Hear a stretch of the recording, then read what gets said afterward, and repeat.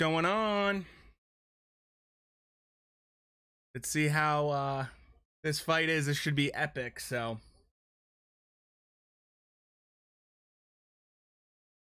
All right. I really like Ford, actually. He's a prospect that I'm a big fan of. So I'm really excited he's on this card. Um he has a lot of potential. I'm glad that they also have a few other kind of prospects on this card with Ammo Williams. I'm excited to see how he does. He has a lot to learn. He needs a lot of refinement, but I think overall he's a pretty solid prospect. Like I said, he needs a lot of work, but still.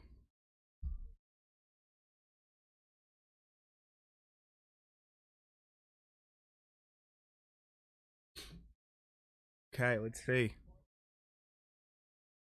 I like that lead right hand from Ford right now, the way he's kind of luring in Perez and then using that right hand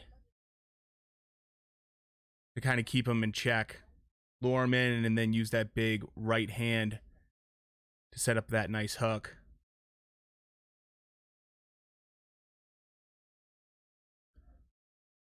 So, wow. Aggression from Perez is doing really well so far.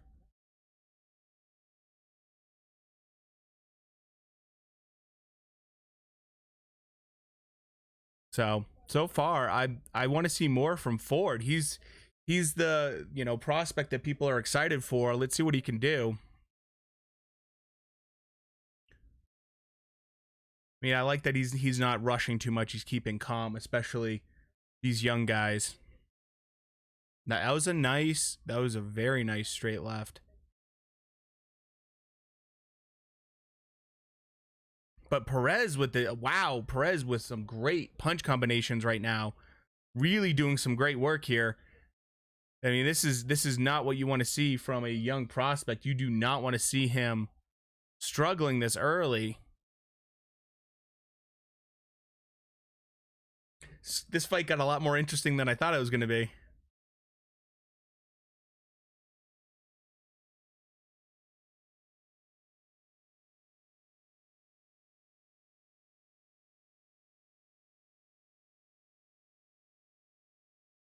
All right. Wow. Oh man. Ford just got caught with some big shots. Big shots.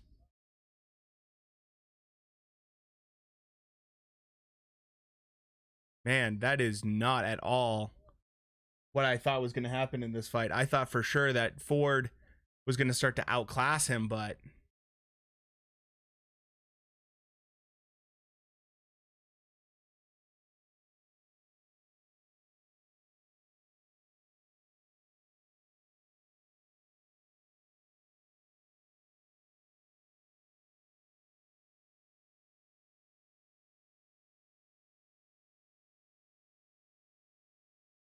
this is a very interesting fight to kind of start off. I thought this wasn't going to be as close as it was.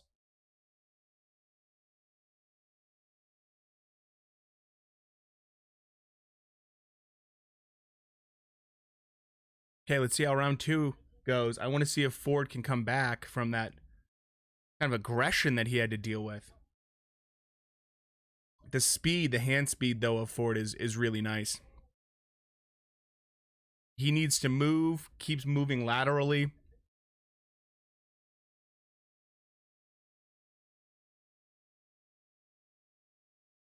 There we go.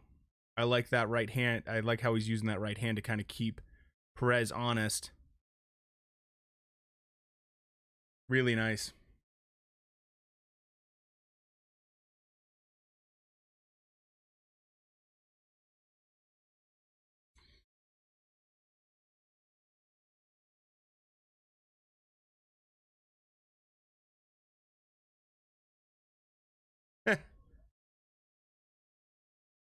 Yeah, that's to say the least.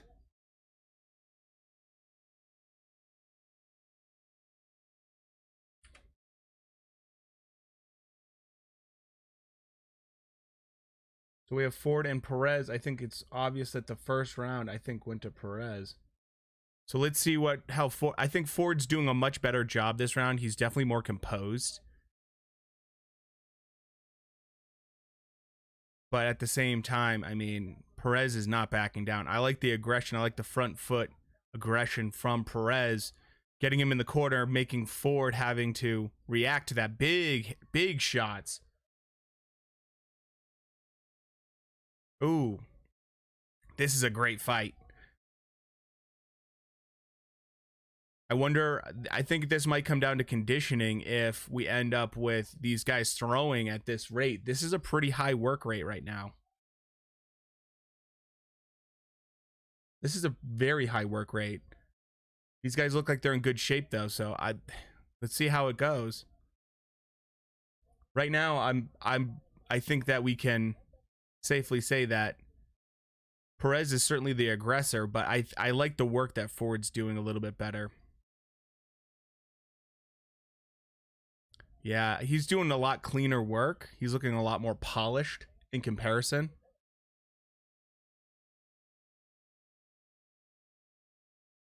He's certainly looking the better out of the two. But, I mean, but Perez is landing these shots because Ford is going straight back and leaving himself open. Man.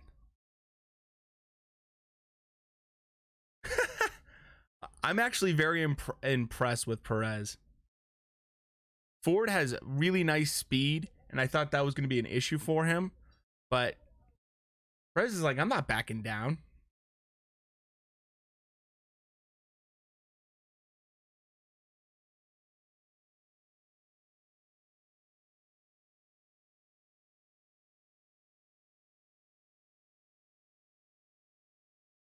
So far, I think that round was kind of split a little bit. I like the work that I was seeing out of that, but I mean, I think I might have to give round two. Round two might have to. Oh, what's going on, Eli?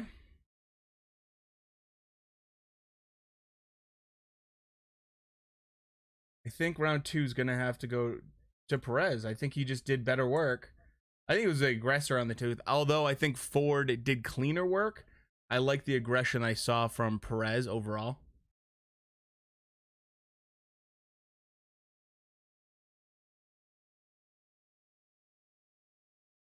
I mean, Ford's certainly using that hand speed, but I don't know if that's enough right now if he can't continue to do clean work.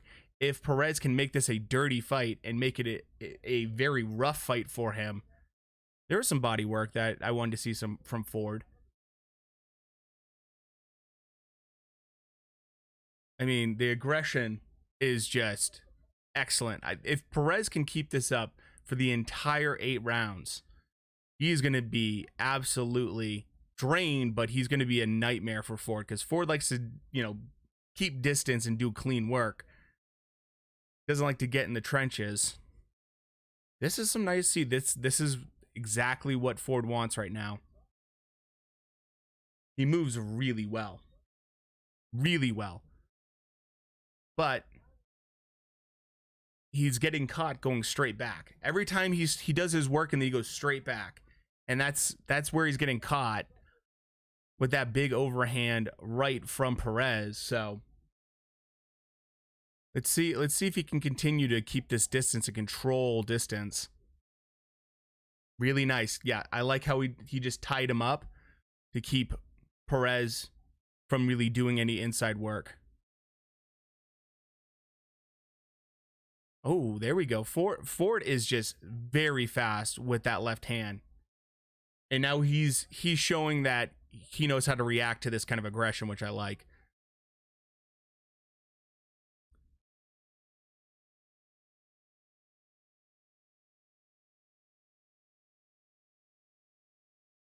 Here we go. This is what I expected to see from Ford in the first 2 rounds.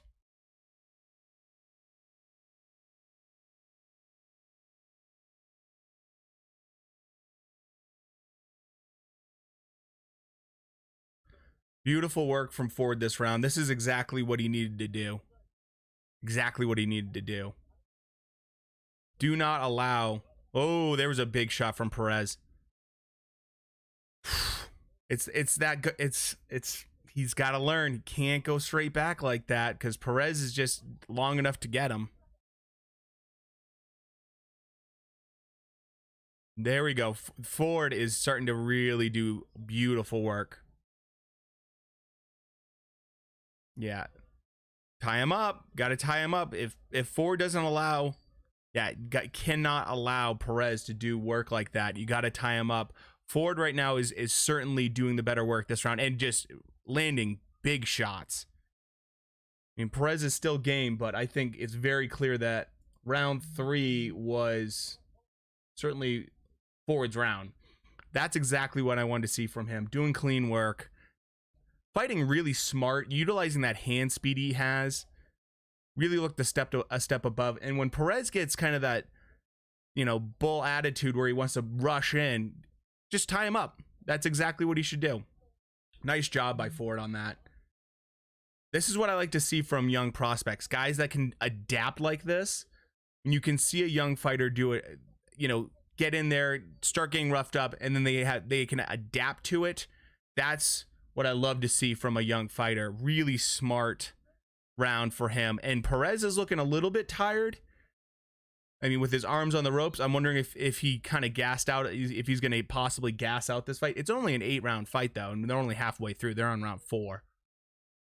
So, I'm curious to see what happens here if Ford can continue to dominate by utilizing distance and using that footwork as well as his hand speed to frustrate Perez. And if Perez gets in on the inside, can he maybe switch it up instead of headhunting? Go for the body a little bit. Neither guy is really doing any body work, which is a little bit frustrating. You'd hope that these guys would go to the body a little bit. I know it's only 8 rounds, but still. So I think right now Ford is doing an excellent job. Perez is got to change it up a little bit. He's got to adapt a little bit. Clearly, he's just trying to get on the inside and make this a phone booth fight. But Ford is just a little too quick with him, a little too polished, not allowing really any kind of, you know, inside work from Perez, which I think is smart on his part. Perez is lunging, which is, I mean, if Ford can time that, especially if you can time that with a big left hand, that, you know, that'll be night for Perez. But Perez is a very game fighter. You know, he is the underdog, and he certainly made Ford work those first couple rounds. Oh, see, this is exactly what Perez wants. Right on the inside, get him in the corner, rough him up a little bit. Make it a difficult fight. Make it a fight that he doesn't want to be in. See if you can get... Oh, wow. I love this hand speed of this kid, Ford. Really great hand speed from Ford. Now he's doing some great body work. I love seeing this right now. He's mixing it up, really showing that he's kind of figured out how to pick apart Perez a little bit. Wow, beautiful left hand. Straight left hand coming from Ford right now. And Perez is just looking a little bit frustrated. Ford is definitely showing he's levels above right now. This is a good round for Ford. Yet again, he's controlling everything, controlling the engagement, keeping the center of the ring, and now he's the one coming forward where Perez was the one being the aggressor in the first couple rounds. It's now Perez on the back foot and Ford really controlling the engagement. That's huge. I mean, that's a huge difference compared to the first 2 rounds. Ford showing that he certainly knows what he's doing in there. He's definitely on my prospects list, so I've been watching him and trying to keep tabs on him, and I like to see that he didn't have his way in the first couple rounds. There's a nice body shot. Huge right hand to the body. Nice work. Nice head movement.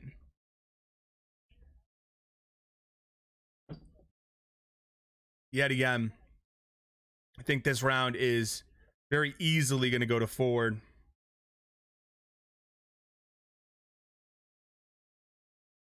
Nice round for Ford. I think that's a very clear round for Ford. We'll move that over. good round overall, but clearly Ford is starting to step up his game.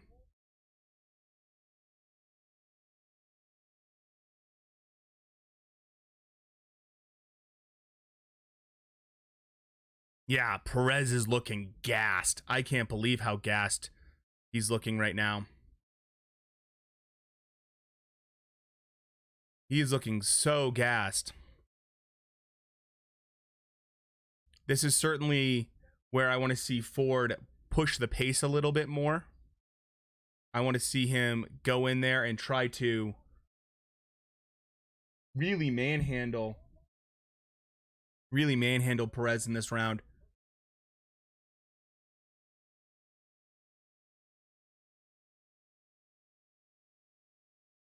Nice. Let's see how, if we can continue to see progression from Ford. Does he ramp up those skills?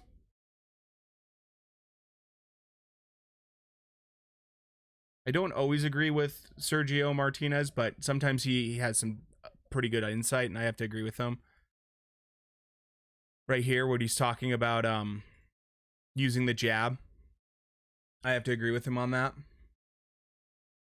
So let's see if Ford is just so sharp right now. So sharp.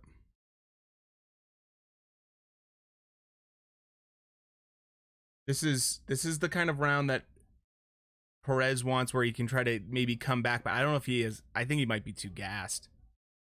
I think he might be just a little too gassed. So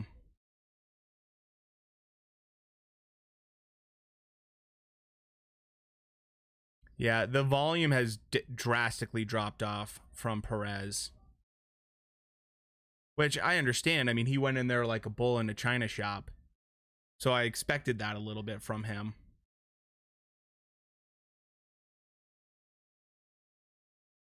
But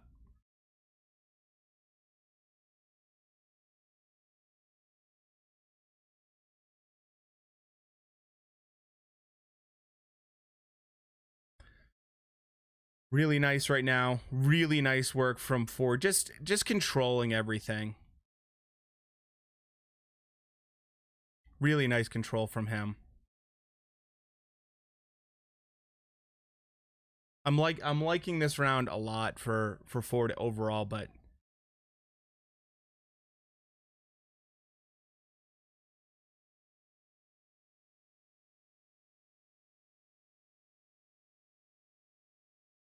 yeah. I think that the body work from Ford has really done some nice work this round. And I'm glad to see that he started doing that. I mean, I get it, young guys like to go to the head a lot. They want that big knockout, especially if they feel confident. Which clearly Ford's feeling really good right now. I just love the aggression that we're seeing from Ford. He's not trying to push the KO too hard. He's not forcing it. He's just kind of letting it come. Maybe it'll come this round. Maybe it'll be the next round. He still has time. I think he's obviously going to be up on the judges' scorecards if he continues to fight like this. Nice head movement against the ropes. Perez is just looking like he's struggling. But he's still fighting. Nice round. That round is going to go to Ford for sure. Yet again, just a better work overall. Definitely the better work for Ford that round. So I'm excited to see if he can finish off Perez, or if this is going to be, if it's going to be an issue for him to you know, is he just going to kind of sit back and allow the judges to give him the win, which there's nothing wrong with that. But he seems like he's landing some really solid shots now. He's got his timing down really well. He's just really figured out Perez well. Although, you know, Perez is still a live dog. You got to be careful with guys like that. You know, it only takes one punch with some of these guys, so.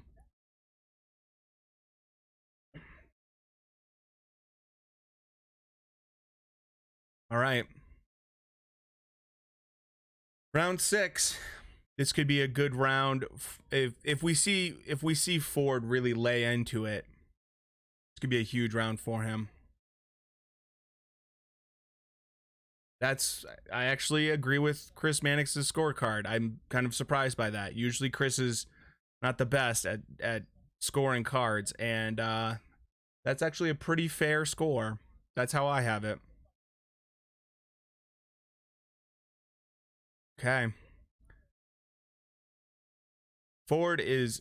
I like how Ford's using that right hand a lot to control everything.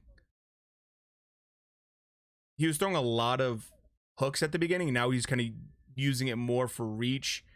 Gonna throw it. There's a beautiful 1-2 from Ford. That hand speed is just... It's impressive. It really is. Man.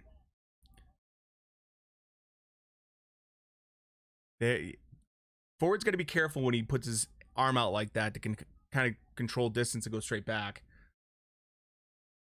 Fights a guy that has a little bit longer reach, that could be an issue. But right now he's doing great.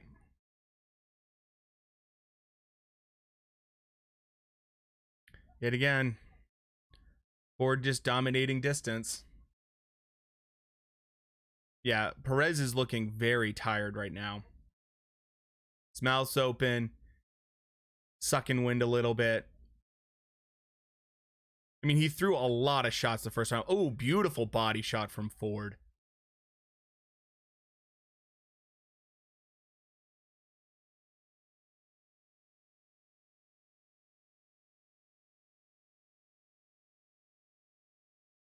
Nice work from Ford right now.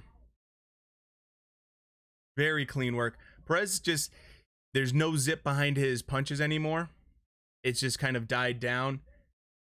That's what happens when you do inside work like that and you try to be the aggressor. You got to be ready in shape. But now he's actually having some success. I like that he's not totally going upstairs. Ooh, Ford with a beautiful 1-2. And he's just trying to time that left uppercut. If he can time that, that might be an easy KO for him. Perez is getting a little wild in there, and he's getting tagged now.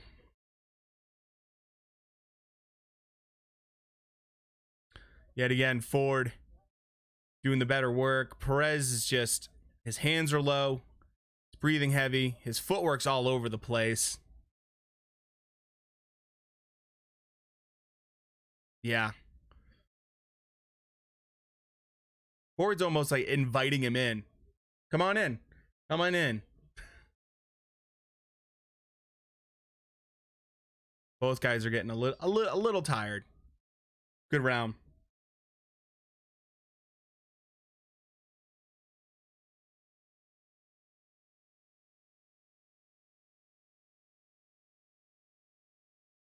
Man, I can't believe how well Ford's adapted it really well for this fight, but at the same time, I expected a little bit more from him.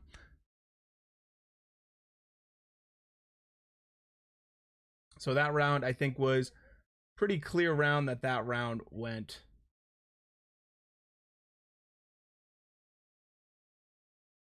That round definitely went to Ford for sure. I want to see if Ford can actually get the KO, or if he's just going to kind of rely on his skills a little bit more. Is he just going to try to get the easy win? He's certainly up right now. I think he's up 4 rounds.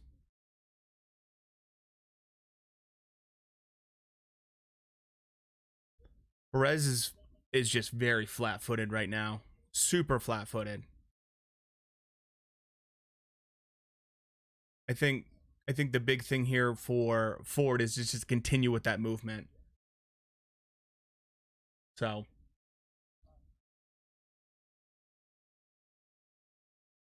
Raymond Ford is doing everything he needs right now. Don't change your game plan. Don't try to go too hard. Go to the body like you are. Frustrate Perez. Perez is just lunging at him right now.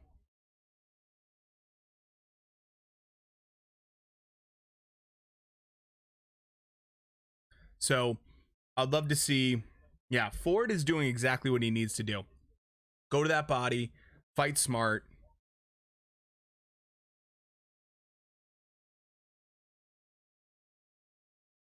Nice hand speed. Even though it's hitting the gloves, that hand speed by Ford is just fantastic to see from a kid this young.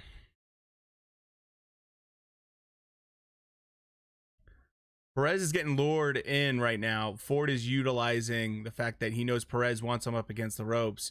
He's trying to lure him in because he just knows that Perez is just so tired.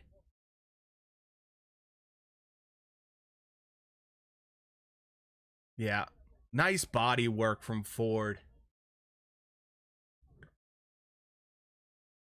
These left hands from Ford are just right on the money too. Super accurate.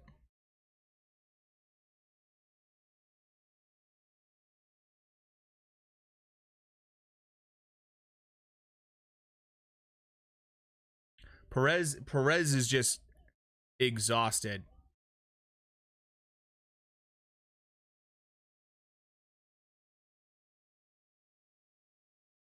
Keep it going. I mean, Ford is just about a little over 3 minutes away from winning this fight, no problem.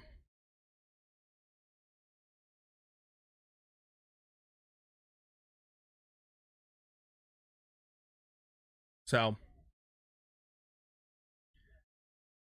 oh, huge left hand for Ford. Raymond Ford had definitely just landed a massive shot. Oh, he just took one with a headbutt to the chin, though.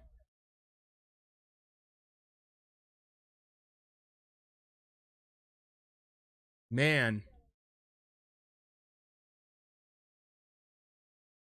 Oh, this is the time right now. If Raymond Ford's gonna get the knockout, it's gonna be, I'm guessing, the beginning of next round. He has the time. Okay, that was an easy round to score. So that's easy round. It started out interesting, and I think it's gotten a little bit stale now. It's clear. Ooh, there's a little bit of a cut over Ford's eye, his right eye. It's not bad, though. Not a bad cut, but still.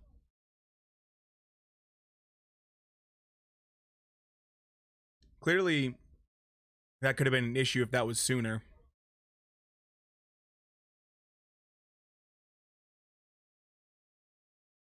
His corner's doing everything right. Keeping him calm.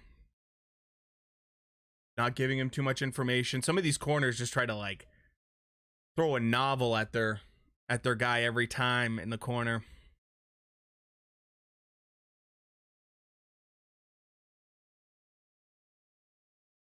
Okay. Let's see if Ford can get the job done.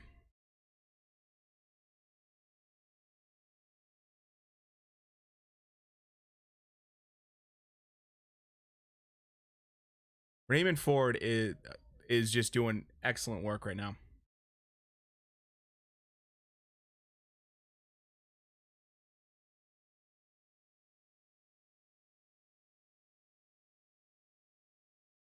I think that I don't know if Ford's gonna get a KO, but he's gonna get an easy win. I wonder if the judges are gonna give any. I wouldn't be surprised if the judges only give one round to Perez.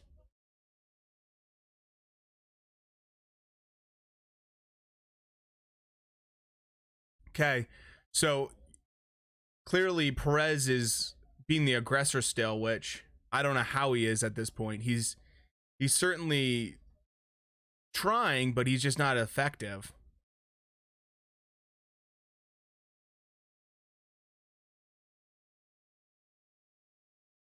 So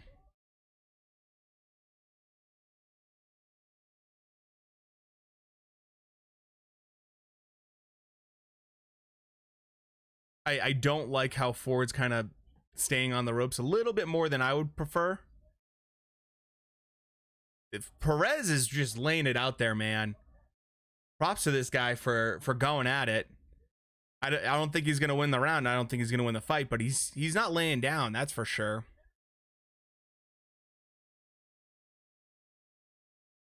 So good round so far for Perez, actually.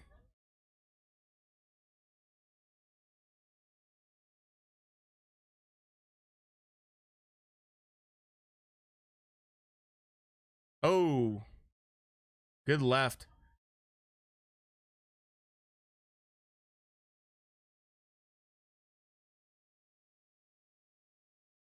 Perez just got to be exhausted at this point. He's trying, doing good work in the corner. He might win this round.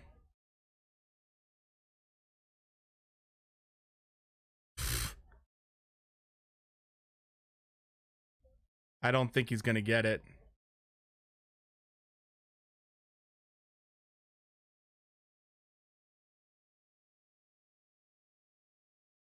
Right now, Perez is coming back a little bit. I think he's going to get this round.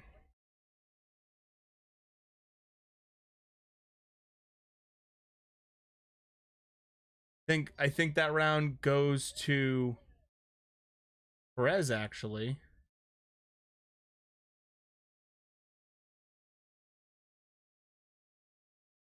That was a fun fight. I think Ford won that, but that was a fun fight. That was a good fight. You know, I think Perez was certainly the underdog, but he didn't act like the underdog. You know? He didn't act like the underdog. For a guy that wasn't supposed to really be in this fight, Perez did a nice job. I gave him the last round. I gave him the first 2 rounds. I thought he was totally gassed out. If he had a better gas tank, he might have made this fight really interesting. But I think Ford's just too polished. So, good fight overall. Good way to start it. Yeah, I actually agree with Chris Mannix on this.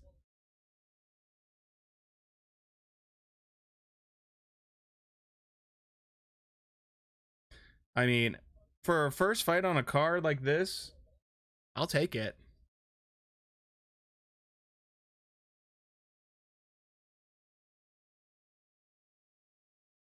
I mean, Perez is a good step up for Ford. You know?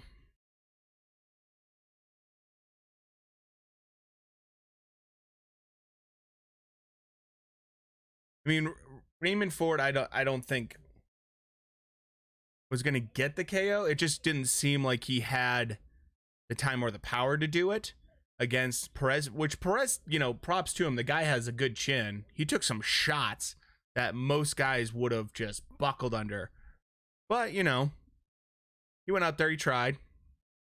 First 2 rounds, though, I think those rounds, if he could have been a little bit cleaner with his punches, not so, you know, obviously he's trying to frustrate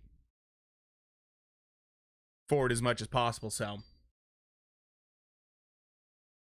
okay, so let's see what the final card is.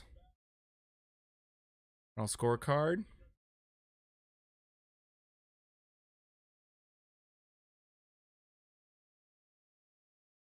What?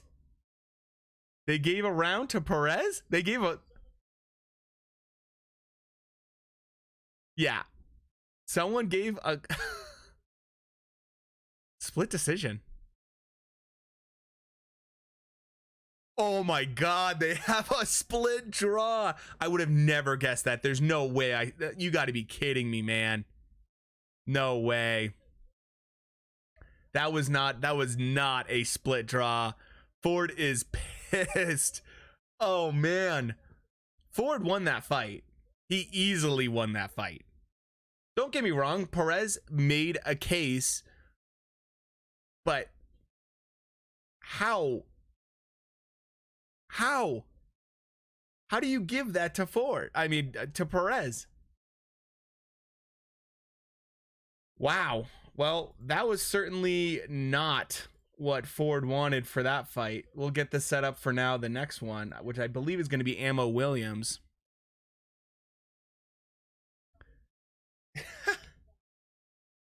Wow. Did not expect that. I did not expect that to be a split draw. I thought Ford easily had that fight. I mean, you know, prop to Perez for making it even somewhat close. I mean, I gave him 3 rounds out of the 8. But I mean, if I'm honest, Ford should have been maybe a little bit more aggressive, and I'm surprised, and I'm sure I wouldn't be surprised if Eddie's going to make them fight again. But Perez came out like a bull in a china shop, and it worked for him the first 2 rounds. He gassed out, but then he, you know, recovered a little bit in that 8th round. You got to give the guy credit for being such an underdog, and I think it caught Ford off guard, especially some of these young prospects. They're so used to getting their way with everything that I think it was a little bit of a surprise, but Perez did some good work there. I think he did some solid work, and overall, you know, if Ford's mad about that card and mad about those judges' scorecards, he shouldn't have allowed Perez to do the work he did in the 8th round, plain and simple. If he didn't allow Perez to do that kind of work, you know,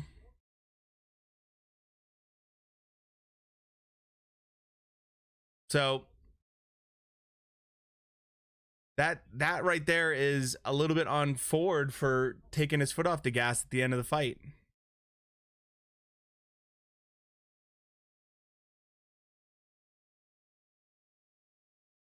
I think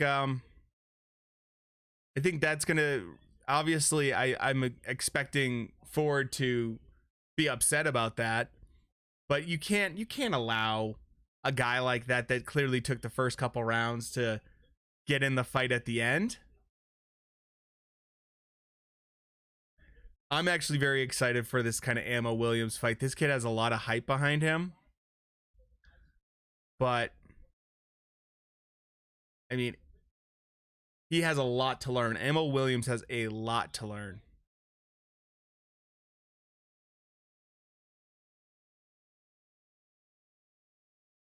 So we'll see how this plays out.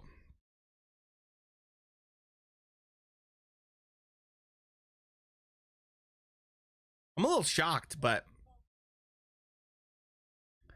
you can't let guys like that are live dogs like that in the fight. That's a good learning lesson for Ford. At least he didn't lose it. I mean, he could have lost. I wouldn't have seen how he could have lost it. I don't see the scoring going that way, but still.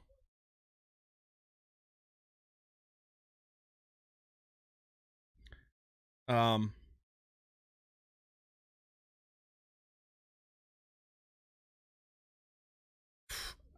think that Ammo Williams, we'll see how much this hype actually lives up. I'm excited to see how this kid does.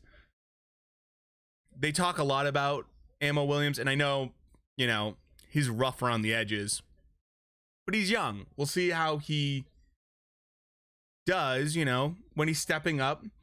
He has plenty of time, but I think right now the hype for Ammo Williams, I just don't see it.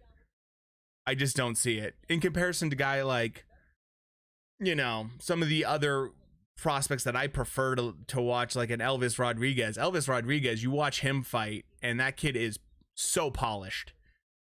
So polished. And Williams has a long way to go. So let's get the live scoring going. I'm kind of curious about this because he is fighting an older guy, and some of these old, more grizzled guys, they might seem like good touch-ups for these kids, but then they make it really interesting. Hey Cisco, what's going on, buddy? So it'll be interesting to see. Cisco, I don't know if you saw the first fight at all. I'm a big fan of Ford, who fought in the first one, and man, that was a weird split decision. That was a weird split decision in the first fight. I dig the music. Douglin coming out to some serious tunes right now. I like the guy's swagger. The guy's having fun with it. I hope he goes in there and challenges Ammo Williams a little bit. I think Ammo Williams is needs a challenge. I'm kind of tired of him fighting punching bags. So I'm curious to see how he does against a guy that's maybe a little bit more aggressive, pushes him around a little bit, bullies him a little bit. I mean, Douglin's lost to Benavidez, Charlo, Anthony Jarrell. Like, those three guys are all notable dudes to lose. Like, it's not the worst you could, you know, it's not like he's lost to terrible fighters. He's lost to world-class fighters. So there's something to be said there. Oh man, here's the hype. Here's the hype. Ammo Williams. Here we go. Oh, he's got good music taste at least. Little Zeppelin? Yeah, I like this. I mean, I would love to see a big KO from this kid.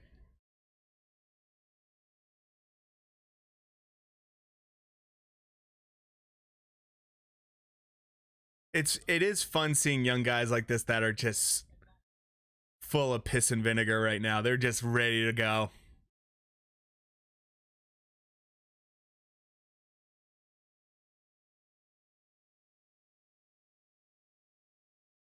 I'm hoping to see a little bit more from Ammo Williams. I want to see him progress.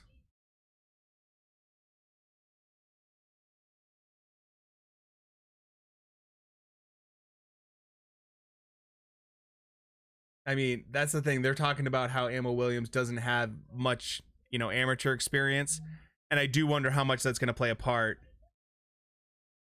You have to wonder how much kind of learning on the job is going to play a factor with a guy like this, you know?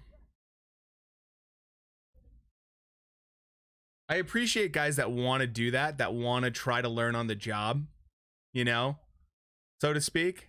I understand that, but it's going to be rough. It's going to be a rough going for this kid.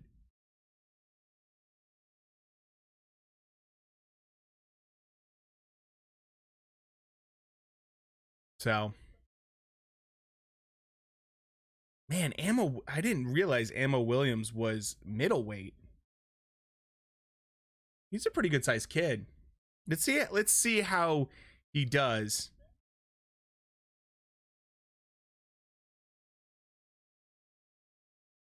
There's a lot of killers at this weight class, so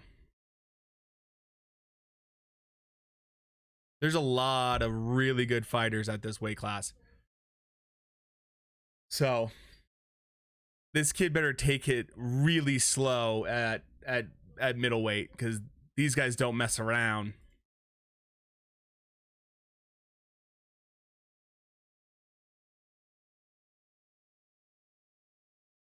Douglin, man, he looks like a guy that could cause Ammo Williams a little bit of trouble. So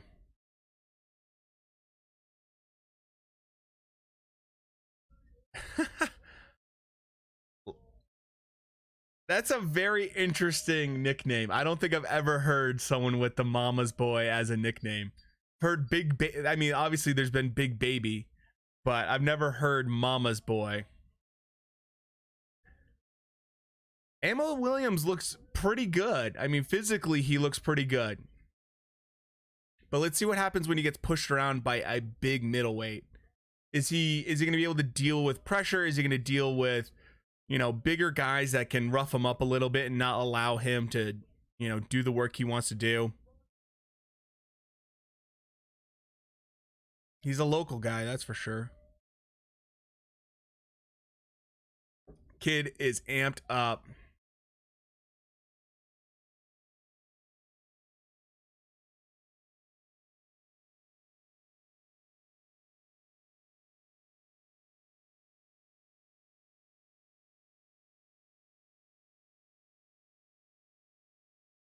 Let's see if Austin Williams can really deal with a guy that's a little bit bigger.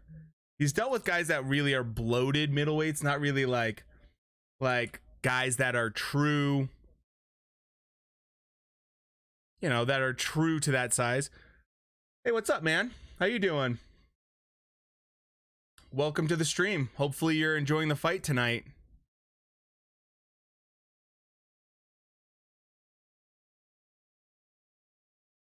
So I want to see Douglin kind of push around. Ammo Williams, man, I didn't realize this kid's size. I mean, he's lean for a middleweight.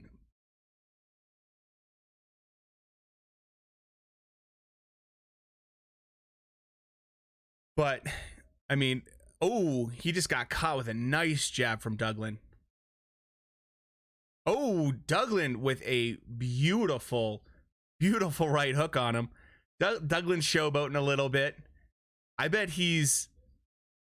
wonder if Douglin's kind of not impressed with Ammo Williams' power. Right now, another huge hook. Ammo Williams just took another big shot, and he is not looking comfortable right now. Ammo Williams is certainly going to be tested this fight, I think. You know, props for the kid for trying to step up, but he might have bit off a little bit more than he could chew for this fight.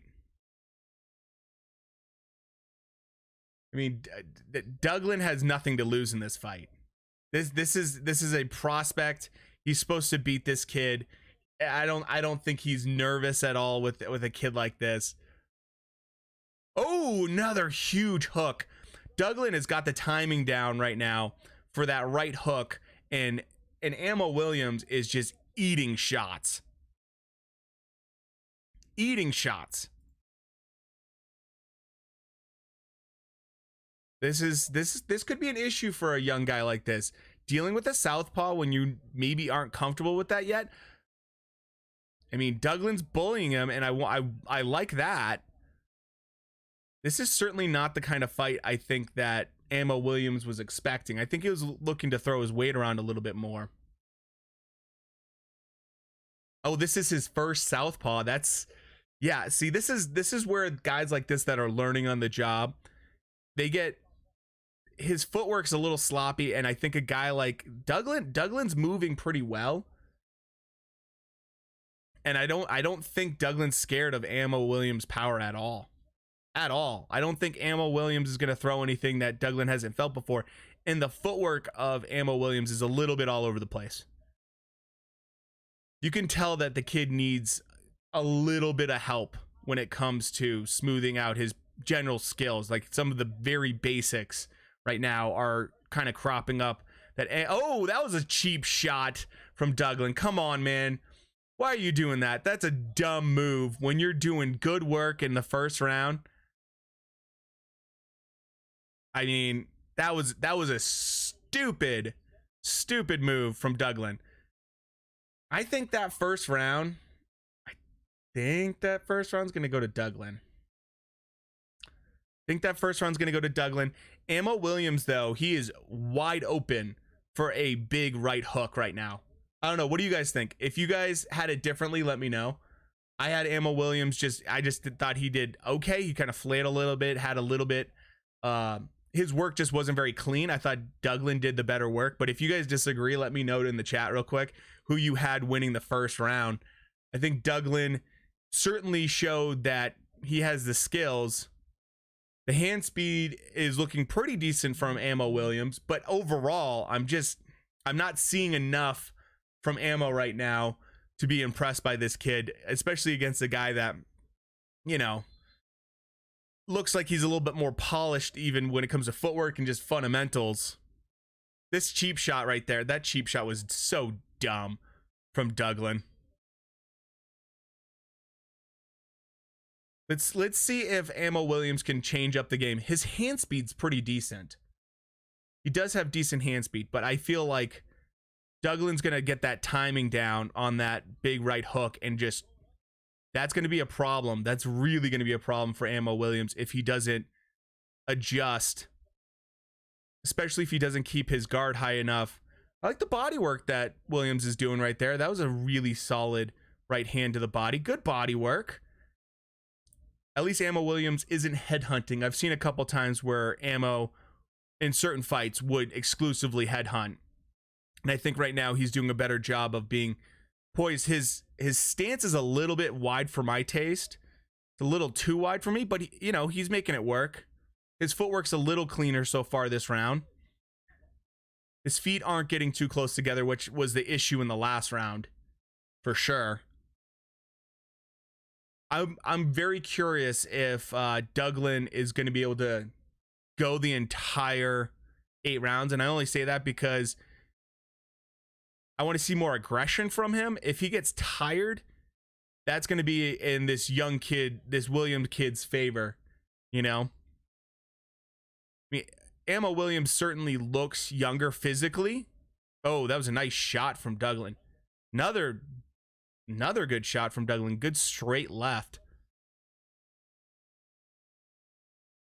This round, I think so far I have Williams winning. I think he's doing a better job this round. I feel like Douglin's kind of fallen off a little bit. I want to see more aggression from him. He's on the back foot. Oh, that was... He's really relying on that right hook, and he needs to throw a little bit more than that. Go to the body a little bit. Work Williams a little bit. Try to muscle him around, frustrate him, especially a young guy that's unexperienced like this. Try to frustrate Ammo Williams and make him, get out of his game plan. So I think right now Ammo Williams is winning this round, in my opinion, but let's see how it goes. Very end of the round. And it just seems like Douglin's kind of just slowed down a lot compared to the first round. Ammo's doing much better work. He's looking substantially better than he did in the very first round, which is good. I mean, you want to see a young guy progress.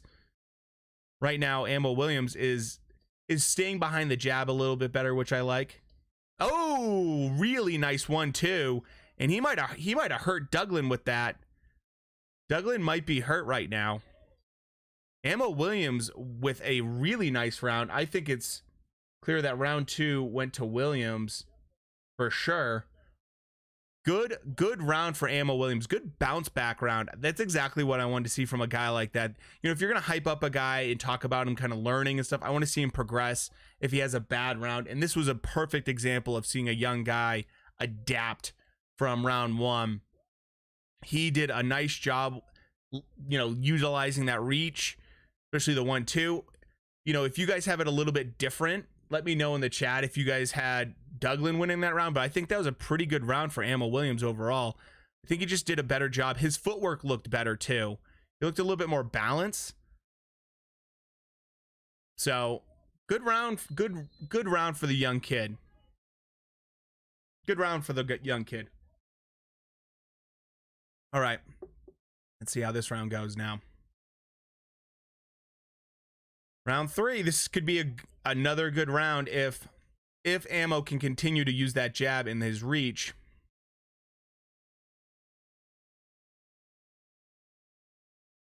Oh, Douglin is just getting caught, man. Some of these shots that Williams is throwing are a little bit low, but not too bad. Not egregious, at least.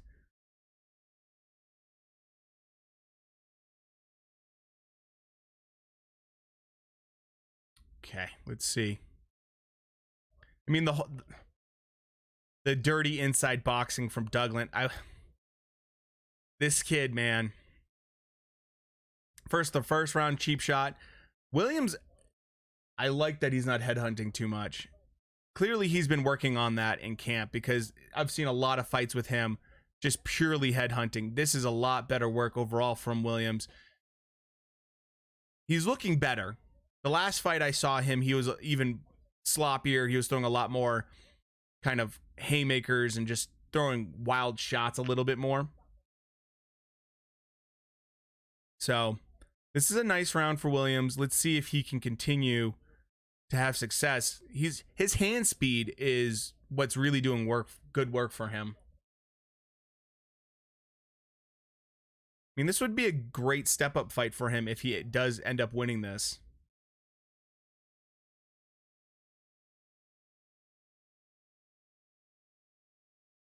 Are they going to warn him? No? Okay. See if Ammo can... Looks like Ammo's going in for the kill. Oh, here we go. Beautiful hand speed from Williams. Can he finish him? Douglin is not giving up. Williams, this is where I want to see how he grows right here. If he gets too wild, I mean, fight smart. His corner should be telling him right now, just do work. Don't worry about it. Don't worry about it. You know, just do clean work. Everything's fine. I think this round's going to be easily go to Williams, obviously.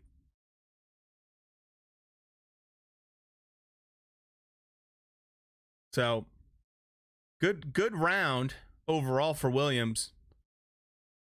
Certainly you can tell the kid's learning. He's getting better. So,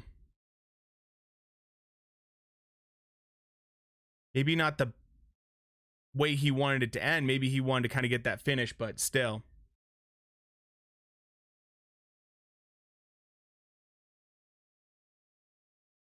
Good round for Williams. Really good round for Williams. So I think that round easily went to Williams for sure. So let's see how he adapts. Let's see if he can continue to not get too excited when he gets Douglin hurt and just fight smart. You know, some of these young guys, they try to force the KO. They don't need to. Just keep doing what you're doing. Really clean work, especially with the 1-2. That's exactly what he needs to do. If he tries to force it too much, he's going to end up either getting caught with something, or he has the possibility of just overall not being as effective as he could be. I think that was, you know, you saw a little bit of that excitement. Obviously, he wants to get the KO, which I don't blame him, you know. He's young. He wants to get the KO. This is a big fight for him. A lot of eyes on him. So let's see if he can continue, though, to be effective. And I think right now this is going to be a little bit of a test for him. See if he can just keep composure. I just want to see a nice composed round from him. Nothing too crazy. Don't force anything. Douglin is certainly, I mean, he's slowed down so much from the first round. And Ammo Williams' hand speed's just giving Douglin major issues. And I also think, you know, you look at the how flat-footed Douglin is. He's clearly tired. So Ammo Williams, I think the best part is that he's going to the body. He's not neglecting the body. Good head movement.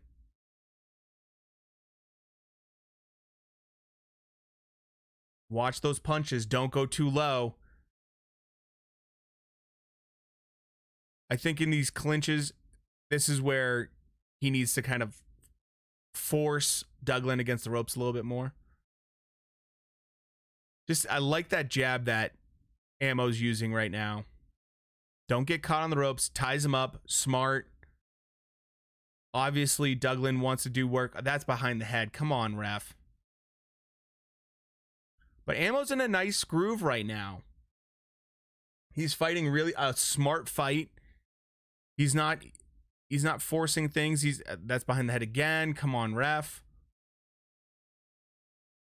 That's it, behind the head again.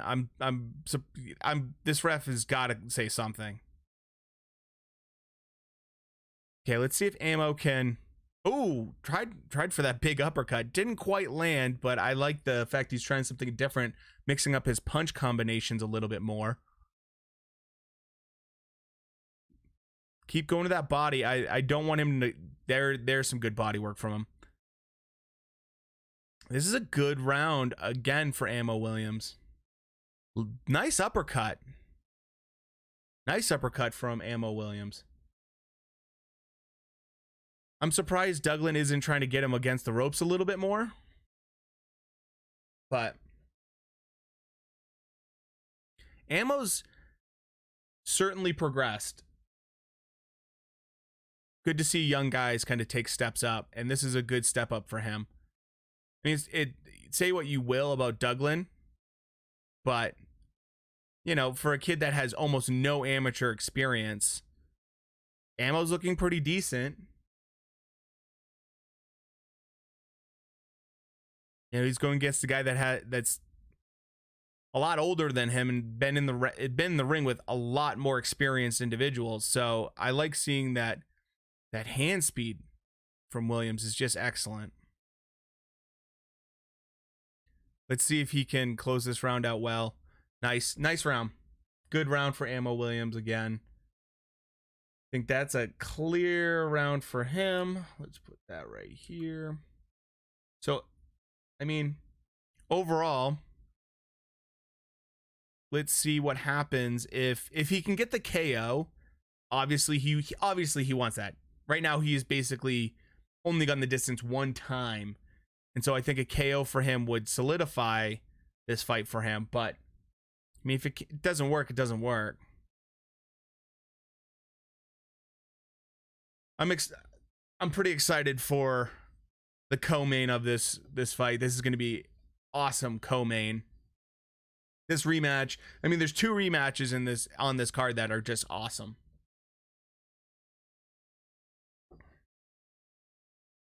So I actually think this might be one of the better cards DAZN has put on this year. I think in general, sometimes DAZN undercards can be super weak, and they've actually done a nice job with this card. Okay, let's see if Williams can continue to fight smart. Right now, he's doing pretty well. Let's see.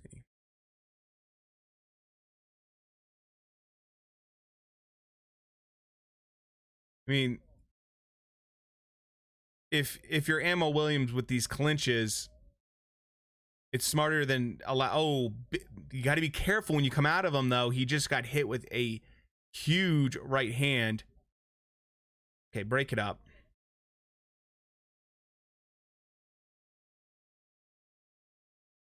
Williams now on the back foot, which I didn't expect. He's been on the front foot for the last couple rounds. And right now he's kind of on the back foot, a little bit more aggression coming out of Douglin, but Ammo Williams is landing some nice hooks. Some good overhand lefts and rights from him. He's trying to sprinkle in that uppercut, which I think is good. I like seeing a little punch variation from Williams for sure. Yeah. Nice overhand left coming out of Williams. I think the hand speed is his big asset here, and if he can continue to frustrate Douglin by utilizing that, and especially sets it up with the 1-2.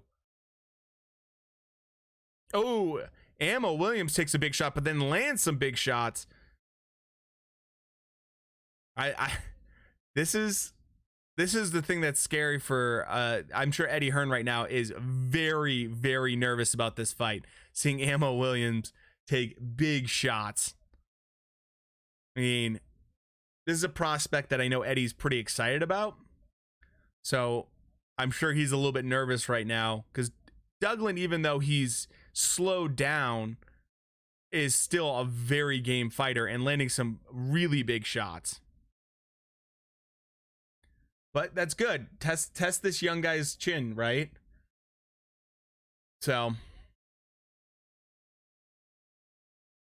I think that in the end, this is going to be an excellent step up for Ammo Williams overall.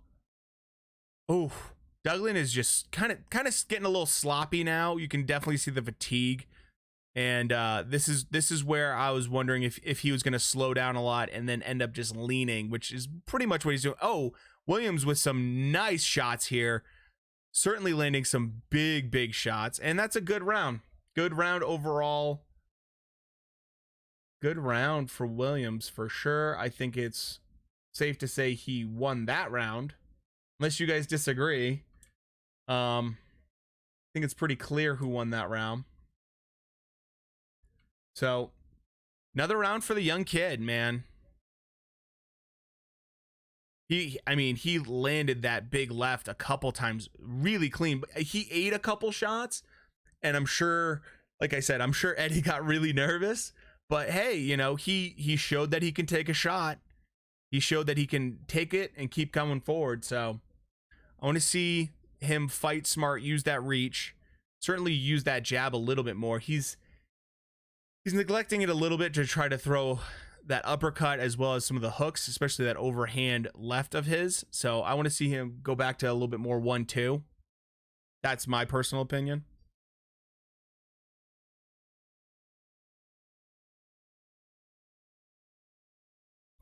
But some of these shots have to be making Williams feel like, you know, he's got to be a little bit nervous right now. Or I should say his corner's got to be a little bit nervous right now.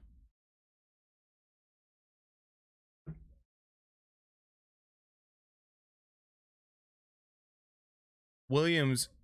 Oh, Williams with a huge hook. Douglin is clearly hurt right now. Douglin doing the smart move of tying up Williams. That was a huge right hand from Williams. Williams is definitely showing another level here. He's definitely gone through the gears a little bit, and now it seems like he's got his timing down. Oh, he lands another one.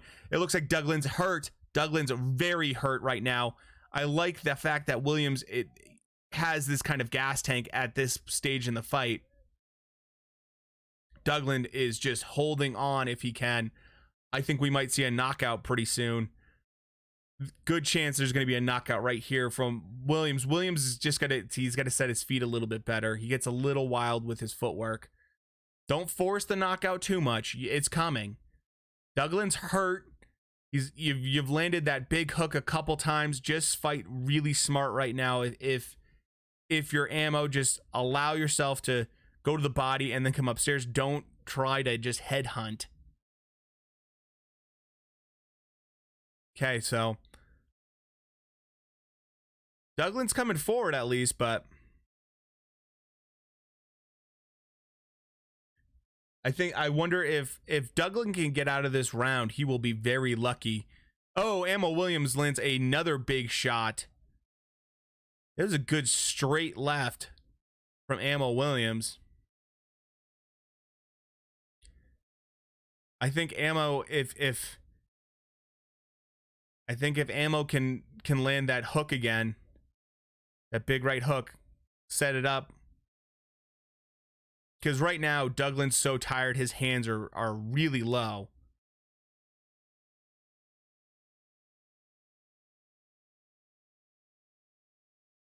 Oh. Landed another good left hand. Douglin is still in this fight. Trying to bully right now, Williams. But Williams is keeping his cool.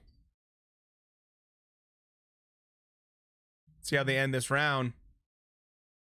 Douglin being the aggressor right now. He's all over Williams. Clearly, he did not like that round. I think it's clear to say that round I am probably going to give to Williams. Unless you guys disagree, let me know if you guys have Douglin winning that round. I think it was a pretty clear round for Williams just overall. He did some really nice work, landed some really nice shots. Good round for the young kid. Let's see if he can keep it up. This is turning into a really good fight. I didn't expect this. Oh, there is that big check right hand for Williams that was right on the button. Certainly, timing-wise, was perfect. Great shot from Ammo Williams. Follows it up. See, his footwork gets a little sloppy, and granted, Douglin kind of leaned into him and started pushing up against him, but he gets happy feet a little bit. You know, Williams gets a little bit happy feet when he gets a big shot, which is, you know, that's fine. But in the future, he's going to need to be a little bit more composed, because if he gets hit with a counter, it's going to be a real issue for him. Right now, I think Williams just needs to stay calm and just allow the KO to come to him. Don't force it. You know that right hand, in terms of that throwing that hook, that check right hand is landing well. Stick to your 1-2, use your jab. He's moving well. Duglin's a little tired. He's a little flat-footed. He's a little sloppy. Now he just landed a nice left hand from Williams. Overall, this is the kind of round that I want to see Williams be a little bit more the aggressor, push a little bit forward, get Duglin on his back foot a little bit more, rather than allowing Duglin to come to him. Unless you can time that right hand a little bit better. Good left. Throws that overhand left a lot of times if he sees a jab coming his way from Duglin. I think this is a round where I want to see more jabs out of Williams. Right now, Duglin's actually doing the better work in terms of jabs. Fighting a little bit smarter this round instead of as aggressive and kind of sloppy from the last round. Certainly muscling and pushing around Williams, though.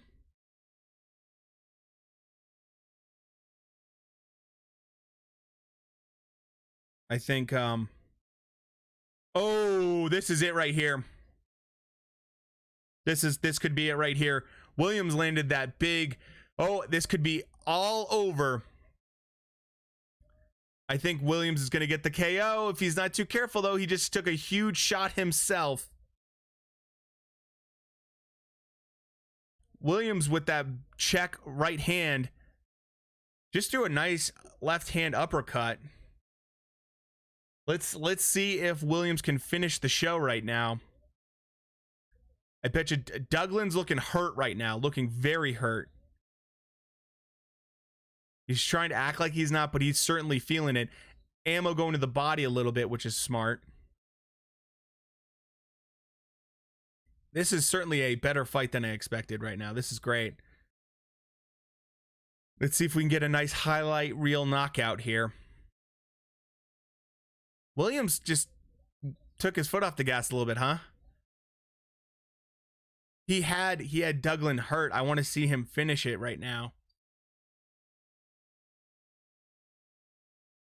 Especially with how tired Duglin's looking. I'm a little surprised to see that Ammo took his foot off the gas so much.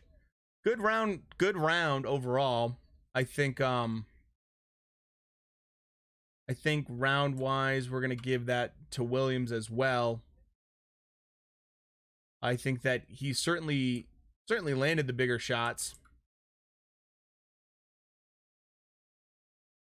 Overall, though, I mean, he's got to be careful when he rushes in like that, because he did get hit with a big shot from Duglin. Duglin is, even though when Duglin's hurt, he manages to throw some really good stuff. And you can see right here, Williams is just kind of squaring up to him a little bit too much. I thought Williams was going to get Duglin out, but I mean, overall, Duglin's still landing some really big shots. I think I still have Williams up significantly, but both guys going to be a little bit tired. A lot of punches thrown in that last round.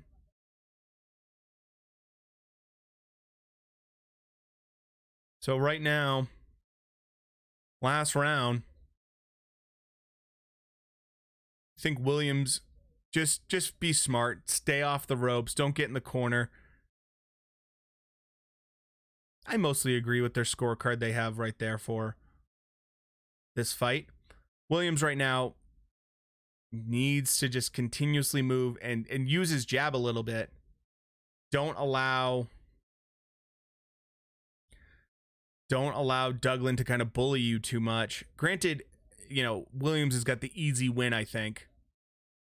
But still, don't get trapped on the ropes. That's exactly where Duglin wants to do some work.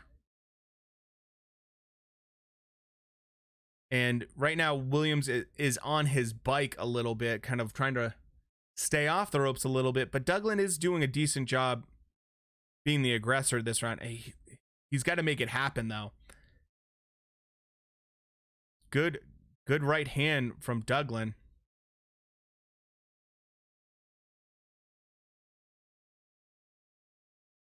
Okay. Right now, Williams can't totally take his foot off the gas. I mean, he's clearly trying to coast.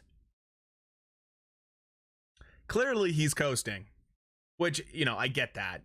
He's got this fight in the bag.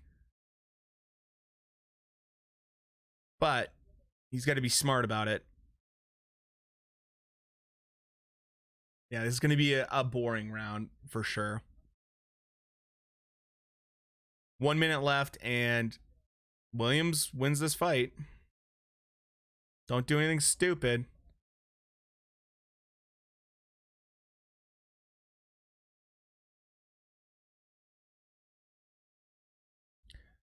Ooh, nice shot from Williams with a straight left hand.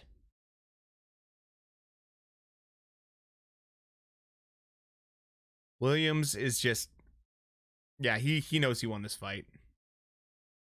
A little bit of a boring round, but overall better fight than I expected it to be. I think that Ammo's trying to throw that left hand uppercut a little bit too much.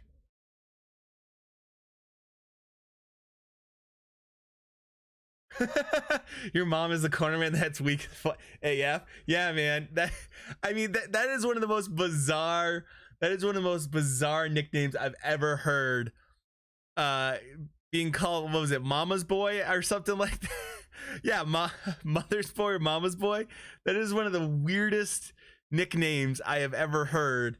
You know, I get, you know, the big baby one is whatever, but Mama's Boy, definitely not one that you hear all the time in boxing, and certainly does not strike fear into your hearts whatsoever. So yeah, it is a little weird that his mom is they used to be called the Hitman. Exactly.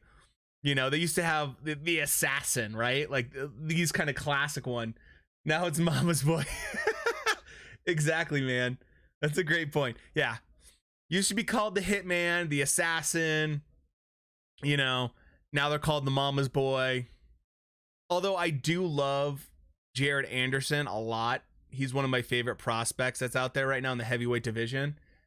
I don't love his nickname as Big Baby, especially because of, you know, Jarrell Miller obviously kind of tainted that nickname a little bit. But you know, he can fight well, so whatever. But yeah, this is a it's kind of, you're bringing up a good point. It's kind of weird that his mom's in his corner. I mean, I guess I don't know. Yeah, Macho Camacho. Yeah, exactly. Like it's so I was actually talking to my wife about this, about the UFC and the nicknames in the UFC. They're either really creative or they're just god awful. And there's like no in between when it comes to the UFC nicknames. For whatever reason, they're either really good or they're terrible. And now it'd be gender fluid. Camacho or something. Yeah. That's pretty funny. That's pretty funny. Okay. Let's see how many rounds they're gonna give to Williams. Okay. Let's see how this gets scored. First fight was scored terribly, so. Yeah. Yeah. Ammo Williams. Yeah. Douglin can't be serious right now thinking he won that fight. All right, let's reset up for the next fight. That was, you know what? For a guy that's learning on the job, Williams did an okay job. Like, he looked like he's advanced in terms of skills. He looks like he's growing as a fighter. His last couple fights I've seen from Williams, I've been unimpressed by him. He gets really sloppy. His footwork gets a little bit questionable. But I think this time he showed that he can step up a little bit. The first round did not go his way, and he did a nice job. He did a nice job keeping composure. He does get a little bit wild when it comes to, you know, if he sees a guy hurt, he gets a little bit wild for my liking. But overall, not a bad fight. I thought that fight could have been a real poor fight, but it actually turned out to be decent. So I'm actually pretty happy with that one. I thought that with all the hype with Ammo Williams, it could have been they just kind of keep feeding him taxi drivers, cab drivers, but he, did okay. So good fight for him, good step up for him. I think he still has a lot to learn, but not a bad fight overall for him. And he had some really nice moments, actually. A couple of moments where I thought he was gonna get the KO. So overall, not bad. Not a bad fight. Both fights so far have been solid fights. I love Ford. He's on my prospects list for sure. So it's nice to see that he also stepped up. Perez in that first fight gave him some real issues in the first couple rounds, but then Ford showed that he was just levels above. Here's the punch stats. I mean, the accuracy from Williams is certainly there, 47%. Not bad for a kid that has almost no amateur background whatsoever. No amateur background, and he's fighting, in a very scary division. The middleweight division is just chock full of talent. And for a guy like that to go in and, go at it, props to him. So overall, good step up, nice progression from him. I know Eddie Hearn is very excited about Ammo Williams, especially because he's a Texas boy. And with the way things are right now, they're having a lot of fights in the Texas area, whether it be Dallas in particular or Arlington, so I think that's a nice asset for Eddie. He's excited about the kid. Overall, not bad. For this undercard could have been a real stinker, and so far it's been pretty solid. I mean, granted, I don't really care about the undercard. We're all here for ESTRADA and Chocolatito, obviously, which I think is going to be an amazing fight. I am going to be rooting for Chocolatito because I have a soft spot for him. He helped me get back. Like, he was a dude that I've been watching for a long time, and anytime I've kind of,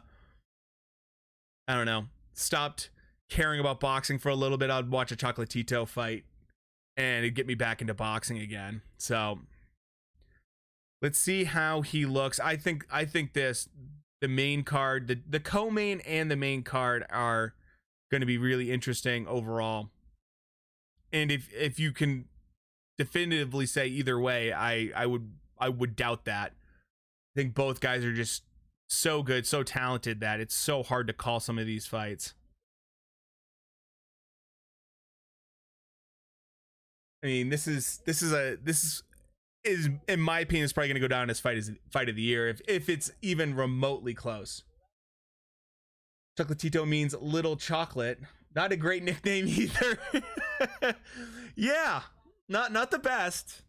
And it's, you could say that even about Canelo.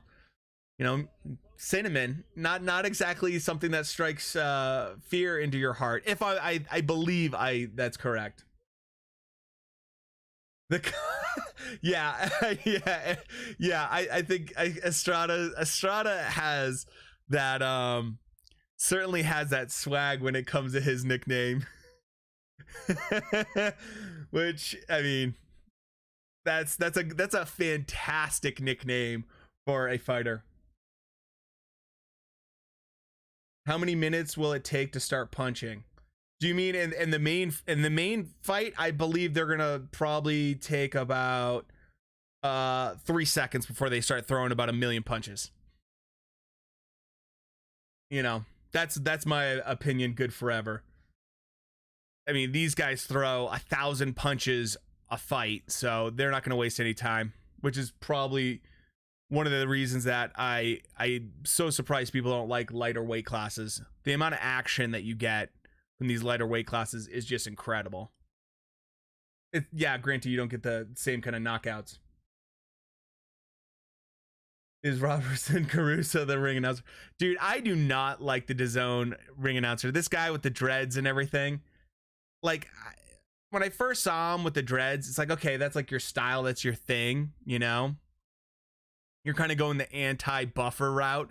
You know, Buffer's very like clean shaven, you know, hair right in place, kind of like very traditional kind of ring announcer, and you're going the complete opposite route with the dreads and the beard and everything. That's fine, you know, that's your thing.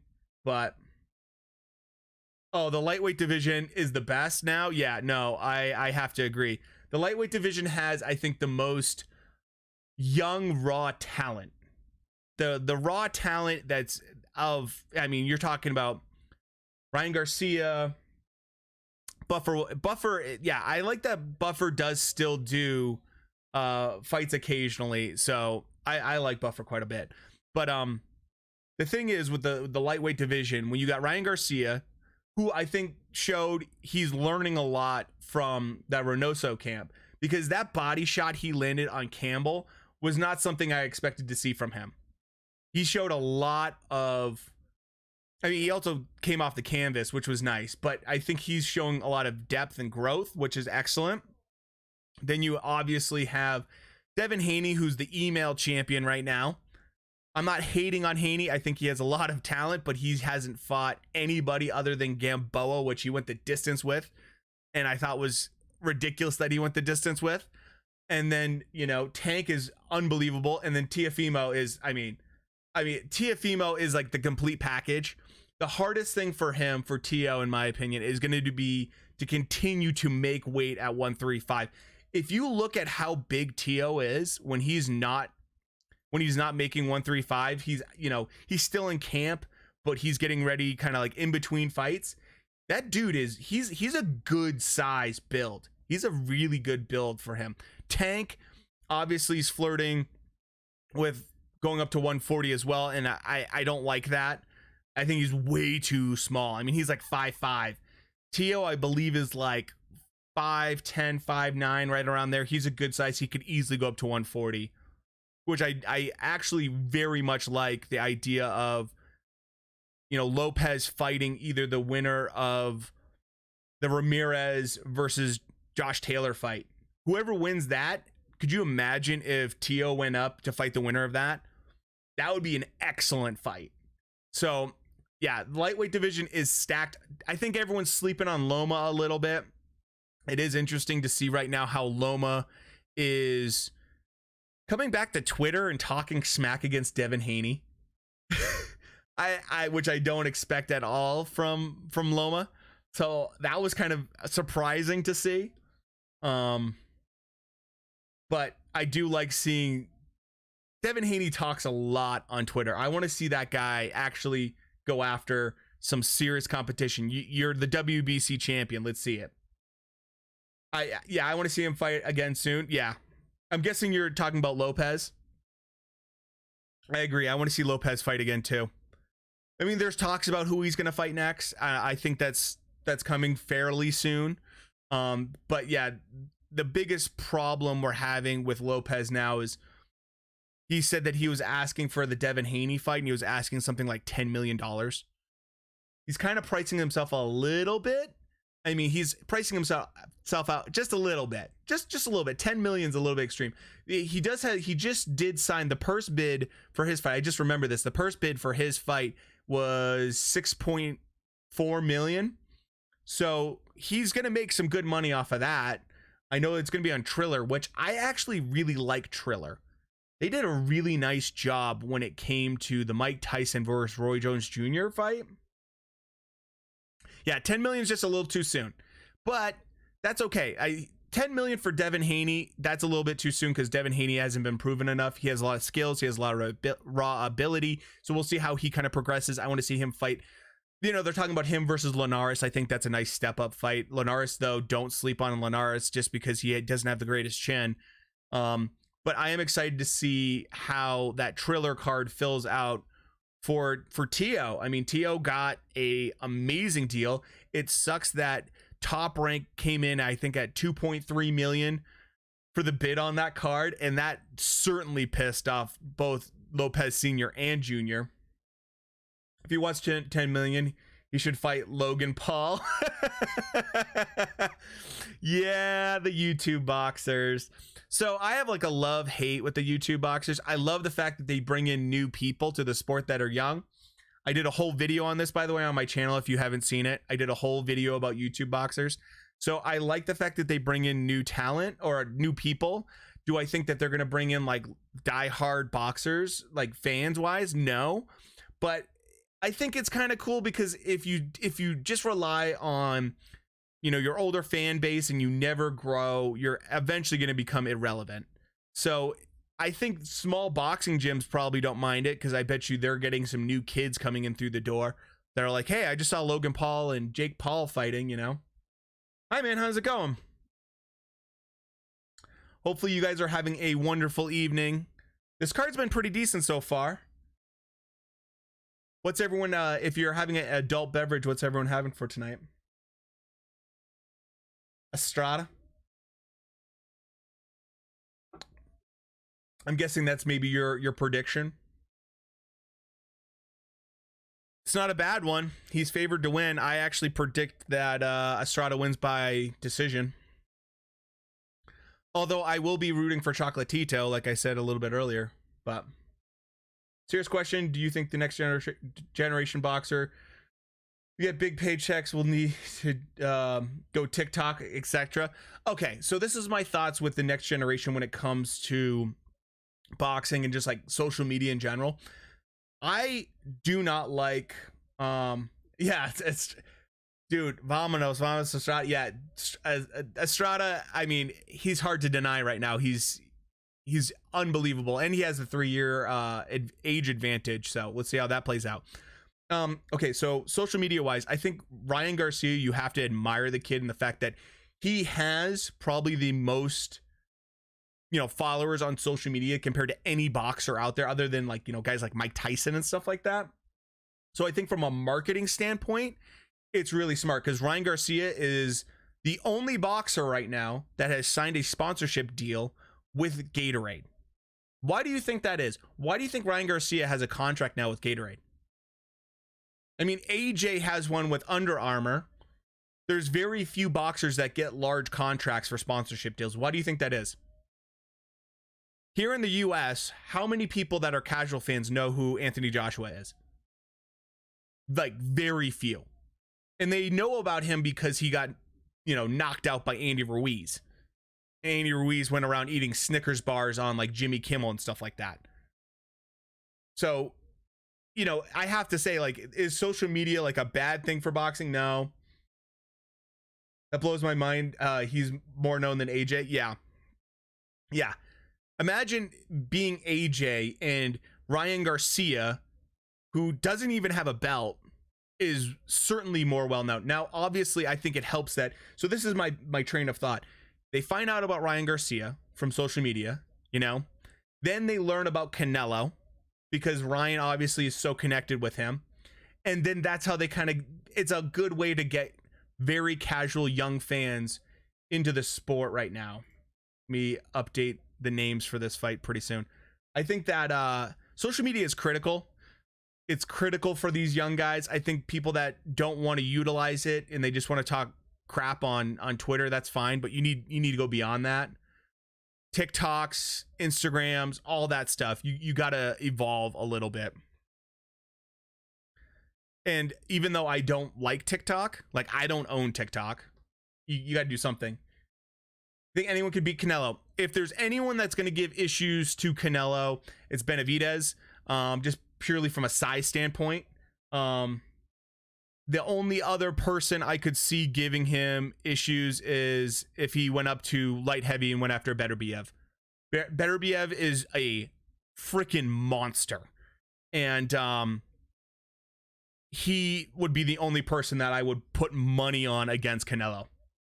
But, you know, Benavidez it's got the physical side. I don't know. His dedication is always questionable, obviously.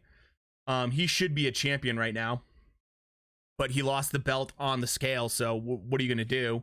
I think overall, Canelo is just so laser focused, and he's so good at game planning. It's almost impossible to pick anyone against him. I don't see Charlo beating him. I certainly don't see Billy Joe Saunders beating him. Anyone that thinks Billy Joe is going to beat Canelo is, I don't see that. I don't see how you could possibly think that. But that's just my opinion right now. I think Canelo is just an absolute monster. And he's probably one of the most well-rounded guys in all of boxing. Okay, so let's see how this looks like it's going to be a good little scrap. They're certainly going at it quickly.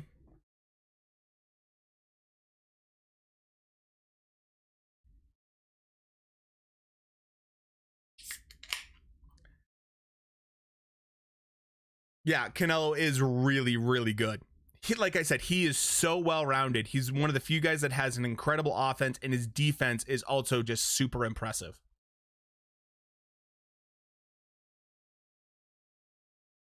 So it's hard to bet against Canelo. The only thing that could ever frustrate him maybe is just someone that's a little bit bigger or hard-hitting that forces him to not be on the front foot as much. But even still, he's deadly off the back foot. We've seen that. So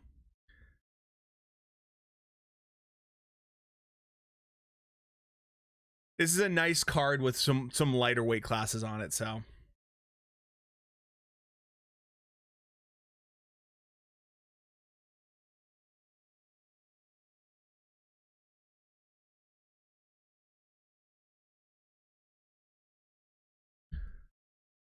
little slow start. They're still feeling it out a little bit.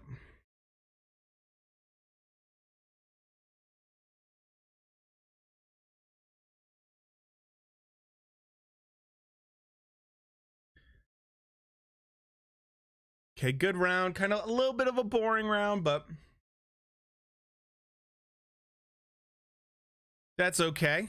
A little bit of a slower start than I expected at this weight class. I'll probably give that one. Gonna move this around a little bit.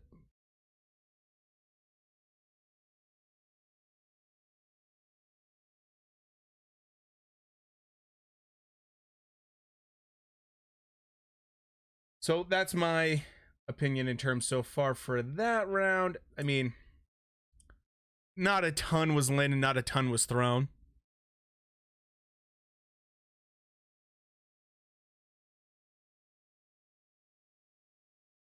You think these guys usually throw 1,000 punches a round, an entire fight? You'd expect a little bit more action.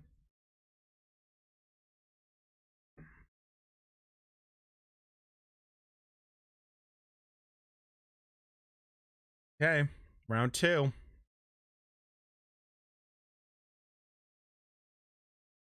Ooh, some nice body work here. Here we go. Now it's picked up a little bit. Certainly picked up a little bit.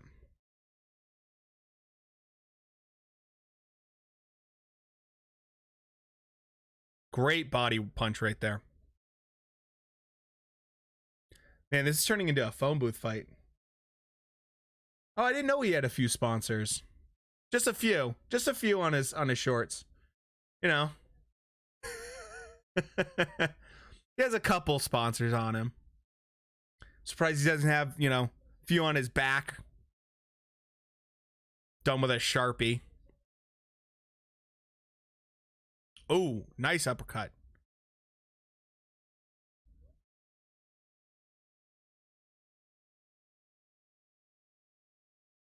Oof.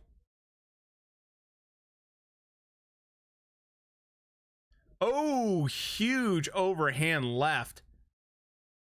This is turning into a very fun fight. Great uppercut. Oh.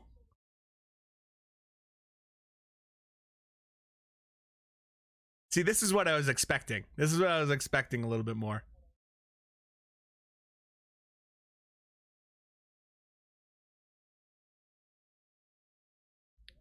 This is the pace I was expecting. Oof. I mean, both guys are just landing great body work. Not so much a nice uppercut.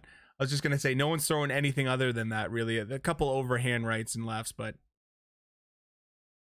ooh. I mean, to give up your reach when you're the bigger guy, I don't understand that.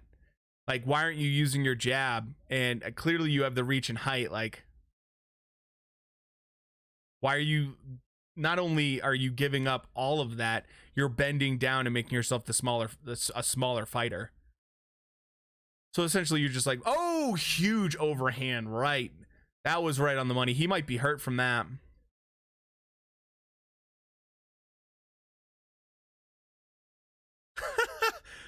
This is turning into a fun fight. Wow.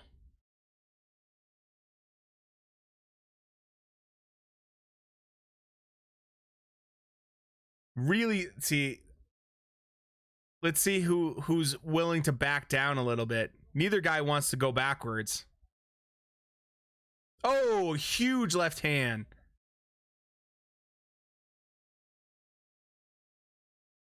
Man, for a dude that's like barely 5 feet tall, that guy, he's landing some serious shots. He's not backing down at all.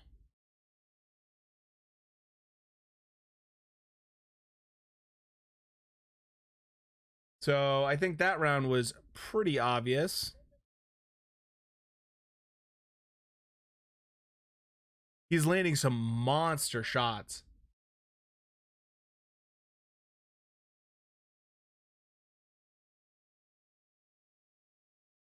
I mean, Vega is really going to work. He's not allowing the bigger fighter to even breathe, which is smart of him.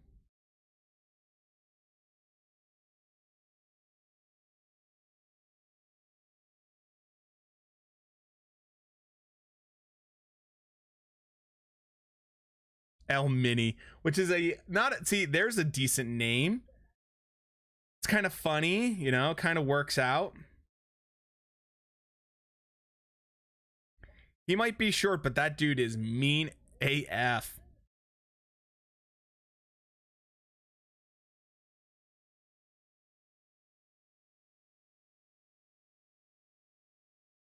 With a name like El Mini, that's quite the nickname. Yeah, I actually agree with Chris Mannix on his scorecard, which is very bizarre for me. But I mean,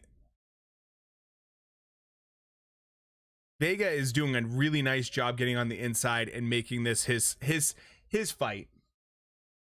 No social distancing, not even a second in his fight. Yeah, yeah, right? There's not too much social distancing in that second round, guys. 6 feet, come on. What time is the fight? So the main fight is going to be about probably 11 o'clock p.m. Eastern Standard Time.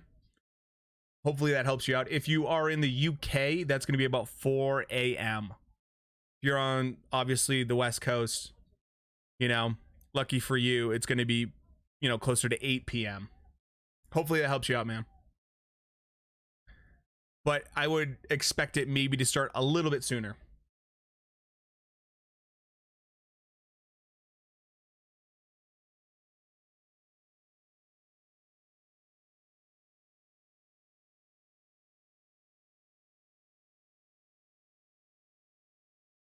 Hopefully, Danny, that answered your question. I don't know if it did, but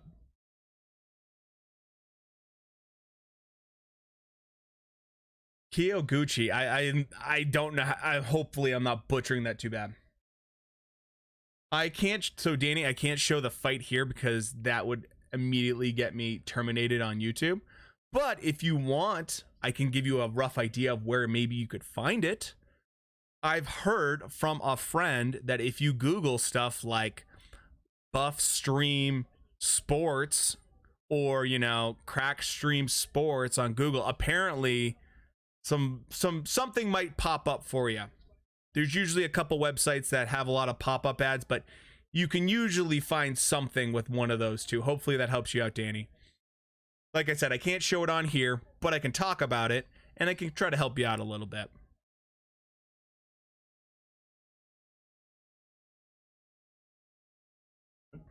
Al Mini going to town right now, doing some great work.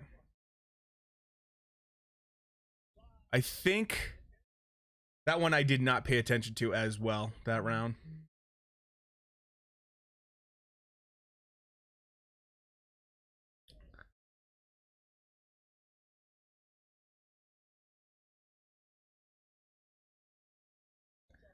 In Argentina, you can watch it on ESPN.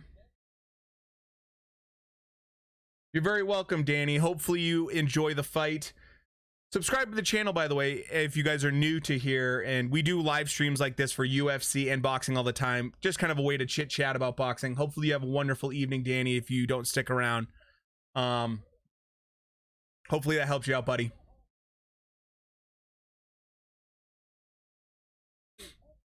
Like I said, I don't know anything about pay-per-view here. Doesn't work. Oh, I didn't know that. Interesting.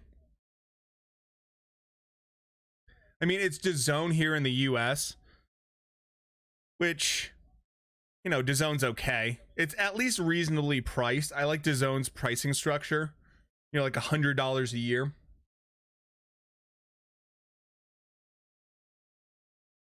Thank you, Danny. I really appreciate that, man.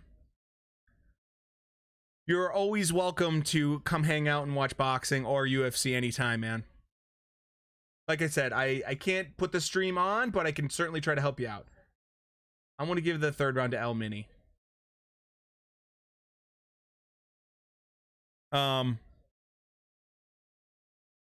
Just for the sheer effort. I mean, third round was hard to judge, but I think that I clearly Kayaguchi is doing a better job figuring out distance and keeping it where he wants it to be.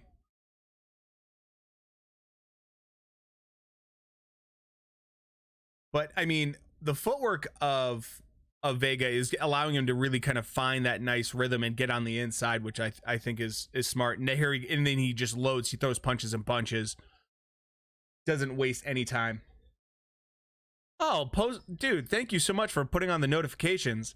I usually never ask that because I'm not someone that likes a lot of notifications, like in terms of email. So I truly appreciate that, Danny.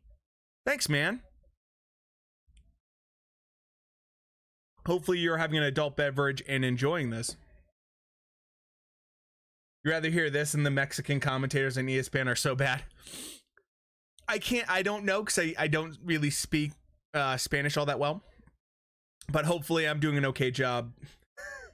So I'm trying. El Mini doing a great job getting on the side. But I think Kayaguchi is doing a little bit better job in terms of figuring out how to keep that distance right now. I mean, Kayaguchi looks huge compared to Vega, but I know Vega's small for sure, but he looks like a monster in comparison. Oh man, you have an awesome night too, Danny. Appreciate you stopping by, brother. Stop by anytime. Vega doing some nice jobs here. Nice uppercut right there. Go work in the body. Just smothering. A lot of pressure. A lot of pressure. If he could keep it this way, he's going to win this fight.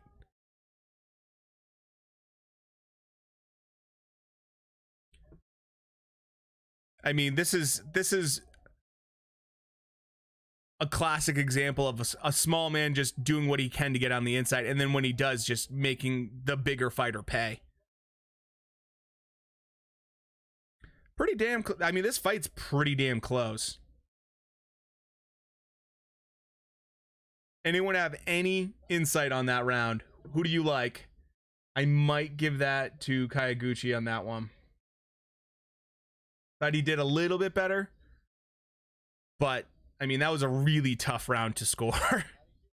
With the output like that, and just I mean, both these guys' styles, this is a classic example of two styles just being very different. I mean, obviously Vega wants to be on the inside phone booth fight, and he's finding success, but Kayaguchi doing a nice job using that jab. Yeah, I've never seen Kayaguchi either. I do like him too. I mean, physically, he's really a good size, and maybe Vega's just that much smaller, but he's a good size. He has good fundamentals. I'm liking what I'm seeing from this guy. And this is a perfect card to be on. I mean, this is the kind of card where people actually appreciate guys throwing like that.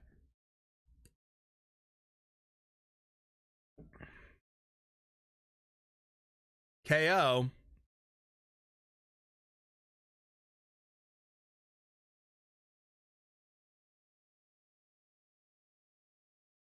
Is my stream behind? Did I? A KO his knee.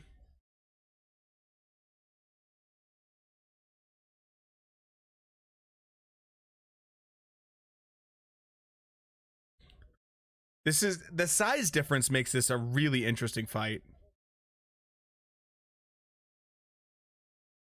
I mean, the thing I like about Vega is he clearly, this is his style of fighting. He clearly is always the smaller guy.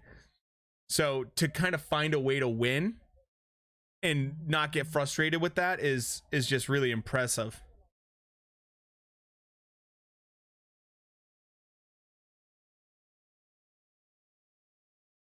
My stream is behind. Uh-oh. Uh-oh.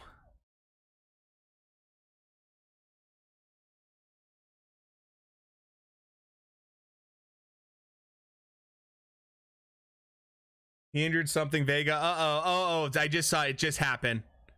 Oh, no. That sucks. That sucks. That's the last way. You know what? No one wants to win like that. Oh, man. El Mini was doing so well, too. Like, this was a pretty even fight. That's... You gotta feel bad. Oh, it's his hand? What's going on? Yeah, I'm trying to figure out what's going on right now. He's clearly in a lot of pain. Like something happened and he is in a lot of pain right now.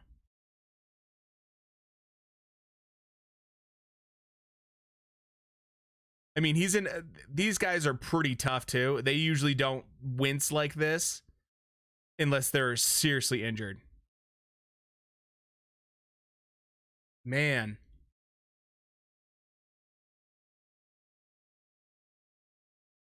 That sucks. This was a fun fight too. He broke his, yeah. Broken hand. Yeah, the way he's looking at that hand, that thing's broken. He definitely broke his hand. That sucks. Ugh. I mean, I've seen guys break their hands a lot, whether it be UFC or whatever, but I'm not saying what he...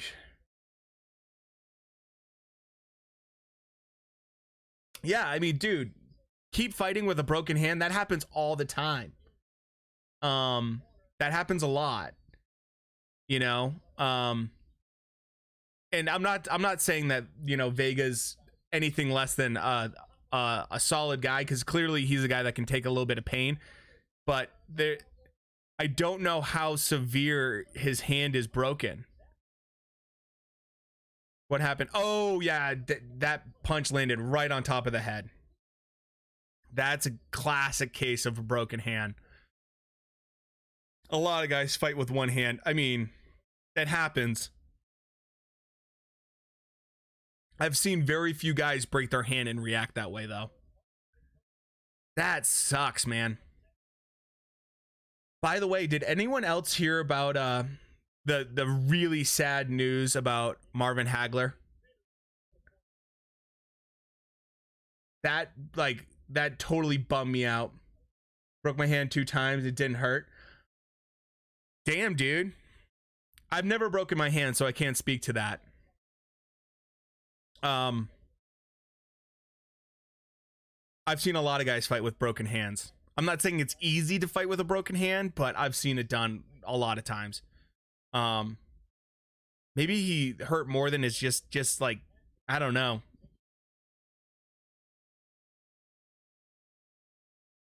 But yeah, when I heard about the Hagler news before the stream, I got so bummed out. I don't know if anyone else heard about Hagler, Marvin Hagler, but I mean, it hurts, and if it happens to me in the ring, I would quit. But yeah, it didn't hurt that much. That's good to know. Like I said, I've never experienced that.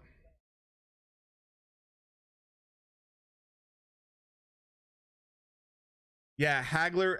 Apparently Hagler was hospitalized, and then he just recently, he literally passed away a couple hours ago before this card. His fan page, which is on Facebook and is run by his family as well as um his wife went on and announced that he passed away suddenly, and it was unexpected. Now, I've heard mixed, so this is what I've heard, and so please do not take this as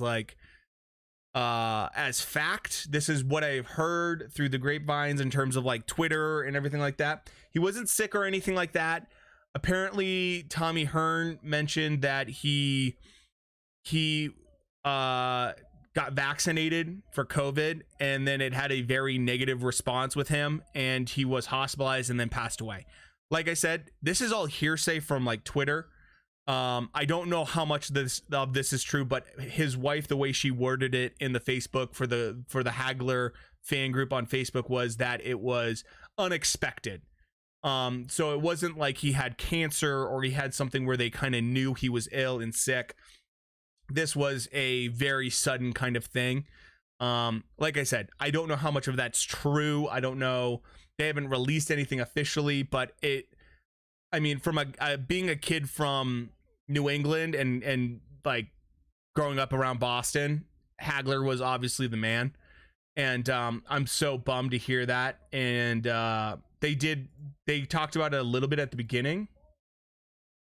Dude, I wouldn't vaccinate no matter what. I mean, I'm not going to get into vaccine talk, but it's certainly not, it's certainly just a weird situation right now. And like I said, this is hearsay. I don't know how much of that is actually true. But he's certainly in that age group where I could see him getting vaccinated before a lot of people. So yeah, very weird. But it's just so sad because, Marvin Hagler was a guy that was part of that Fantastic Four kind of group, and it kind of killed a little bit of my excitement for this fight, just a little bit. Kind of brought down my mood a little bit hearing about him pass away. Just because the way he fought and the way he always was, he just seemed invincible. He always seemed invincible. He's just one of those kind of guys, and it's so sad to hear that he passed away. But I think one thing that is interesting is how after he got done fighting, he was such good friends with Sugar Ray Leonard and Tommy Hearns. Like those guys all became, and Duran, like they all became friends. Yeah, he was just an amazing boxer. I absolutely agree, man. He's one of the best middleweights of all time. One of the best middleweights of all time. Little fun fact about Hagler. I don't know if you guys know this at all about The Simpsons. The Simpsons did an episode where Homer starts boxing, and Homer Simpson in the episode, they do an X-ray scan of his head, and he has an abnormally thick skull. So what he does is he doesn't know how to box. He just stands there and takes a beating, and then when his opponent gets tired, he just pushes them over. So like that's the whole episode is Homer taking this beating and then just pushing his opponent over until I think he like fights like Mike Tyson in the episode. Um, Interesting enough, that was based on some medical studies that they found that Hagler had a thicker skull than the average individual.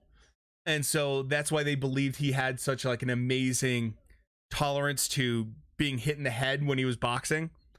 Um, Hagler always had that very interesting saying where they said when they cut his head open, they'd just find a big old boxing glove. He also had my favorite quote of all time when it comes to boxing, which is it's really hard to get up at 5 a.m. to do road work when you're sleeping in silk pajamas. So sad news. But let's see how this next fight's gonna be. I'm pretty excited. That last one, that was a real bummer that it kind of ended up like that. Nothing good can happen when dudes break their hand and they have to quit the fight.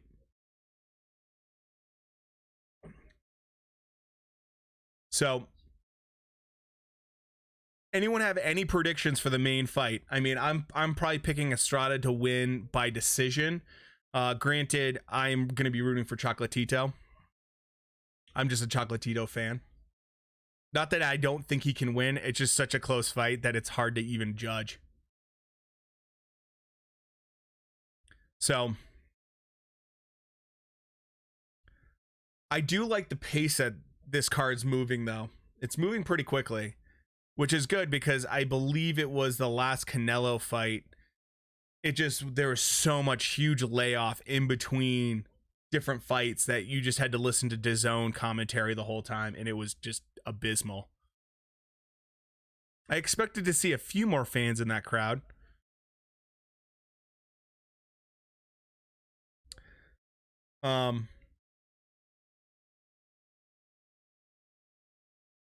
Let's see how this fight. I mean, so far the fights have been pretty entertaining so far, which, for DAZN and for these kind of cards normally are not as entertaining.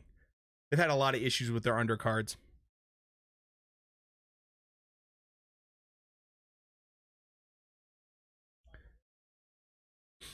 Oh, he has Virgil Hunter in his background. That's interesting.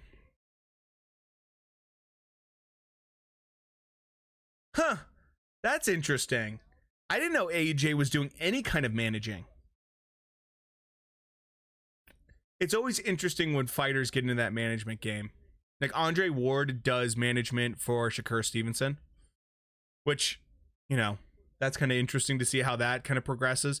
I do like that Andre Ward takes himself out of the fight in terms of the commentary for ESPN fights when Shakur Stevenson's fighting. He doesn't want to be biased. I actually respect that quite a bit. But AJ getting into the management game, I didn't expect that. This should be kind of interesting to see how this all plays out.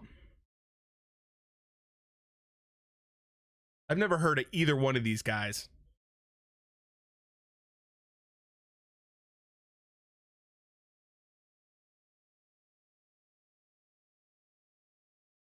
$258 management. Is that AJ's management?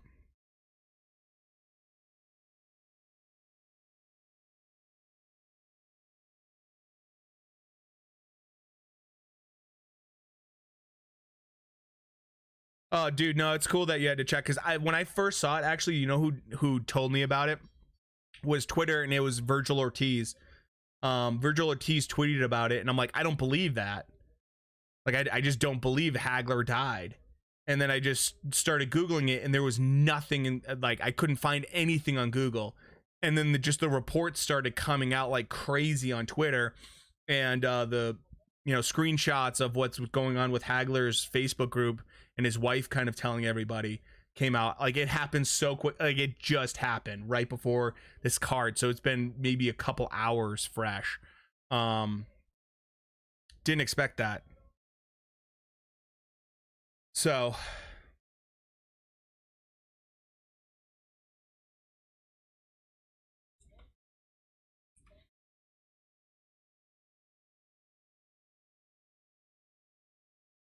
Virgil Hunter as his coach. I'm curious about this kid now. He's got AJ as his manager. He's got Virgil Hunter as his trainer.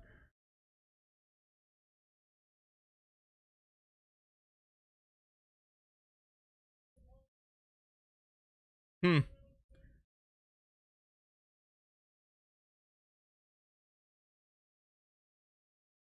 Suzuko. Never heard of this kid. Very curious about this. I bet you this is going to be an easy touch fight for him. He looks like he's in decent shape.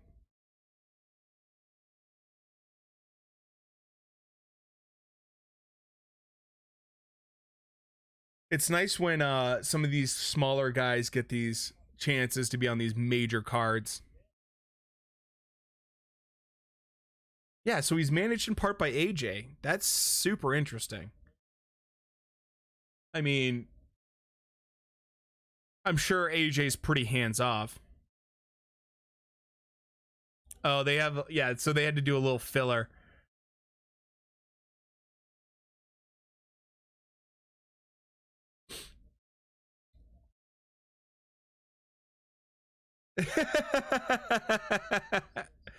Yeah, no, he does look like shit. He looks like in terrible shape, and I think they know that. That's why they put him in there.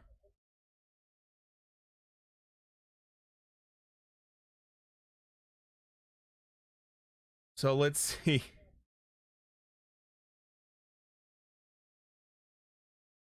Sissoko, I think, is going to be the easy winner in this one.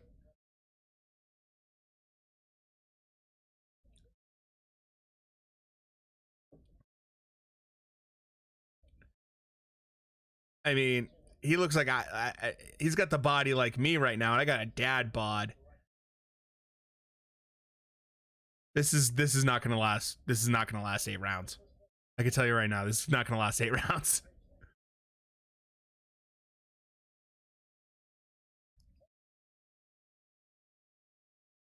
Nice body shot from Sissoko.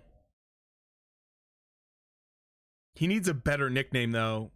TKO Sissoko, like they're not the best nickname.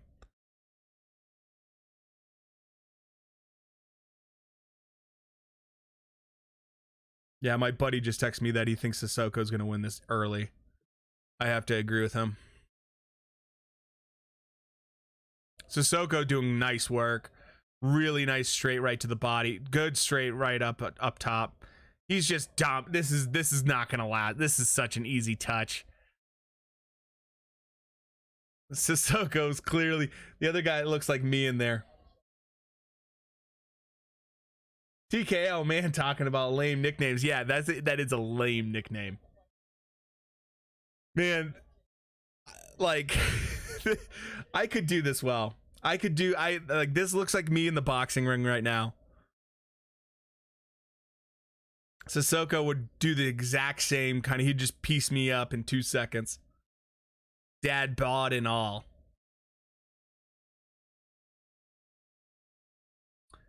Sissoko is, yeah, now they're talking about how soft his midsections looked. Yeah.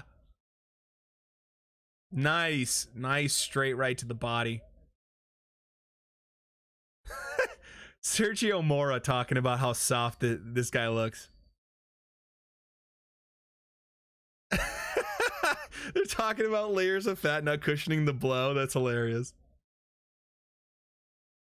No, it does not cushion it. Yes, being fat does not help you in the ring.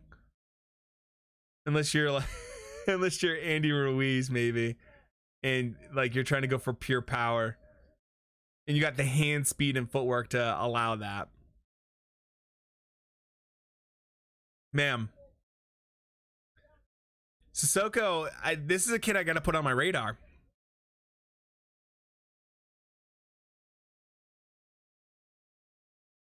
Yeah, dude. Not too impressive, that's for sure. Yeah. Yeah. This is an easy touch. Yeah, dude, no, I knew exactly who you meant. I knew exactly who you meant. His footwork is all over the place. His head movements all like very rudimentary. He's not looking like much. This is an easy piece up job. He tried to shuffle at least.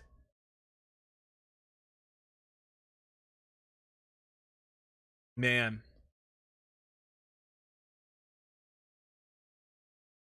This looks like an amateur versus a pro, really.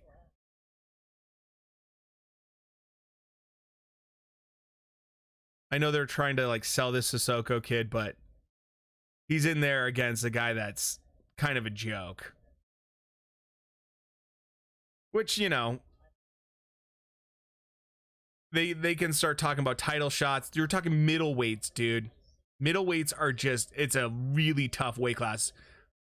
This kid is having an easy job with this touch-up fight, but fight against Charlo, yeah, no. Whoa. Yeah, not a Golden Gloves amateur either. That's right, exactly. More like I've been fighting in bars kind of amateur. They pay me in beer kind of amateur. Oh, Sissoko, even though he's fighting against a guy that's an easy touch-up, he's looking sharp. He's looking good. His timing's good, you know. Echeverria looks like he's just getting he's trying to be like in this fight, but he's looking so, I mean, come on, guys. This is the kind of matchmaking you expect from DAZN, though. Like DAZN with Eddie Hearn, man, this is the matchmaking I've been seeing all year from them, especially on these lower cards. This is it's a little bit like you feel bad almost because clearly this kid's getting outclassed. Like he's getting outclassed terribly in this fight. At least he's making some money, you know. If you're gonna get whooped on national TV or on like a big card like this, let's move that right over there for the first round. Sissoko is gonna be knocking this kid out soon. Sissoko is doing a really nice job. I mean, he's looking obviously way more fresh, polished, everything you could imagine. Sissoko doesn't have power. Yeah, he doesn't have true, like, he doesn't have like that real strong middleweight power. I wouldn't mind seeing him against Jaime Munguia, by the way. That would be kind of interesting because Munguia looked really good at 154. Then when he moved to 160 and he started fighting middleweight, he didn't look as powerful. Obviously, the Hogan fight did not look good either for him. That Hogan fight kind of exposed him a little bit. And in his last fight, I was super unimpressed by him. Super unimpressed by Jaime Munguia. I'm actually very excited about this women's rematch. Jessica McCaskill, and I can never pronounce Bracas, I can never pronounce her last name right. Anyways, I'm very excited for that female rematch. That's actually should be pretty good. There's not a ton of female boxing that I get excited about, but this one's actually one of them that, by the way, did anyone else see the Jessica McCaskill KO, the like world record where it was like under 7 seconds, which was one of the most criminal KOs I've ever seen in my entire life? Yeah, dude, he I mean, I don't like to call guys a bum, but yeah, that's kind of a very fair like assessment. This is not great. Oh, come on, man. You're too old school for female boxing. I mean, I do like Katie Taylor. Katie Taylor fights, like, just from a technical standpoint, is fun to watch. The big thing with female boxing, and the reason I'm going to talk about it rather than the fight that's going on, because this is just a huge one-sided fight. The biggest problem with female boxing by far is a couple things. Number one, they need to have lighter gloves. They need lighter gloves. You're rooting for you're rooting for it anyways. Yeah. Yeah. So they need lighter gloves for women's boxing. 3-minute rounds wouldn't be bad, but I don't think that's necessary. They just need lighter gloves, and I think they need to have their talent pool is just so garbage. There's really top level, and then there's just everyone else. If you did not see that Jessica McCaskill KO that was 7 seconds long, she fought a girl that was like 4-0, and this girl had fought like two of the same opponents over and over again, and she'd fought them at like, I don't know, at fairgrounds or something like that. Like, it was pretty pathetic. Jessica beat her in 7 seconds, just went in there and just absolutely obliterated her. Sissoko needs to kind of get in there and come on, man. Like, you're in there with an easy touch. They need a few trans women in the female body. They had that in MMA. What was their name? Something Fox. I can't remember what it was. But Joe Rogan talked about it, and this individual fighter had the transition and was fighting women, and I guess he or they, I don't know how politically correct you want to be, broke two women's skulls back to back in terms of fights. Literally broke their skull. So yeah, then they kind of kicked them out. Trying to be somewhat PC here on YouTube. Anyway, Sissoko's just like, this is kind of a garbage fight right now. I understand why they threw it in there. They need the filler. Yeah, broken skull, that's pretty serious. And that's why Joe Rogan had a real strong opinion about that. Especially when it comes to combat sports. Give me a freaking break, man. You want to do it in, like, you know, a bike race? I don't care. That doesn't really affect me. I don't care. But when you talk about like physical combat sports, that's just a recipe for disaster. Sissoko just thought the fight was over, and it's not. This is just turning into a brutal one-sided fight. Yeah, I have to agree. You got to pick up that pace. He's looking very comfortable. He's doing okay work, but he needs to do, like, this is your time to shine, man. This is your time to show everybody that you are special. And instead of doing that, you're drawing this fight out and you're having a really super basic fight. Like, this is your time to go in there and show everybody, like, hey, I'm serious about this middleweight division, which has killers in it. The middleweight division, even though it's not as deep as it used to be, because essentially, you know, Canelo's no longer there anymore. Triple G has now gone up to 168 as well.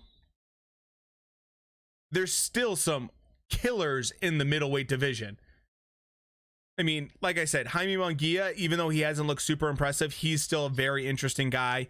He actually has a very interesting record. If you haven't seen Jaime Munguia's record, go look at it. It's like 36-0. He has a pretty extensive record. I believe he went pro in Mexico at age 16 or 17.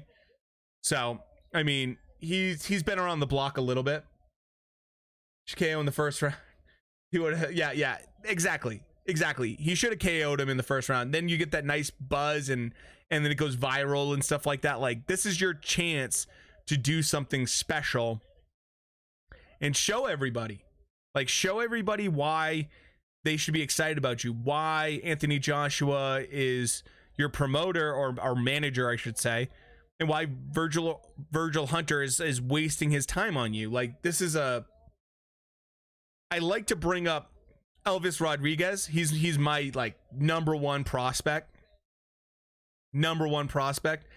Go watch some Elvis Rodriguez if you haven't watched him. That dude clearly is no joke. Does not care about wasting time. And you can tell that Freddie Roach is trying to get him to be that next level. Yeah, I'm not impressed either by Sissoko. I agree with you, man. Like, this should have been an easy couple rounds and just get out of there. This is turning into a much longer fight. Look, I even stopped scoring it because it was so ridiculous. This is just getting so one-sided.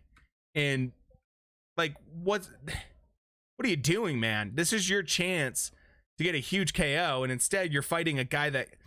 This guy can't throw a freaking jab. His jab is maybe one of the... Oh, that was a good little check left hook. Now he's hurt. Come on, let's get him out of there. Sissoko, if he doesn't take him out this round, I'm going to be completely unimpressed. Not a fight. It's straight bullying. Yeah, dude. This is getting rough.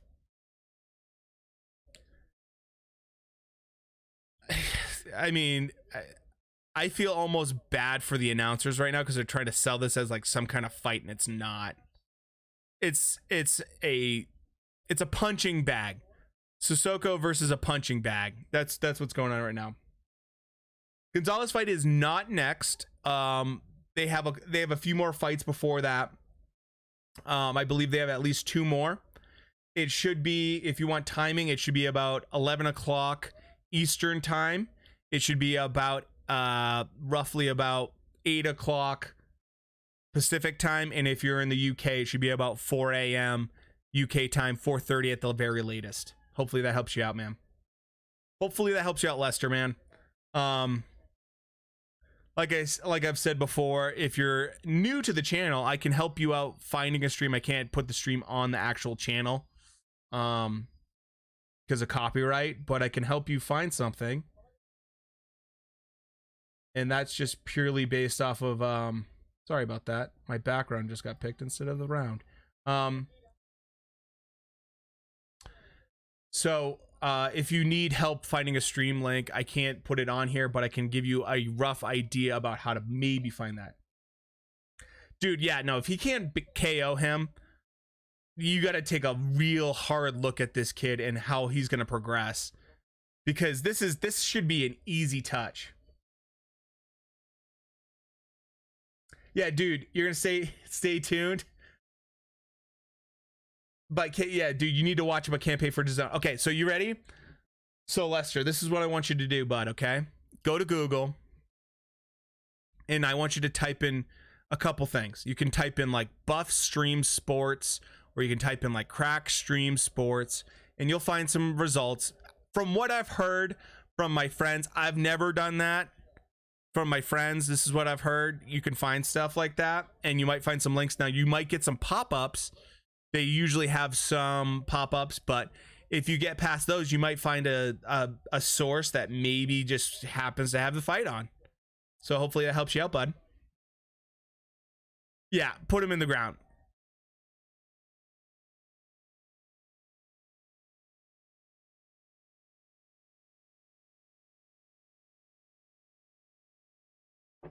The fact that this guy is taking so long. Come on.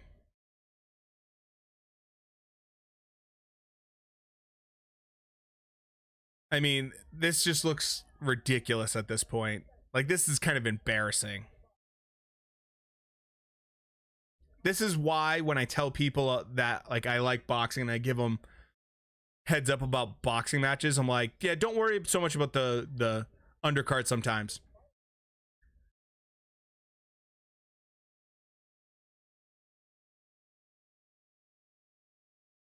What do I got?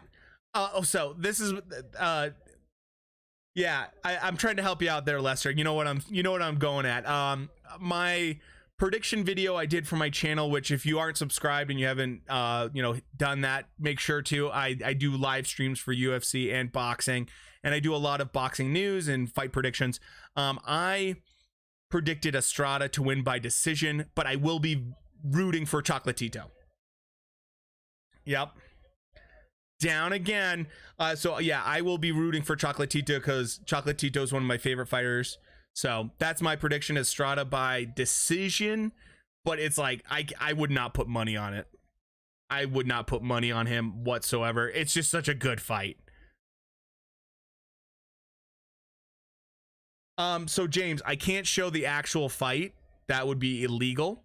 But like I said to Lester, I can give you a rough idea about how to find said possible link to possible fight. So this is what I do, James. You ready?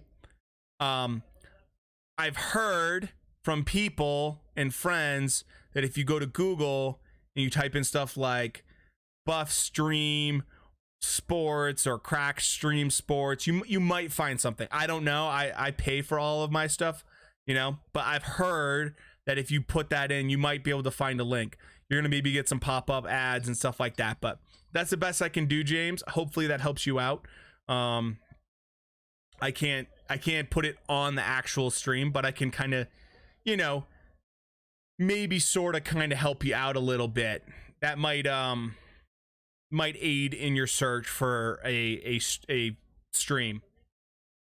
But I can't put it on, and I can't tell you exactly because you know how things are. It's YouTube. Okay, so round 5, that was a pretty easy one to score. Cheers to you, James. I'm guessing you might be James, if you are in the UK or in Europe. Godspeed to you, man, for staying up this late. This is really rough for you guys. I always appreciate European boxing fans and UK boxing fans because you guys have to put up with super crazy hours to watch stuff. So best of luck to you, man. Cheers. Hopefully you're having a good time watching the fights, and stop by anytime, man. We do UFC and boxing all the time here.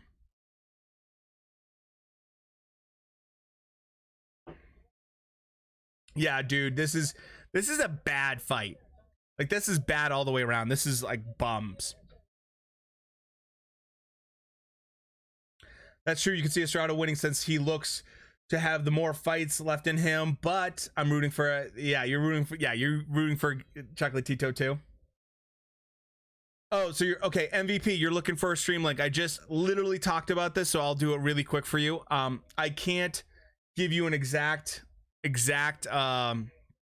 link. I can't give you I can't put it on the screen, but I've heard from people that if you happen to Google stuff like Buff Stream Sports, or if you happen to do like Crack Stream Sports, you might find a link. I've heard. I don't know. You know, that might be a way to find it. MVP. Hopefully that helps you out, brother. Yeah, this fight's over.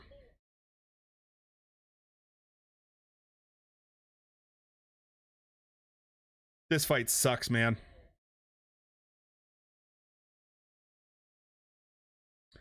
Crack Stream is so slow. I don't know. I don't use that. Maybe try Buff Stream. Maybe that would work for you, brother. Yeah, that was just, yeah. It is sad when you do see fights like this.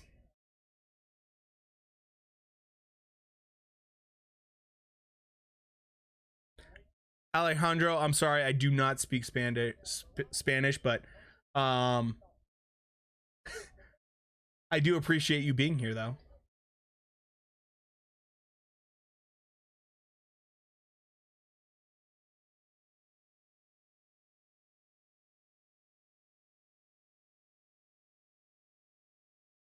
Dude, I absolutely agree with you, man. I hate boxing sometimes too. Like, I have a love-hate with boxing. Purely because it's so rough to see fights like this.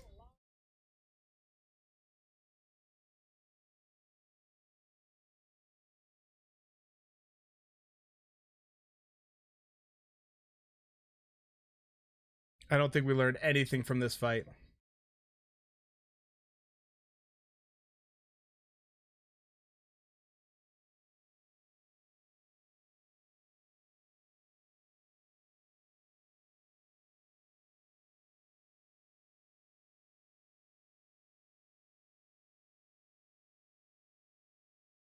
So that was a garbage fight.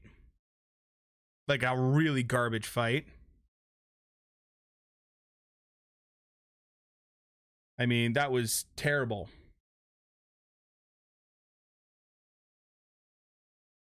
I mean, that looked like me in there. Like, I could have done that.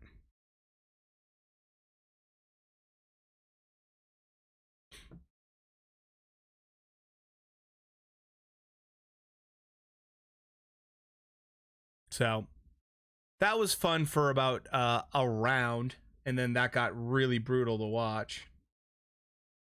So let's set up the next one. Hopefully the next one will be better. That was a filler fight for sure, in the purest sense of it. Absolute complete filler, which I understand, you know. Dude, yeah, he was really bad. Like, that was embarrassingly bad. Like, I feel bad. I mean, I want to say I feel bad for him, but I know he's making money by doing that. You can put the DAZN app to your TV if you have a smart TV. I used to do it all the time with Google Chrome. That's how I've done it. Yeah, dude, not a bad way to spend 20 bucks, honestly. Like, not the worst 20 bucks you could spend for a fight like this. Is it like the best undercard so far? Not so much, but not terrible. And the main event is probably going to be fight of the year. And the co-main is not bad either. And actually the next fight should be pretty good too. So I had the zone for a while, and anyways, the zone's commentary, though, that's the one thing that makes it a little bit tough sometimes to watch. The commentary for them is just by far the weakest, I would say. I would probably... Too late, Lester. You got to witness the next GOAT. I'm assuming you're talking about the last fight we just watched. That's hilarious. Especially for middleweight. All right, guys, I am gonna go get a few beers, and I will be right back. Don't go anywhere. I will be right back.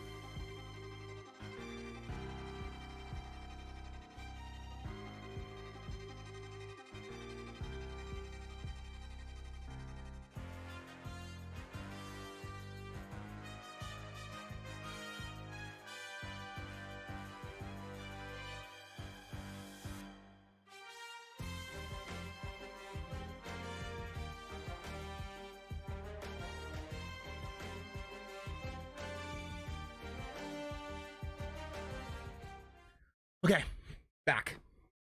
Sorry for that, guys. All right, so now they're talking about Andrade. Dude, Andrade versus Williams is a super weak fight. Like, Boo Boo, man, that dude, he always complains about stuff, like, always complains about, oh, I don't get enough this, I don't get enough that. You fight a lot of low level opponents, man. Like, a lot of low level opponents. So I think he's one of the weaker guys at middleweight. I think in general, I don't see the love so much for Boo Boo. Yet again, a terrible nickname. Not the worst nickname, but certainly not a good one. And then we got Eddie Hearn talking right now.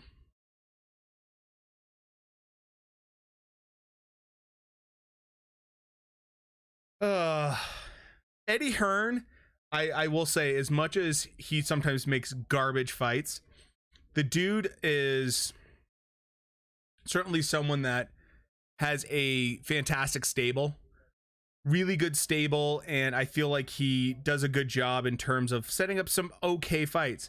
Now, if he can set up the AJ Fury fight, I would be way happier. I don't understand why he doesn't, really.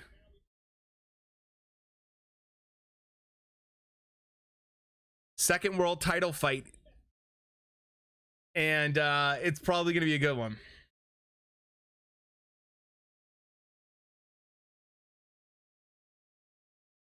So we get a nice women's fight.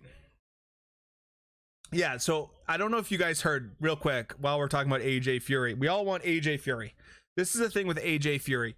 If you didn't see the latest interview with Tyson Fury, I think it was like Sky Sports he did it with. He seems incredibly frustrated. They asked him how close they were to having the AJ fight be done, because you know Bob and Eddie always say it's very close to being done, and Tyson Fury's like, it's not even close. It's not even close to being done. So that concerns me a lot, because Tyson Fury's been out of the ring for a long period of time. He's been out of the ring for over a year now, and he just wants to fight. He doesn't make money if he doesn't fight. So granted, he's going to make $100 million off the AJ fight. He has not been in the ring in a year. So he is pissed off. He seemed very, very upset about what's going on with the AJ fight. And that made me very concerned about everything.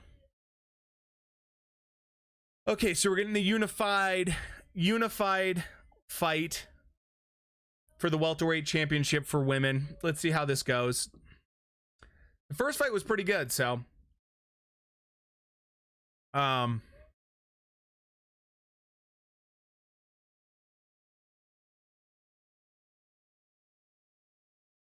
Brockhouse is or Brockhouse, I don't know how you pronounce her last name, to be honest, has been in the game for a long time.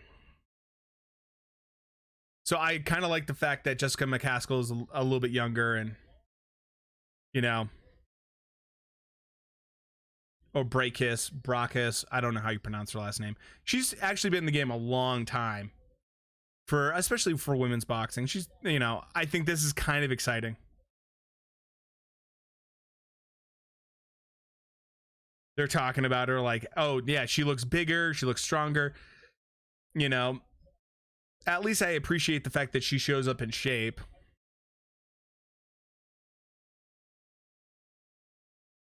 You know, definitely not the most exciting, you know, co-main. Boxing is so frustrating. The best play against the best. Always in boxing, it's rarely see that. I absolutely agree, man. You know, that one thing that I have to say about boxing overall is they're losing. They are losing to UFC. The UFC has the best versus the best. The UFC has unbelievable talent versus unbelievable talent. Their undercards are insane compared to boxing. And they often have, so UFC 259, which we did a live stream of here. We did a live stream. It was 5-hour live stream. 5 hours of live streaming. I'm at about 2 hours and 45 minutes so far for this live stream. Because it was, I didn't even watch the entire card. The entire card was a 15 fight card, guys. A 15 fight card. That's what the UFC is bringing to the table. And it's like monster, you know, highlights when it comes to knockouts and just incredible moments. And it's just like boxing then gives us that fight that we just had. Sissoko, we just had that fight. That was garbage. You know, that's the one thing. The undercards for the UFC right now are just insane. And I'm really enjoying the UFC because of the quality of the content. The big thing is that because they're under one unified company, it makes it really easy. But the thing is, they also only have 8 weight classes. We have like 26 weight classes for boxing. So it's a huge thing. Lately, you've been watching like the bare knuckle fighting championship. It's great, UFC, not for you. Yeah, when they go to the ground, yeah, I absolutely agree with you, man. Like there was a fight today that it just was on the ground the entire time. It's like, okay, this is boring as hell.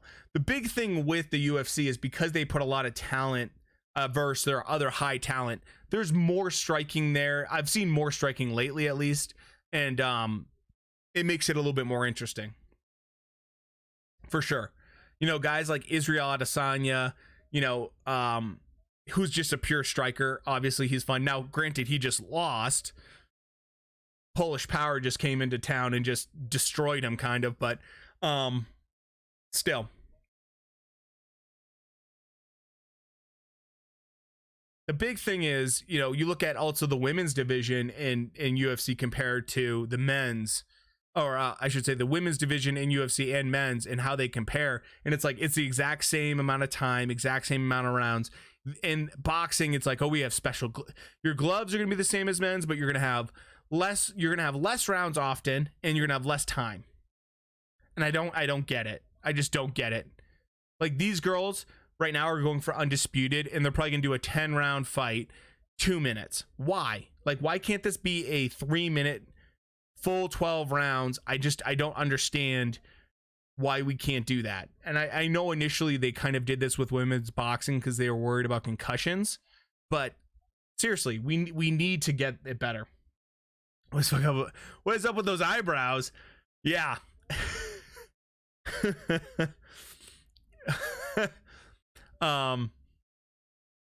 Let's see how this goes. This, I mean, certainly not the most exciting co-feature, but at least these girls know how to fight, and they're actually fairly talented. So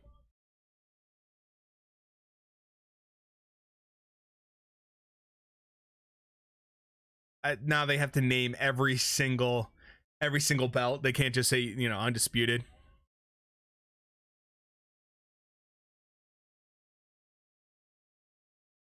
This is what's kind of nice about this is because it's a rematch. We'll see if anyone's actually made some real adjustments. If they haven't made actual adjustments, you know, it'll be pretty evident really quick. Then again, who knows? This could be really sloppy.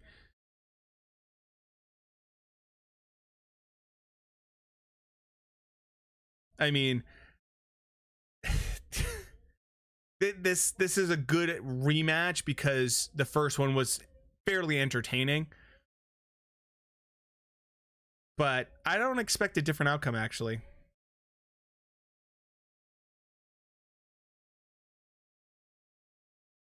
Anyways, anyone have any predictions for this fight, by the way? Does anyone have any predictions for this? I'm gonna probably pick Jessica to win.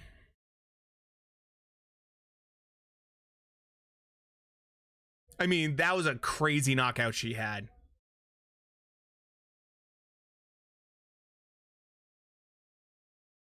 Man, her record's a little thinner than I expected. Yeah, the ugly chick wins.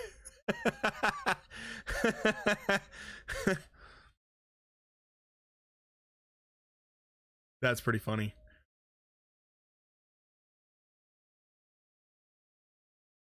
Yeah, I think Jessica's gonna win this fight, but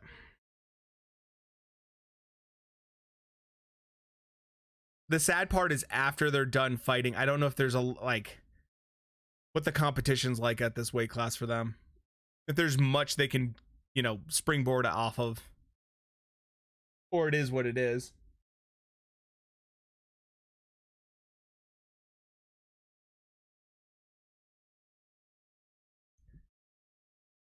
But I mean,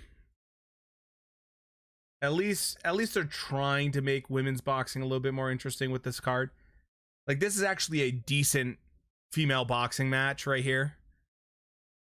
I think that at least if you're gonna have something that people aren't, I mean, some people are very skeptical about female boxing, so if you're gonna have it, at least have the top competitor versus actually the actual champion, rather than making some of the BS fights we've seen. Like the last McCaskill fight. Jessica's last fight was garbage. She won in 7 seconds. It was terrible. The footwork of McCaskill is really nice.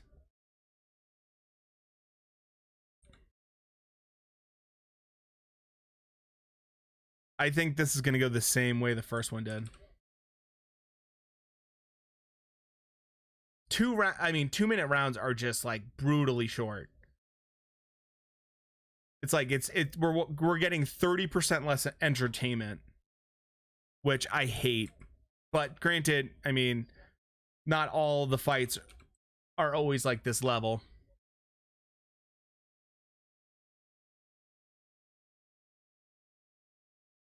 I mean, this is supposed to be a very competitive fight, so I'm very curious about this.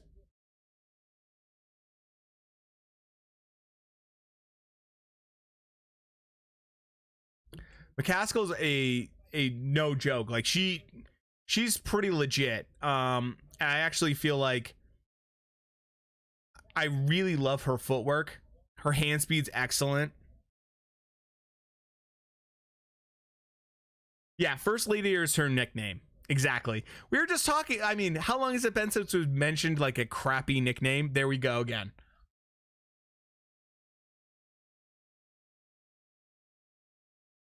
I mean,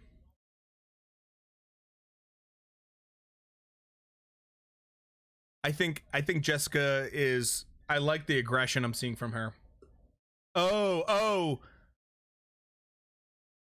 man! If McCaskill gets a first round KO, that'd be amazing.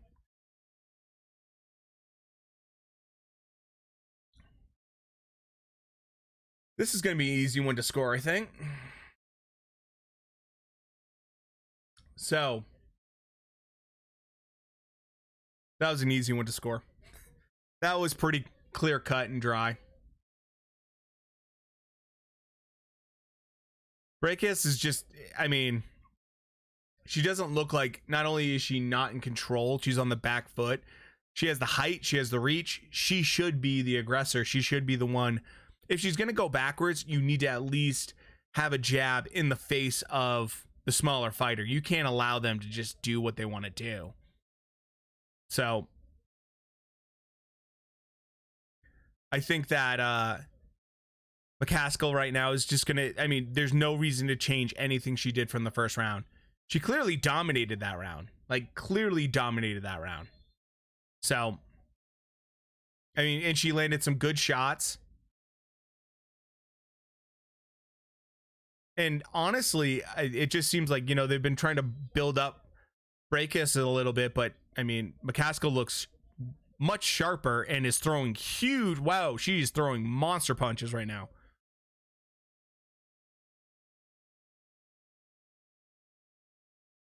Jessica McCaskill, I think is gonna hopefully stay on track here. Don't get too wild with your punches. But I mean, she's certainly being the aggressor, backing her down. Definitely has the ring generalship of this.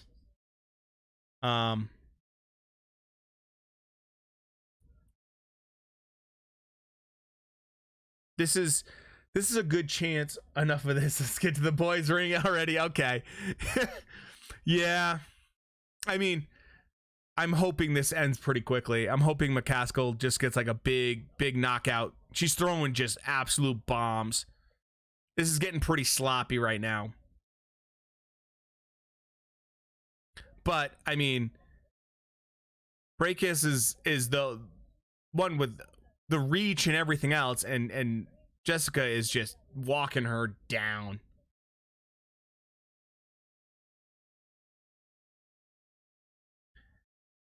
Oh man.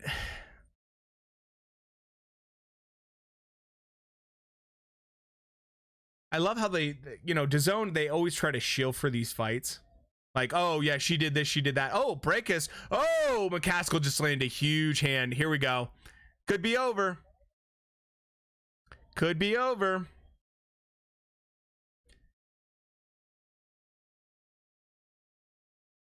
I hope so. I hope someone wins by knockout. I hope it's not an entire fight. Oh, she just landed a huge overhand right. Definitely landing better punches. Yeah, that was an easy one to score. If you have something different, let me know in the chat, by the way. This is how I see it so far. This is like my little live scoring. So if you see it as something different, let me know. Anyways, how's everyone doing tonight, by the way? What are you guys having for your beverages with this entire fight card? Let me know down in the chat. This is some local beer that I've been drinking. Hopefully everyone's having a good time with this card. It hasn't been too bad. Hasn't been the best card. Hasn't been the worst card though, especially for DAZN.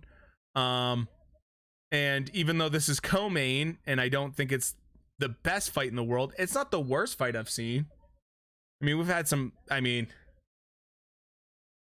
yeah, McCaskill does look better. Absolutely, man. I think McCaskill is. She's not scared. She's not scared of getting knocked out. She doesn't think she's going to get knocked out. She can take the power. She's not worried about it. So I think that's smart. Just keep coming forward. I was hoping there'd be a little bit more exchanges. You know, here we go. A little bit of action. I feel like the only engagement we're really going to get is if McCaskill basically instigates it. I mean, Breakus is just not doing any kind of work. Yeah, she's taking a beating is for sure.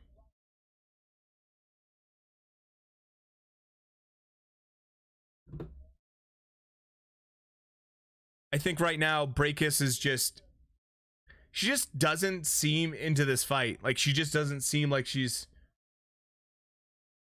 trying to win this. It seems like she's kind of being timid. She's clearly felt some power she doesn't like. And I think McCaskill is just sticking to her game plan and has that big overhand right that seems to be working for her. So why change it if it isn't broke, right? They try to build up Breakus a lot, you know, for this fight, saying she's in better shape, yada yada yada, but she doesn't look that much better. I mean, McCaskill certainly looks like the better, fresher fighter, landing the better stuff. It's not super pretty, but you know, Breakus is just constantly moving backwards and just getting kind of battered around the ring. I'm so glad that the next, I believe the next fight is ESTRADA versus Chocolatito. I believe that's what's next. So, you know what? If I have to wait, we've been waiting 8 years for this fight, guys. We've been waiting 8 years for this rematch. If I have to wait a little bit longer and watch this fight, I don't care. It's a small price to pay for this rematch. I know that it's not ideal, guys. I know that we wish it was immediately ESTRADA versus Chocolatito. But hey, if we have to endure a little bit more of this, that's okay. Brockus is getting woman handled, not man handled, woman handled. I think it's pretty clear. Round 3, I would give to McCaskill.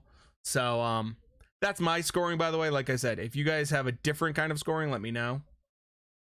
Let me know what you think. For sure.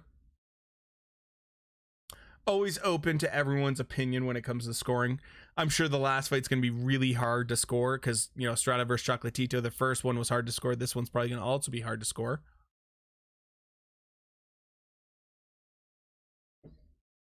I mean, McCaskill's landing that overhand right at will pretty much anytime she wants to. Like, why throw anything but, almost, because it just lands she did it again, right on the money. Breakus just looks like she's either out of her league, she's tired, or she just doesn't know what to do. She looks frustrated. I don't think she's getting hit with anything like too crazy. Oh, there's a nice 1-2 from her. But Jessica comes back, lands a nice big right.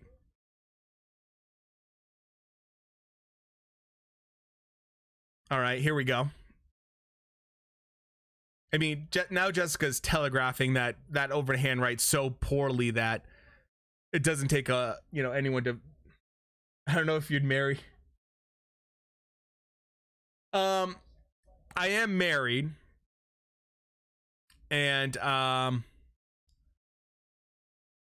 guess if I had to make that decision, maybe it would. Jessica seems to have a little bit more fire. You know, she's a little bit more intense. So that might be, I think that's what I'd probably go with, right? You know, you like that passion. She has a little bit more of that passion. So, yeah, that's where I'm going. Ah, dude, no, it's all good to ask. It's fun. This is the point of doing these live streams, guys. You can ask me stuff like that. It's just have fun. No big deal.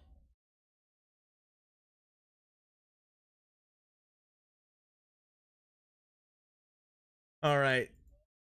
There's round 4. That's easy. Main event next, guys. Like I said, we've waited 8 years. We can wait a little bit longer. This is going to be so much fun. Hopefully everyone's having a fun time tonight. Having a good time watching this. What's up, Daniel? How you doing, brother?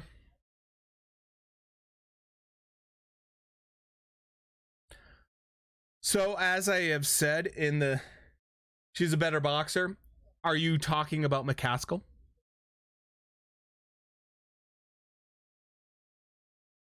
I'm guessing that's who you're talking about.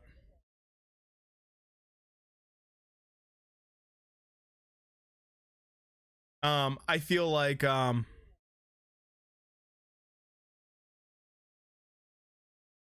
getting tired, yeah. It's getting a little bit, Yeah, Daniel, I agree. I think Jessica is the better boxer. I absolutely agree with you. She just seems to, her movement is certainly better. Daniel, that's quite the question for you, man. What's your opinion? Like I said, McCaskill is the more fiery one in my opinion, so that makes it a little bit more interesting for me. If I had to pick, so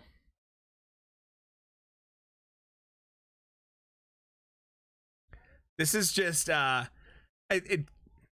you want to see some changes. You want to see people go through levels. You want to see boxers adapt their game plan, and it's just not happening. It's kind of one note, which makes it whatever.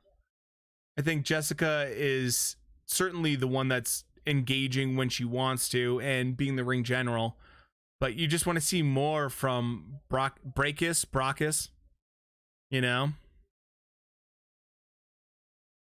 Never seen a chick with sideburns. Oh, dude. Yeah, no. That was something I did notice during the weigh-in. Yeah, Daniel, you're right. She is smoother.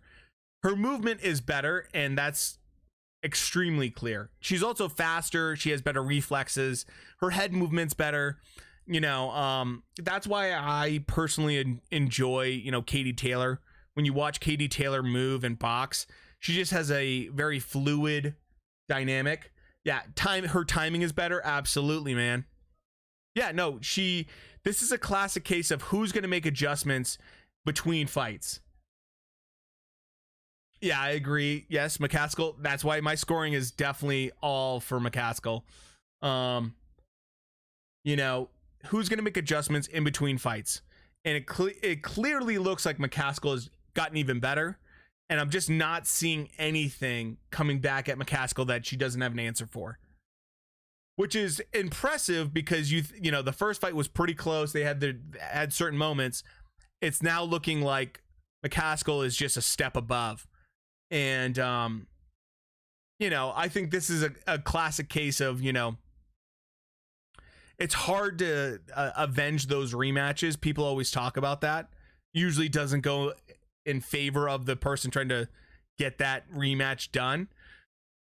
And McCaskill, with that last knockout she had, which was 7 seconds, certainly is becoming someone that in that weight class is making a statement a little bit. If she goes in here and just, if she can get the KO, that's the thing. If she can get the KO, it would be a huge moment. Huge moment. Look at the head movement for McCaskill, how she's moving her head compared to Breakhouse. Like, when they get in the trenches, it's a little sloppy, obviously. Breakhouse is just giving up all that reach, though. Jessica's able to get in the inside basically at will. Yeah, dude, her confidence is building. Absolutely. And that's like one of the number one things when you're the champion, right? When you're the champion and you're the one that's defending your belts, being confident, feeling like you're in control, that's huge. And she's the younger fighter, and she clearly feels like she's in control. The big thing, if you feel in control and you feel confident, is to not be too confident and feel like you can get away with whatever you want. Because, you know, you're fighting someone that's actually quality, and it could go the other way really quick if they land something big on you. Now, Jessica has eaten some big shots in this fight already, and so clearly she can take a punch. This is a good fight so far. I mean, you know. Who does everybody have, by the way, in the main event? I'm very curious. Does anyone have Chocolatito? I wouldn't be rooting for Chocolatito, obviously. That's my guy. But anyone else have chocolate? Like, does I have Estrada winning by points? Does anyone else have Chocolatito winning, though? I'm just curious.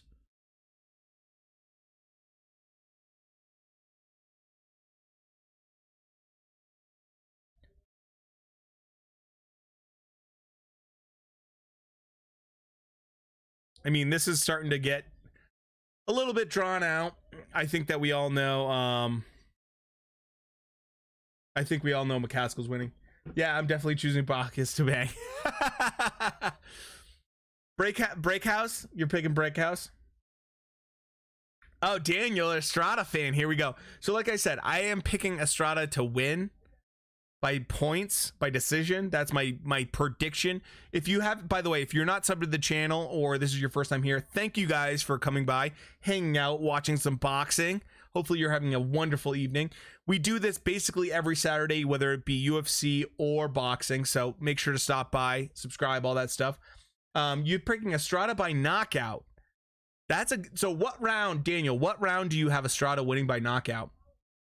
Because with the volume that these guys throw, and, you know, Chocolatito being a little bit older, do you see it later? Do you see it earlier? Do you see it like 10th round, or do you see it like 5th round? What's your opinion on that? I'm very curious. I haven't seen a lot of people pick Estrada to win by KO.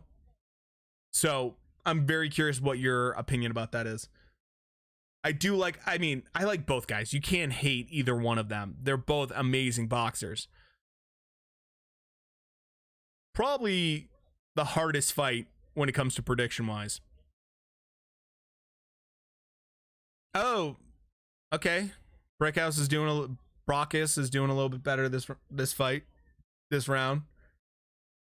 She better. She's down 5 rounds, and she's probably gonna lose. Jessica is swinging a little bit wild right now.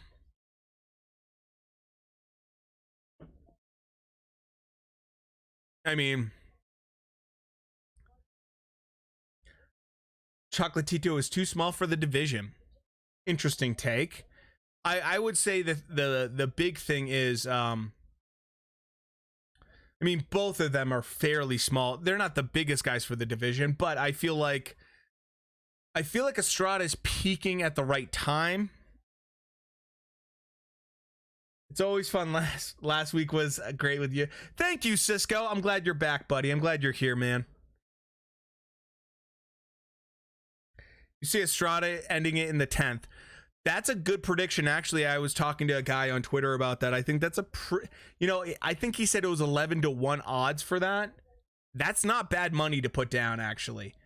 11-1 odds, and I think the actual prediction was between the 9th to 12th round, KO or knockout or stoppage by Estrada. That's not bad money right there. I think if you're going to bet against anything, it would be Estrada for KO would be the best money to put down.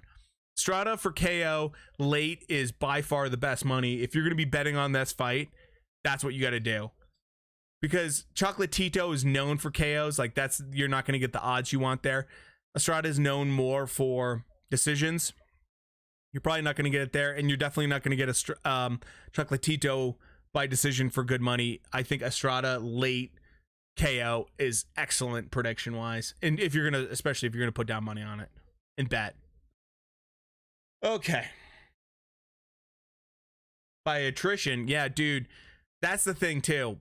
People talk a lot about this fight and how many punches these guys are gonna throw. Chocolatito is high volume pressure guy, but I feel like, 3 years is a long time when you're at this weight class and you throw that many punches, and you talk about attrition or just gas tank. Overall, I think that in the end, Estrada, if you watch the Beeman fight, has anyone here watched the Estrada Beeman fight, by the way? If you haven't watched the Beeman fight, it was an excellent example.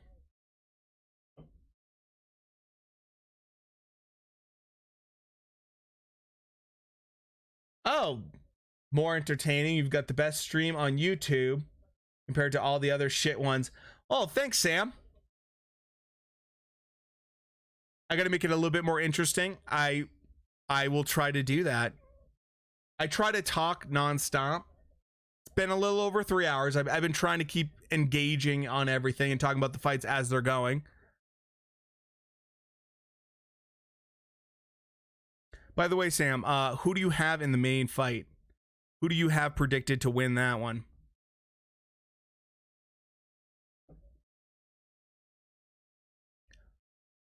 Right now, I have Jessica up in the 6th round right now. Or was this the 8th round? Sorry.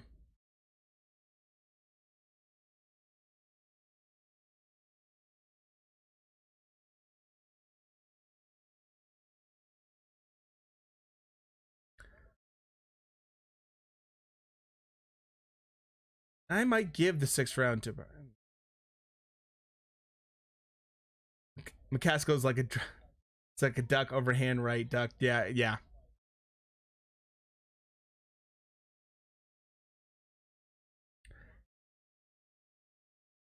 It is interesting. Right now, McCaskill, I feel like, is doing the better work, but she's slowed down significantly. And now she's getting into these clinch fests, and it's not quite right.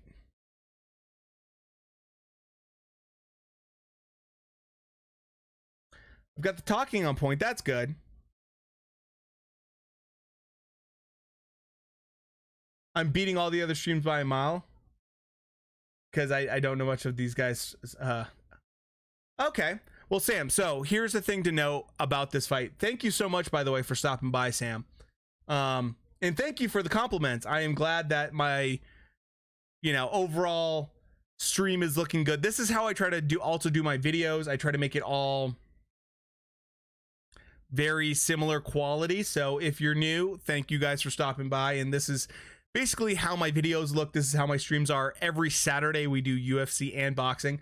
But if you don't know anything about these guys, Sam, just to kind of give you a little bit of background, these guys fought about 8 years ago. Chocolatito got the win. It was a close win, but he got the win. And the big thing to note with this fight is that you're essentially getting it 8 years later. Both guys have changed and grown. Chocolatito declined a little bit in some people's eyes and now has bounced back. Estrada has grown. And actually, if you look at Estrada in the first fight, his physical frame, this is 2 weight classes higher. Estrada was much skinnier, and his frame he had not filled out. He was 22 years old. Now he's a 30-year-old man. So now you're dealing with Estrada who's 30 years old and moves incredibly well. His timing's better. His whole approach is better.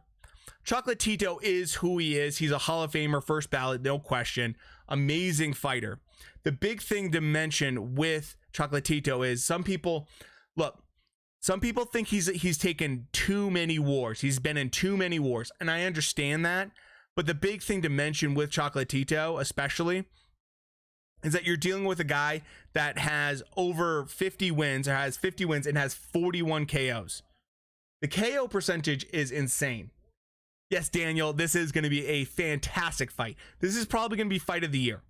And I'm super, super pumped for it. And I hope you guys are too. Like, I'm having a really good time hanging out with you guys and watching it. And this is why I do the live stream portion of my channel, is because I like to talk to other people that are passionate about boxing, passionate about combat sports. Like, the UFC can be fun, but like when it comes down to boxing just brings a level that I understand a little bit better. The ground game in, how old is Chocolatito? Chocolatito is 33 years old. So Chocolatito is 3 years older than ESTRADA. That said, I mean, both these guys at this weight class, it's one thing if it was 33 years old for like heavyweight. It's now 33-year-olds for this weight class. That's on the older side, where gas tanks start to be depleted a little bit more, as well as just volume becomes an issue. Now, I think the big thing to mention with Chocolatito is he's found a way to get better. Ah, Cisco, you're learning, brother, huh? Yeah, this is the fun. This is the fun of this this fight for sure. Okay, jabs, overhand, right every time. Yep. I'm getting super bored with this fight.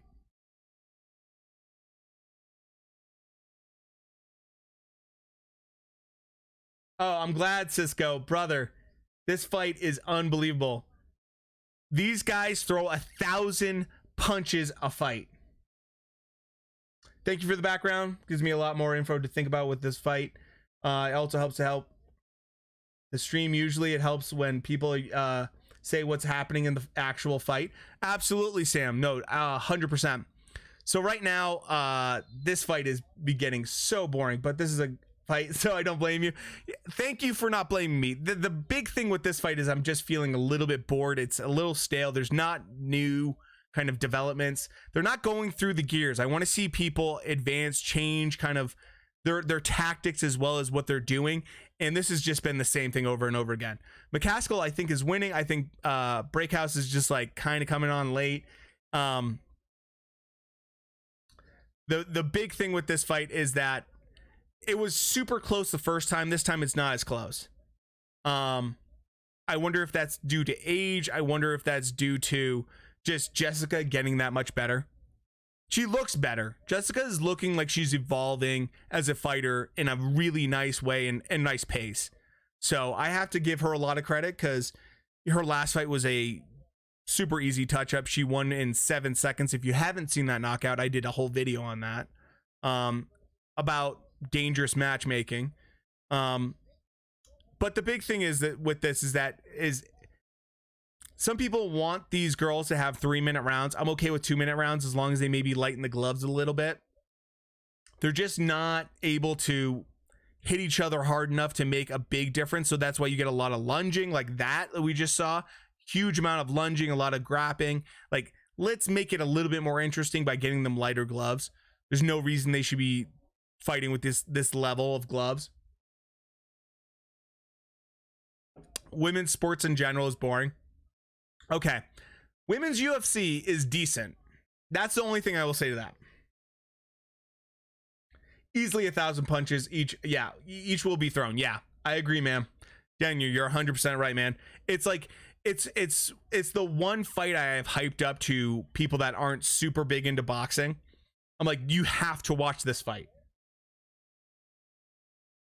Yes, so next is Chocolatito, and ESTRADA is next. That is the main card, that the main fight in this card, and it is next. So I'm super pumped. We are done with this fight. I don't care. I'm gonna probably give that one here. I don't think the first lady, who has a terrible nickname, won that one. Yeah, man, like, yeah, better hope there's no women in the audience. I'm gonna guess probably no, because like 90+%. I do have a very, so with YouTube, they give your analytics for your channel. I have about a 1.5-2% female audience, so I feel like I'm fairly safe. I'm in my safe space, guys. I'm in my safe space. I know that I'm here with probably just dudes because YouTube tells me that. So I'm kind of disappointed in this fight. I have McCaskill winning this, though. It just, there's no girls in the audience. I can probably safely predict that just based off my analytics from YouTube. I have such a small female audience. Doesn't mean women don't enjoy boxing, but a lot of them don't. So that was a little bit questionable. I'm curious how these cards are going to be, by the way, because the cards were terrible for certain fights. That Ford fight, which was the very first one, was awful. So I'm curious how this is going to get scored. I bet you this is going to get scored very close. And if McCaskill loses, they can make the third fight, right? Like, that's kind of Eddie Hearn's wet dream right now. It goes against McCaskill and they can do the third fight. And he can hype it up and put it on a big card with like AJ or something like that. And that's what he wants. But it's not going to happen, I don't think.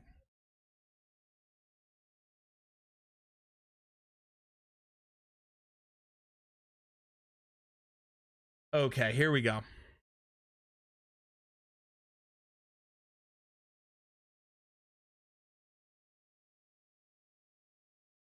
And McCaskill's gonna win.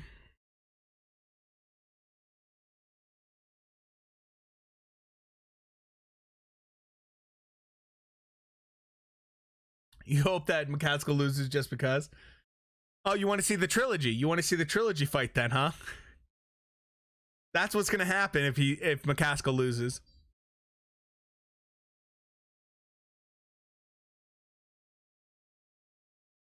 Here we go. So here are the cards. And McCaskill won.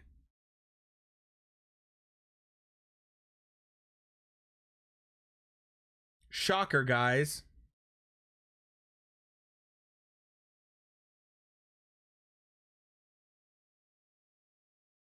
That's what I was kind of expecting. Nah, you just want to see her lose. Hey, nothing wrong with that. I can't hate that. Like, you don't have to love every fighter, right? Like, that's the thing. Like, if you don't like someone, I mean, those sideburns are atrocious, so if you hate sideburns, Sam, that might be why. That might be a very legitimate reason.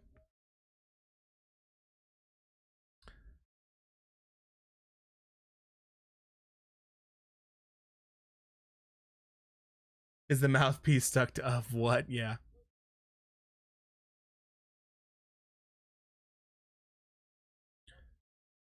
What's going on with the this mic's getting all screwed up.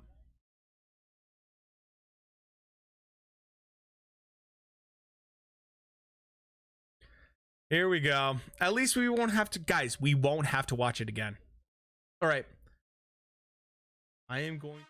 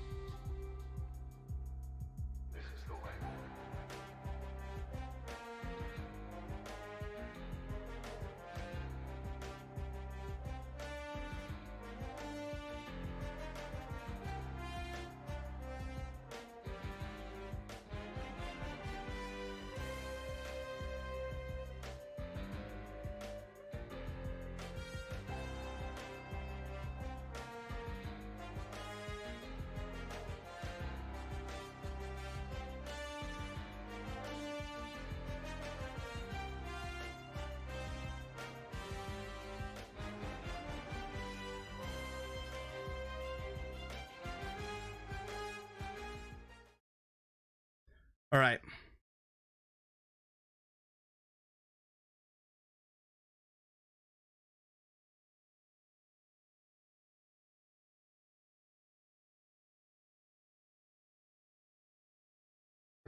So, what's everyone's bet for the final fight? You hope there's no ring walk show like the last Canelo fight? Dude, absolutely. Like, don't get me wrong. If anyone deserves a over-the-top ring walk, it's Canelo, for sure. But, yeah, that got really long.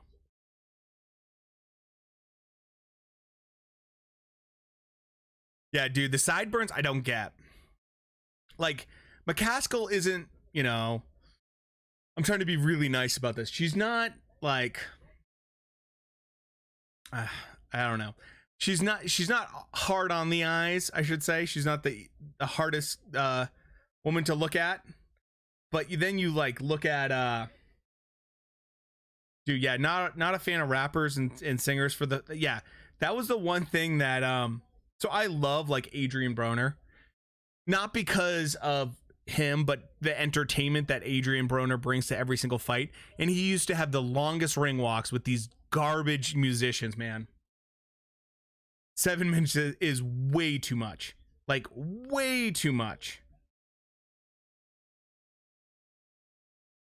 So, I'm very curious to see what happens with the ring walk that we are going to get, because I'm sure they're going to be, I mean, I'm expecting to see kind of like what you'd generally think is going to be the ring walk of Estrada. I'm not expecting anything, you know, big sombrero, kind of classic. I am very curious to see how they kind of go about it, though.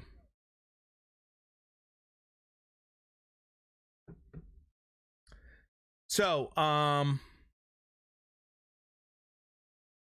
so far, how would you guys rank or rate this card from like 1 to 10? Like 10 being amazing, how would you guys rate this card? Personally, it started out like 7 or 8, and now it's down to like a 5, maybe a 4. I would love to see McCaskill fight Katie Taylor. I think Katie Taylor actually wins that. I really like Katie Taylor as a female boxer, not just as a like regular boxer, like female boxer. She kind of owns up in terms of showing that level of skill that you want to see. And so at least with Katie Taylor, you get that. And, you know, you could say she lost to Pursoon on both fights, and I would not disagree with you on that. McCaskill, at least she is unified. I like that she's undisputed.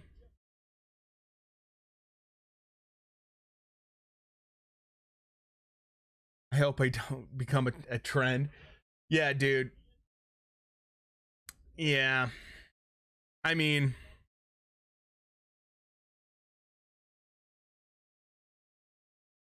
I think overall for this female division, it's just so tough for these girls in a way. That's why you hear about Clarissa Shields fighting like Amanda Nunes. Nunes destroys Clarissa Shields, I think, possibly in striking. I know that seems blasphemous, like, you know, blasphemous to say to some people, but I really believe that Amanda Nunes, her striking's unbelievable, and she hits super hard. Now, granted, if they did it at like regular, you know, boxing glove weight, who knows? But I think that you're getting to the point where Clarissa Shields doesn't have a lot of options. She just is basically blown through. I mean, I know there's Savannah in the UK, who's like this freakishly tall female boxer. Besides her, though, there's just not a lot going on at her weight class. So I think Chris Mannix might be one of my least favorite interviewers. He always kind of asks the obvious questions. Like, let's get a little bit uniqueness. Can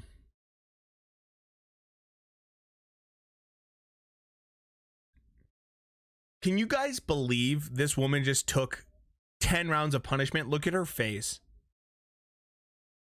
Look at her face. She does not look like she just went 10 rounds and got punched in the face that much. How long until the main event? I'm going to guess about 10 minutes, maybe 15 max. If you need to take a quick break, it's probably a good time right now because they're going to probably milk. Yeah, here they go. They're already like doing like the highlight stuff and trying to make a hype up for the rematch right now. So probably about 10 minutes, knowing DAZN, because they want to build it up if they can and get people to start seeing it on Twitter and stuff like that, and then they'll buy it just for the main event. $20 is pretty cheap. You'll be back in 15, 20. All right, Sam, brother.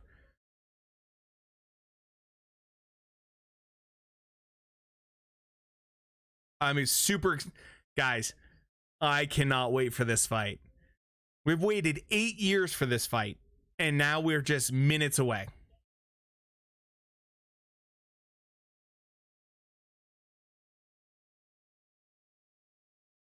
I mean, this is, in my opinion, the only other fight. There's actually 2 fights that can happen this year that would be just as interesting to me. Is the Ramirez and Josh Taylor fight. That's super interesting, but then it's AJ Fury. That's it. Other than that, there's like no other fight that I'm that interested in. I know they talk about Devin Haney and Loma and all this other stuff. It's not going to happen probably.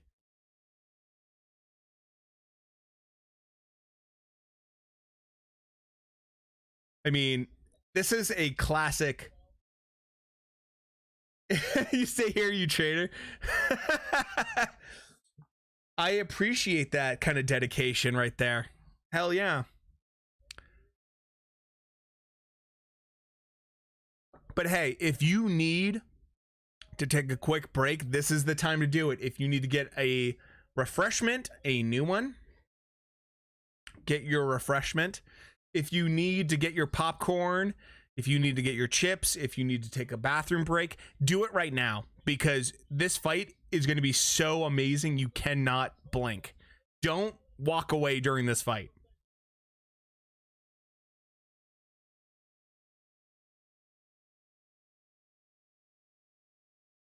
Oh, they're talking about Hagler now? Yeah.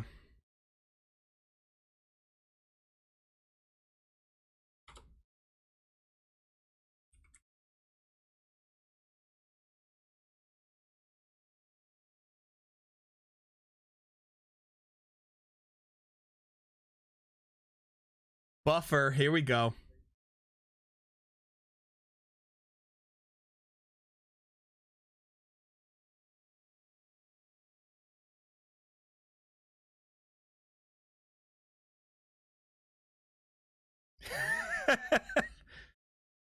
Oh, I'm not laughing about this. My buddy Cisco just texted me. Sorry.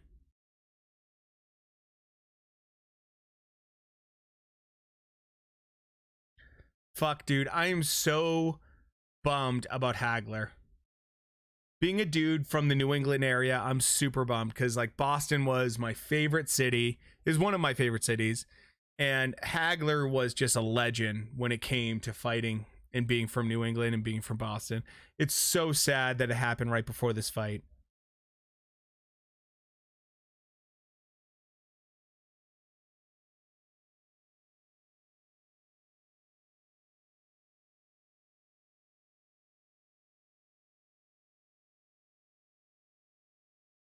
So sad. And to have it happen so quickly for them.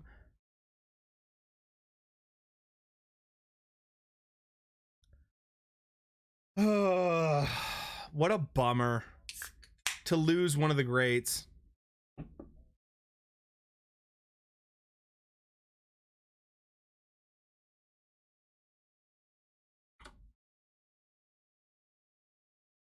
They're doing a nice job with this, at least. I like that they were smart enough to you know, go about this now.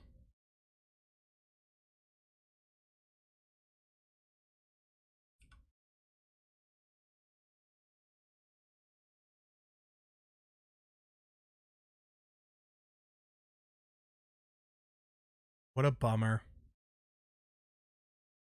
Hagler is such a legend.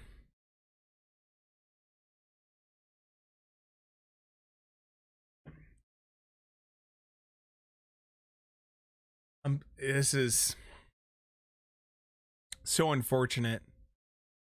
Right before a fight that, you know, boxing fans are getting excited about, been talking about, and then, you know, one of the true legends of the sport dies right before this all kicks off. What's everyone think of Buffer's suit, by the way? Buffer's suit's pretty interesting.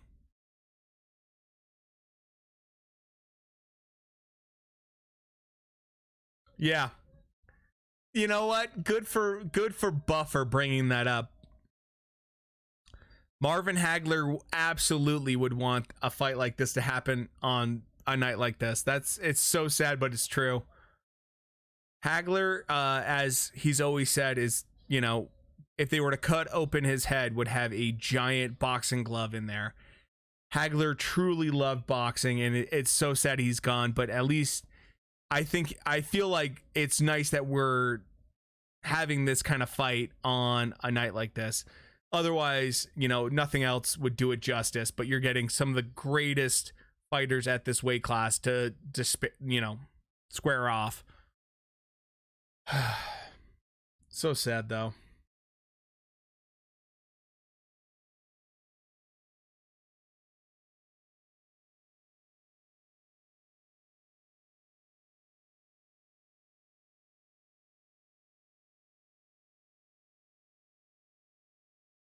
I'm glad they got rid of the dude with dreads. Instead, we get a true Michael Buffer intro. Here we go, baby. You guys pump?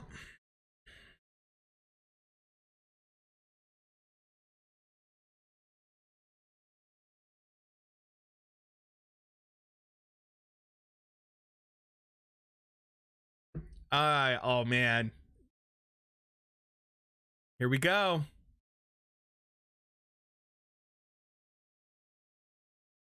Super at least there's no rappers. It's a slow intro, but there's no rappers at least.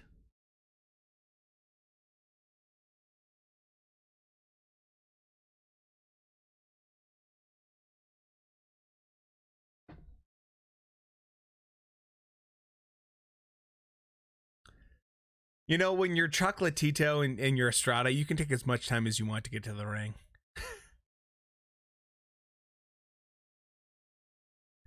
You deserve a little bit of an entrance, you know? Take a little bit of time.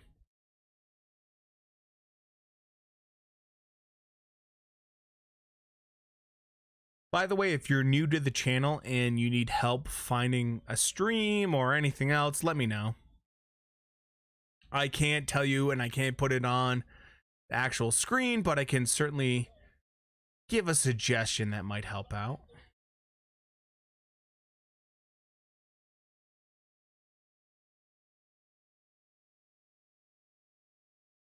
Man, Chocolatito, Hall of Famer right here, guys. It's so nice. It's amazing when you get to see guys like this at this level that are truly special. I mean,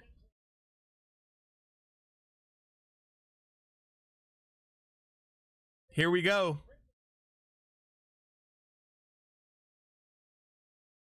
50 professional wins is just, it just boggles. This guy's been through some serious wars.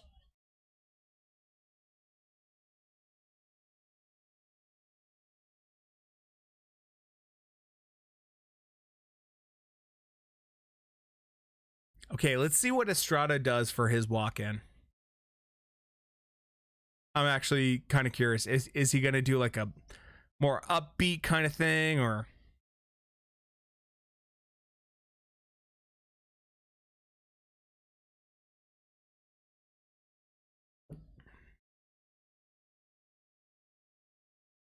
All right.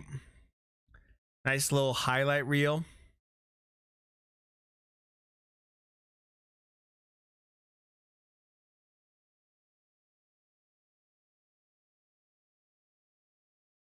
All right. What's so awesome is that they both have belts.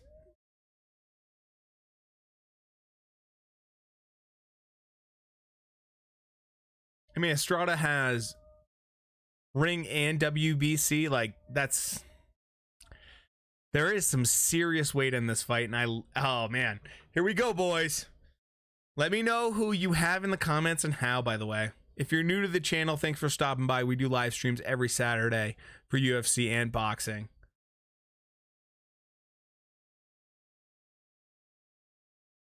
Oh, they got the classic Eddie Hearn indoor fireworks right now going on.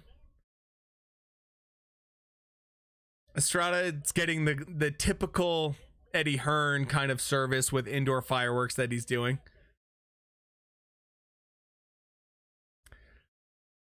This is one of those fights where you cannot leave what you're watching.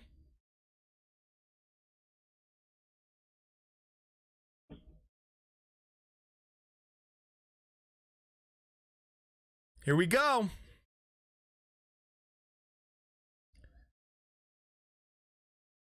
I think Estrada is gonna pull it off, but I am gonna root for Chocolatito.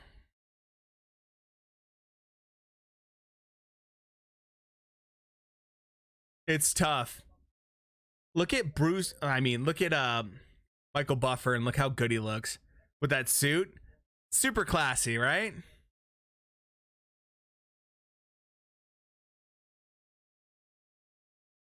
Okay.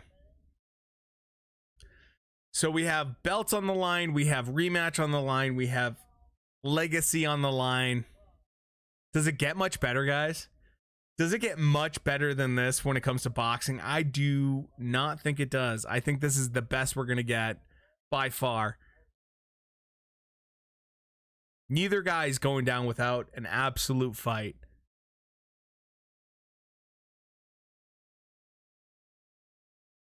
I just hope it's not controversial. That's my only thing. With a fight like this, if it's controversial, it's like you had one job. You had one job, guys. Come on.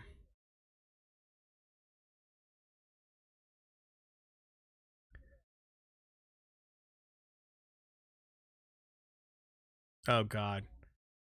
Same thing with the ref. Don't get involved. When the refs get involved, it's the worst. Okay, Buffer. Do your thing, brother.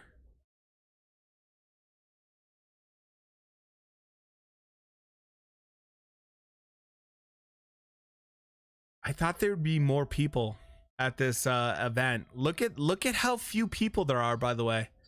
It's Dallas, Texas. It's all open. I'm absolutely shocked.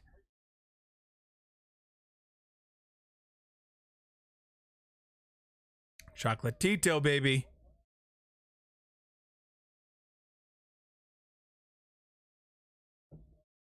I mean, over 50 fights. 50, I mean, Chocolatito, what a legend. Why are there no people? I don't know. Maybe DAZN restricted them. Because right now, I don't know if you guys know, Texas is wide open. No masks, no restrictions, nothing. Like, Texas is wide freaking open. So I have no idea why there isn't like an unbelievable amount of people. No, people are not afraid in Texas of COVID. Like, at all. Like, people are not scared of COVID in Texas. So like, Texas doesn't give a fuck about COVID. So I'm shocked we're not seeing an unbelievable amount of people here right now. It has to be a decision by DAZN. Like, DAZN's creating this situation because there's no way this fight is going to have this many people there normally. It is on, boys. It is on.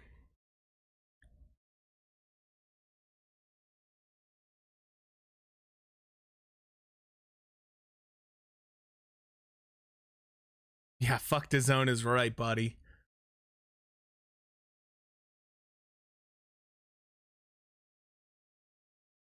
Here we go, boys.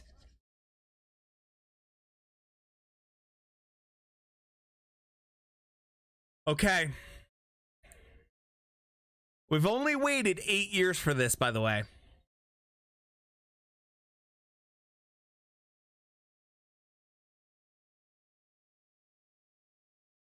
Only took 8 years. That's it.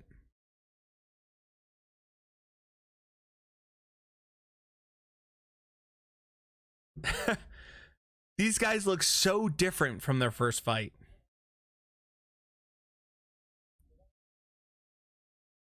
Here we go. You got to fight the man. That's... Dude, Estrada, look how big Estrada looks compared to how he did. He's actually the taller fighter, has more reach. If you don't know, Estrada is younger. He's 3 years younger, an inch taller, and has about 2 inches of reach. Estrada should, if he can control distance and size, now that he's grown into that man body, because he was 22 when they first fought, he's now 30 years old. This could be a huge fight, but you have to watch out for Chocolatito's just bombs. That left hand of his, he's going to throw it from the same angle he does to the body that he does go upstairs. Oftentimes you'll see him set up kind of that overhand check left hook by throwing a lot to the body and then throwing massive uppercuts with the left hand. If you don't see an uppercut from Chocolatito in about, like, I don't know, the first 30 seconds, I'd be shocked. Chocolatito is a little slow right now. I'm expecting him to be a little bit more on just pushing Estrada back, which he did the first time, which is easier when you're at those lower weight classes and also the bigger guy. Estrada right now looking a little bit dominant. Chocolatito just hasn't thrown anything, looking super nervous about throwing a few jabs out there, but Estrada clearly moving better, clearly kind of being the aggressor, certainly being the ring general in this fight. Nice body shot from Estrada to with the left hand. Now with those 1-2, but at the same time making sure that he's controlling distance with Chocolatito.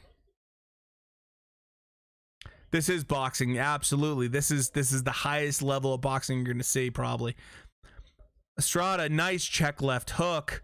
That's what I talked about in my preview for this fight. He needs to lure Chocolatito in with the aggression and make sure to use that check left hook when he gets his timing. Chocolatito with a nice left hand, and there's a nice check left hook again from Estrada. Chocolatito coming in with the jabs, trying to close that distance, trying to make it a closer fight, trying to be the bully in this fight.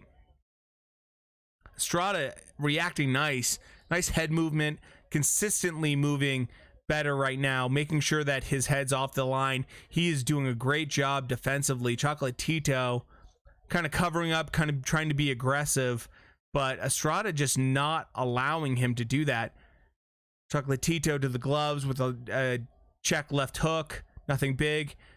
They exchange briefly. It looks like Chocolatito might be cut. Chocolatito has a cut over his left eye, guys. And Estrada coming in, being aggressive, trying to do good work. Looks like Chocolatito might be cut. Estrada yet again, throwing uppercut with a check left hook. Here we go, 1-2 from Estrada. Estrada doubling up on the jab. Good first round. I think that first round, let me know what you guys think. First round, who do you have winning the first round? Good round. I'm going to probably give that first round to Estrada. That's my opinion. Let me know what you guys think in the chat. Really, really good round. Estrada looks comfortable. Chocolatito doesn't look like he's that far off of being in control or trying to do what he wants to do. Let's see how it... Estrada, Cisco. Yeah, I agree, brother. I agree. Estrada gets the first round. Let's see how a Chocolatito adjusts, because this is the thing, guys. This is the thing with this fight. Adjustments are going to make this fight. Who adjusts better than the other one? Chocolatito, I think, is going to make some adjustments. Let's see how his adjustments work. Like I said, Estrada is a little bit bigger, but the first time they fought, Chocolatito clearly was the bigger physical guy. So let's see how this now plays out. Now that they're 8 years later, 30 and 33 years old. Estrada looking fast and strong right now. 1-2 coming into Chocolatito. Chocolatito with a high guard, moving a lot to his left. Estrada is obliging. He doesn't mind. Chocolatito kind of just being the much more defensive fighter right now. Estrada kind of asserting 1-2 and throwing some hooks to the body as well as upstairs. Yet again, Estrada kind of asserting himself, throwing some uppercuts. Very good, tripled up on the jab right there. Now he's throwing to the body a little bit.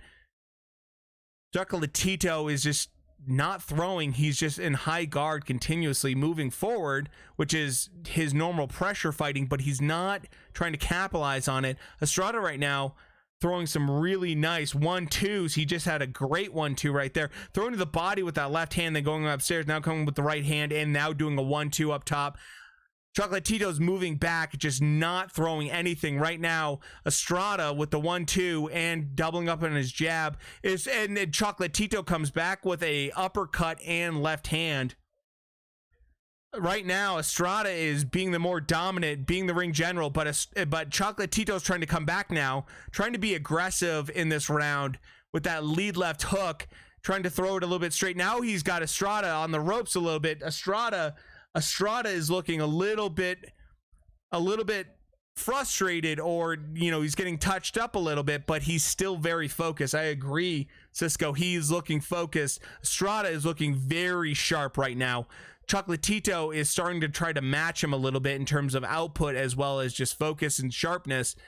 Chocolatito doing a good job there, but I think overall the aggression from Estrada is frustrating Chocolatito. Normally he's the aggressor, and the movement from Estrada, he's moving well backwards. Oh, big shot from Chocolatito to the right and left hand, complaining a little bit to the ref. Goes to the body, tries to go to the body with the right and left. Here we go. Big overhand right swing and a miss from Chocolatito. Estrada using that jab super well, trying to make sure that he establishes the distance a little bit, and then a right hand and overhand left from Estrada. Chocolatito coming out with the volume, trying to pressure, getting a little bit wild, but also winning some of these exchanges. But Estrada is countering exceptionally well right now. Estrada just kind of making sure to give whatever he gets. He's not allowing Chocolatito to overwhelm him. Clearly Estrada right now is making the more effective landed punches. And I think, guys, round 2, who do you have in this fight? I think Chocolatito did well, but I think I might give it to Estrada. What do you guys have? I think Estrada just won round 2.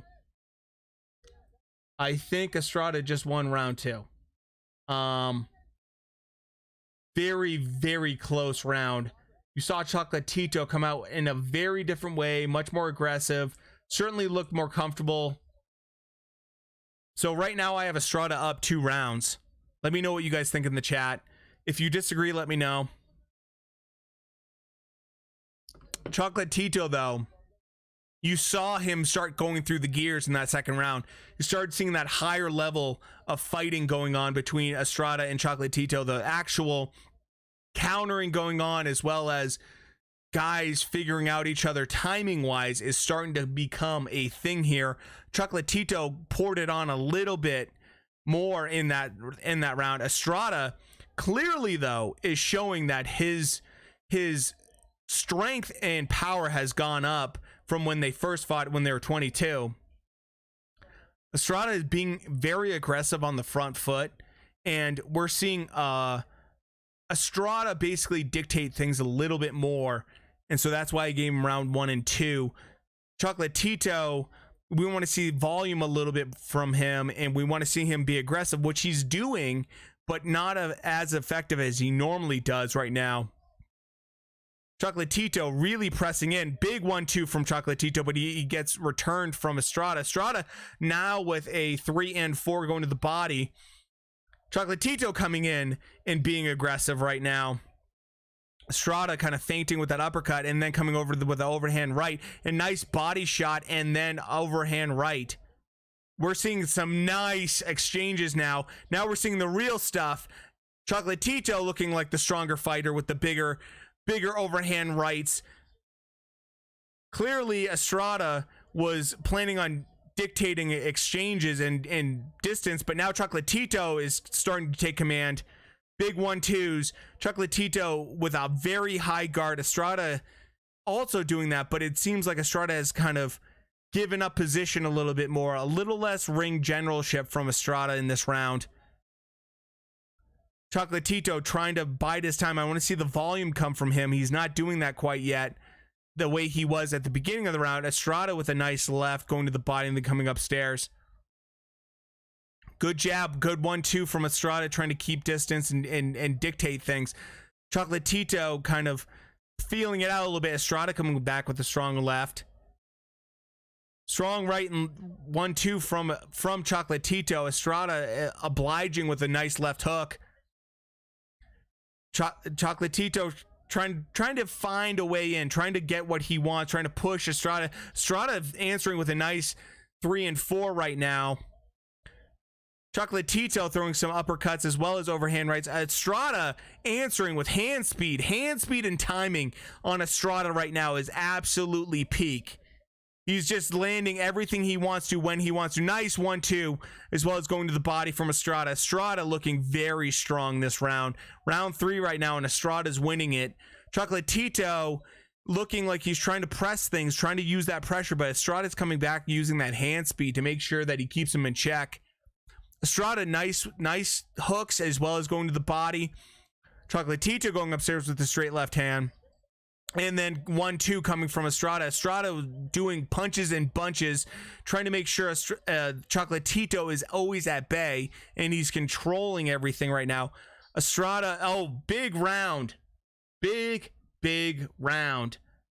I'm giving that round to Estrada. If you guys disagree, let me know in the comments. That was a huge round for Estrada. I felt like he did excellent work. The hand speed was on show. The footwork was absolutely perfect. But Chocolatito, who's got a link, Sylvia? Okay, so this is what you want to do, Sylvia. I'll help you out a little bit. I can't give you the direct link and I can't put it on the screen. If you go to Google and you happen to type in like buff stream or crack stream or something like that, you might find a link that has a couple pop-ups, but eventually you get exactly what you want. Can't tell you. I've just heard this from friends. Allegedly, if you do this, this is what happens. Hopefully that helps you out. Good, excellent first 3 rounds for Estrada. Chocolatito looking a little bit frustrated. Estrada looking very sharp timing wise as well as speed and everything. Estrada kind of feeling out with that left. Just kind of feeling, doing nice 1-2s. Chocolatito coming on strong now, putting that pressure in. Nice head movement from Chocolatito. Oh, Estrada lands a good left. Chocolatito coming in and eating a couple shots right now. He's certainly applying that pressure right now, but Estrada is doing a better job of fighting around him as well as trapping him a little bit. Chocolatito coming in, high guard, and Estrada now throwing 1-2s. Head movement of Estrada doing some nice work, throwing that left hand uppercut as well as the to the body. I didn't think that was too low.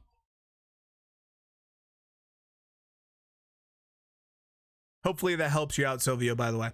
Okay, Chocolatito doing a nice 1-2. Chocolatito throwing that left hand and trying to connect now up top. Chocolatito doing some good work, trying to back down Estrada, but Estrada's not having it. He's working that body with that left hand super well. Chocolatito do that. Chocolatito, Pab, absolutely, man. You got Chocolatito winning this? I have Estrada winning right now, but this is super close. Oh, nice movement from Estrada. Estrada doubling up, tripling up. Good punches and bunches from Estrada. Estrada taking a couple shots from Chocolatito. Chocolatito now pushing Estrada against the ropes. Now they're swinging, boys. Now they're swinging. Chocolatito's just coming in. Let's go, baby. Let's go. Estrada fighting off the ropes. Estrada just saying, I'm not backing down to nobody. Here we go. Estrada taking a couple shots from Chocolatito. Chocolatito applying that pressure. Classic pressure from Chocolatito. Big overhand right, trying to make sure that counts. Estrada, if he can keep moving laterally. Let's go, baby. That's right. Estrada fighting off the ropes, doing a nice job right now of pushing Chocolatito around. Chocolatito says, I don't care. Let's keep going. Big overhand right from Chocolatito. Also a body shot. This might be Chocolatito's round right now. This might be Chocolatito's round right now. Estrada trying to kind of probe with that left hand. Trying to probe, but Chocolatito keeping come forward 1-2s, throw some a few overhand rights. Oh. Working the body a little bit. I want to see more body work from Chocolatito, by the way. Estrada, nice 1-2. Nice body shot with the left hand from Estrada. Estrada throwing some nice overhand rights. Who do you guys have? Round 4, who do you have? Do you have Estrada or do you have Chocolatito? That one right there, I don't know. I got that right in the middle. Who do you guys have for round 4? That was a super close round. I think Estrada did some really good work. But Chocolatito, I think, landed some really strong shots. That round 4 right now is right in the middle. I just can't pick that one as much. I think Estrada might have won it, but Chocolatito landed some big shots. You have Chocolatito winning that one? Cisco? We'll put it over here. We'll give round 4 to Chocolatito via Cisco. Here we go. Let's go round 5, guys. The punches have certainly gotten more accurate, and now we have Estrada throwing a nice 1-2. Chocolatito trying to come forward. Estrada trying to frustrate with hooks. Chocolatito trying to bully, trying to use his shoulder, trying to push off. Right now, we have Estrada trying to keep distance and control distance, trying to be a ring general, do a little bit of ring generalship on his part. Chocolatito has that high guard and kind of just is trying to use it to walk down Estrada. Estrada trying to throw a big left hand. Chocolatito getting him against the ropes. Here we go. 1-2 from overhand right from Chocolatito. Trying to work the body a little bit. Use that left hand to go around the guard for the left hook. Now Estrada is getting pushed back a little bit, bullied a little bit by Chocolatito. Chocolatito again throwing a nice left hand as a just jab, and now Estrada is kind of swinging a little bit wild with both left hands and right hands. Chocolatito is coming up with this pressure with his overhand right. Estrada is not allowing him to advance, though, without having to try to block a couple right hooks, left hooks, doubling up on the jab with the left hand. Estrada, nice position change right there. Trying to throw 1-2s, trying to get Chocolatito to think about what he's doing when coming in. Estrada now throwing 1-2s and trying to go to the body. Chocolatito blocking. Oh, Chocolatito with a nice overhand right. Doing a nice 1-2 right there. Trying to assert that dominance. Trying to get a little bit more of that center ring. Right now, Estrada throwing some big overhand right and left, but it's not really connecting. Trying to just keep distance. Keep Chocolatito from moving in right now. Estrada moved to the body, and then Chocolatito with a big 1-2. One from Chocolatito right now, using that jab if he can. Estrada, by the way, should be a little bit longer than Chocolatito. Chocolatito with a 1-2 to the body, then throwing a nice left to the body. That was a little maybe low. Little bit low. Estrada doesn't seem affected right now. He seems okay right now. Good little sportsmanship right here. Chocolatito on the back foot. Estrada throwing a nice 1-2, then coming around with the left hook. Estrada coming with the right hook. Chocolatito pushing forward now, 1-2, and then he's backing up. Now he's trying to bring in Estrada to exchange. Chocolatito with a body shot to the right. Now Estrada with a nice 3-4. Chocolatito, 1-2, trying to get inside still, try to do work the way he wants to in that pressure. Estrada with a little lazy right hand uppercut. Nothing there. Good round. Good round. How do you guys have it?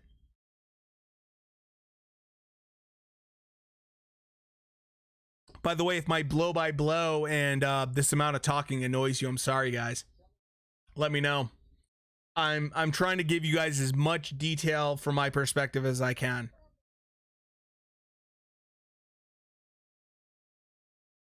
I might give that to Estrada for that round. I don't know. Chocolatito didn't do as well.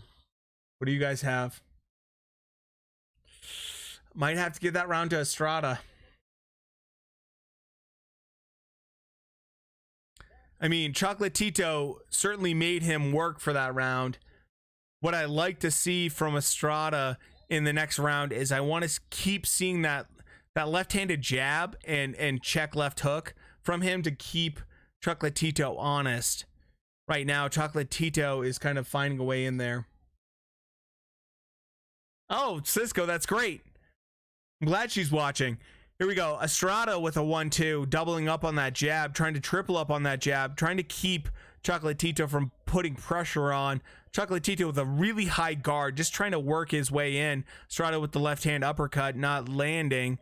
Now we have Chocolatito with a left hand uppercut. Now, not quite landing, but trying to push it, trying to get Estrada on those ropes. Estrada backing up a little bit more than he was.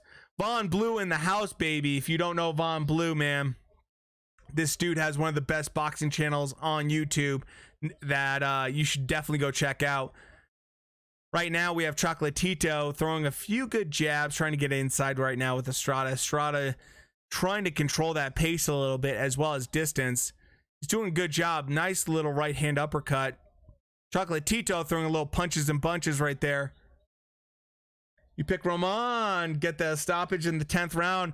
Brother, that right there. If you get that in terms of if you bet on that, that's some good money right there. And right now, I don't know what to think.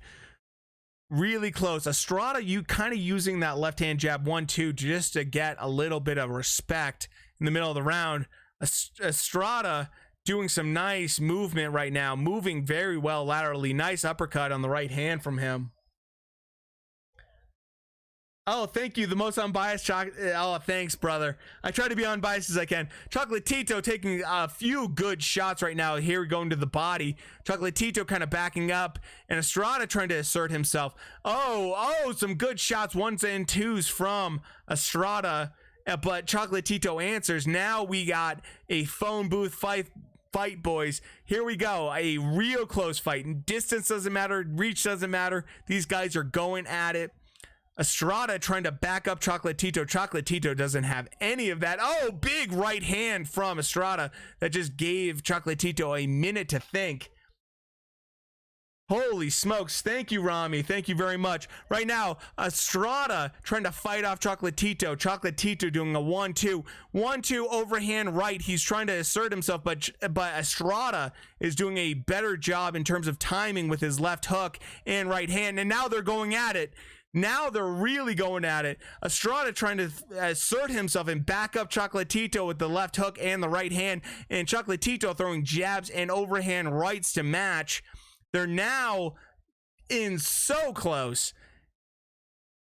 Chocolatito with the high guard. Estrada trying to work the body a little bit. Estrada trying to get a little bit of respect. And Chocolatito's just having none of that. Quick clinch, and then Chocolatito trying to throw the left hand. Estrada throwing a nice right overhand right. Now, I think that round, boys, how do you score that round? I'm going to give that round to I think I have to give it to Estrada. But Chocolatito, I mean, when I score these things, guys, it's so close. Estrada, I think, did just a little bit better. Just barely better. By the way, if you are not subbed to the channel, make sure to sub. We do live streams like this for boxing and UFC every Saturday. If you need help with a link, I can't tell you exactly, but I can guide you to whatever you need. Hopefully you guys are having fun. This is a fantastic fight right now. I want to see, mind you, I am rooting for Chocolatito, even though I predicted Estrada to win this fight. Yeah, man, what a fight is. Yeah, I told you, man. Told you, Cisco. This is the one not to sleep on. Fight of the year right here.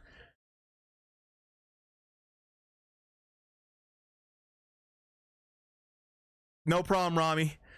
So we have Chocolatito moving forward with the right and left. Now he's kind of trying to bully and make this a phone booth fight. Estrada trying to pump that jab a little bit, trying to make sure that, oh, Chocolatito with a nice big 1-2, and now he's moving to the left of Estrada, trying to use that footwork to get to the body. Estrada now moving backwards. Chocolatito with a big uppercut in left hand. Holy smokes. Chocolatito is pouring it on right now. Chocolatito went up another notch, and Estrada with a huge overhand right. Big overhand right from Estrada.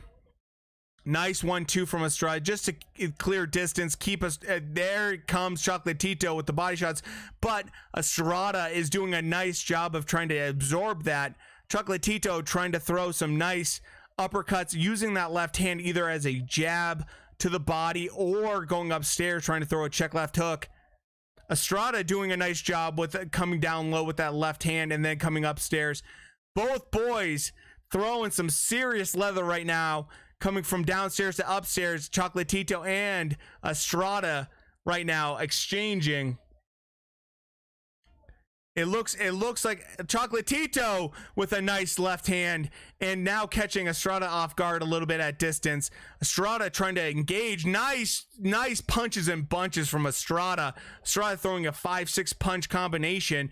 Here's Chocolatito now trying to come back and trying to push Estrada to the ropes, trying to throw the aggression, but the left hand from Estrada is just landing clean on Chocolatito. Chocolatito now throwing some good 1-2s. Now Estrada looks hurt. Estrada looks possibly hurt. Here comes Chocolatito, and Estrada fights back with a nice body shot and then comes overhand with the big overhand right. Chocolatito obliging. Now they're really exchanging. Here we go, boys. Estrada throwing in and just not backing down. Chocolatito looking like he's taking a few big punches from Estrada. Estrada is just engaging to the body and coming with the overhand right now. Chocolatito trying to do some work, but not being effective. Throwing wide as well as throwing some big overhand rights that just aren't landing unless they're landing on the shoulder. Estrada with the uppercut as well as coming forward. Now he's doing some body work. Now he's trying to come upstairs with that uppercut. Nice 1-2s. Now Estrada throwing some huge punches and bunches right now. Chocolatito trying to be the ring general, but that just didn't happen. I have to give that round to Estrada. I have to. All right, I'll be right back, guys. Super quick.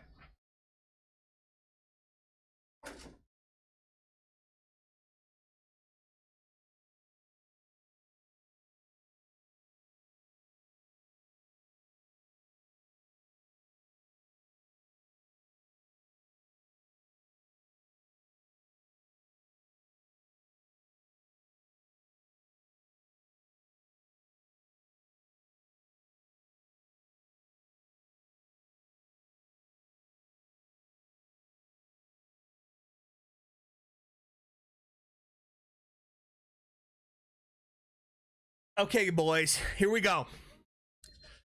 Here we go. Yeah, Vaughn, this fight is crazy. Embrace the grind. Here we go, baby. What a round is right, Cisco, buddy. Here we go, boys. Here we go. Round 8. Estrada and Chocolatito basically meet in the middle, and right now they're just trying to assert dominance. Estrada moving really well to his left, by the way, throwing some nice punches in terms of left hands as well as trying to throw a few jabs. Chocolatito trying to, force everything, trying to force the pace right now, but Estrada doing a nice job keeping distance. He is the bigger guy.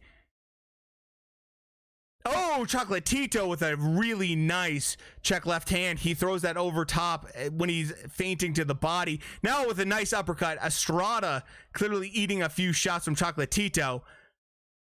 Estrada now losing a little bit of that ring generalship, a little bit of that control, but then comes back with a big 1-2. Oh, Chocolatito throwing really nice right now. Chocolatito getting pushed back a little bit from Estrada. Estrada throwing a 2 2 or 3 jabs right now, moving very well to his left, causing Chocolatito to have to try to come in, and then he throwing that check left hook. Right now, Estrada just kind of keeping at bay Chocolatito with that left hand, throwing a couple jabs. Oh, Chocolatito with a nice overhand right. Nice overhand right again. 1-2 from Chocolatito. He throws that left hand from the low position. He throws it either to the body, he throws it overhand, or he throws it as a check hook. And right now he's throwing it as a jab to kind of land that big right hand. Chocolatito pushing away Estrada. Chocolatito winning this round right now, throwing the better, cleaner work right now. Estrada is trying to find a way in and try to throw some of those left hooks that he's been successful with, but it seems like Estrada is having a lot of issues right now. Chocolatito is certainly winning this round right now. Estrada tries to throw an uppercut, no success, and then he eats a couple big straight shots, rights and lefts from Chocolatito. Estrada trying to throw another uppercut with that right hand, but not landing. Estrada kind of struggling this round compared to the last one. Throws a 1-2, tries to land, but Chocolatito's head movement right now, he's doing a little bit better and out of the way. And Chocolatito now doing a couple punches right there in bunches for some good work. Chocolatito moving a little bit more to his left and circling around Estrada. Estrada now on the back foot. Estrada having some issues with Chocolatito. Chocolatito with a nice 1-2, and then throws that left hand to come around the guard. Estrada having some issues. Chocolatito throwing that right hand uppercut, landing, and now Estrada trying to push Chocolatito against the rounds. That one right there, boys. How do you have that one? I think that one is for Chocolatito, for sure. By the way, if you are not subbed to the channel, sub. Hopefully you check out some of the other videos we do.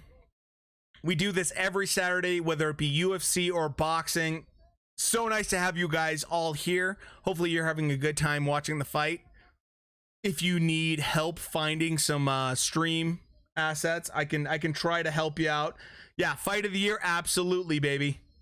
Absolutely. This one is on fire right now. Yes, I have Estrada up quite a bit, but I think Chocolatito just made a huge stance, and based off the way these refs are, or I should say these judges are, sorry about that, the way the judges are from the Ford fight, which was the very first one, I don't know if Estrada should be this comfortable. Estrada could lose. If he loses these last couple rounds, it's huge. But who knows what happens? This is getting crazy. Hopefully you boys are having fun. Let's go back to the commentary. Estrada with a nice left hand to the body, trying to throw an overhand right. Now they're trying to engage in the center of the ring. Chocolatito trying to assert with his left hand as well as throwing an overhand right. Estrada doubling up, tripling up with that jab right now, and that's kind of being a great way to keep at bay as well as distance. Now he's throwing it to the body. Now he's throwing overhand, and then he's throwing a big overhand right now, trying to make sure that Chocolatito kind of respects that power a little bit more. Chocolatito kind of more on his back foot this round compared to the last one. Estrada trying to land a 1-2, nothing there. Tries to throw a little bit of an uppercut with that right hand, but Chocolatito kind of now moving forward with just using a jab. Chocolatito now with a big 1-2, trying to land against Estrada, trying to push him against the ropes. Estrada kind of moving backwards now. Estrada with a left hand to his body, but it's just not working right now. Estrada trying to use that jab, trying to control distance. Chocolatito kind of keeping a high guard and now using his left hand with a really effective jab from Chocolatito right now. Clearly he's trying to land that big right, but he's using that left hand to kind of get inside. Estrada using a nice 1-2 to kind of push Chocolatito back a little bit briefly. Chocolatito kind of leaning in, using that high guard to kind of get inside, and now trying to throw a left hand either as a jab or a hook, trying to make Estrada move backwards. Estrada slightly on the back foot compared to last time. Chocolatito goes to the body with the left hand.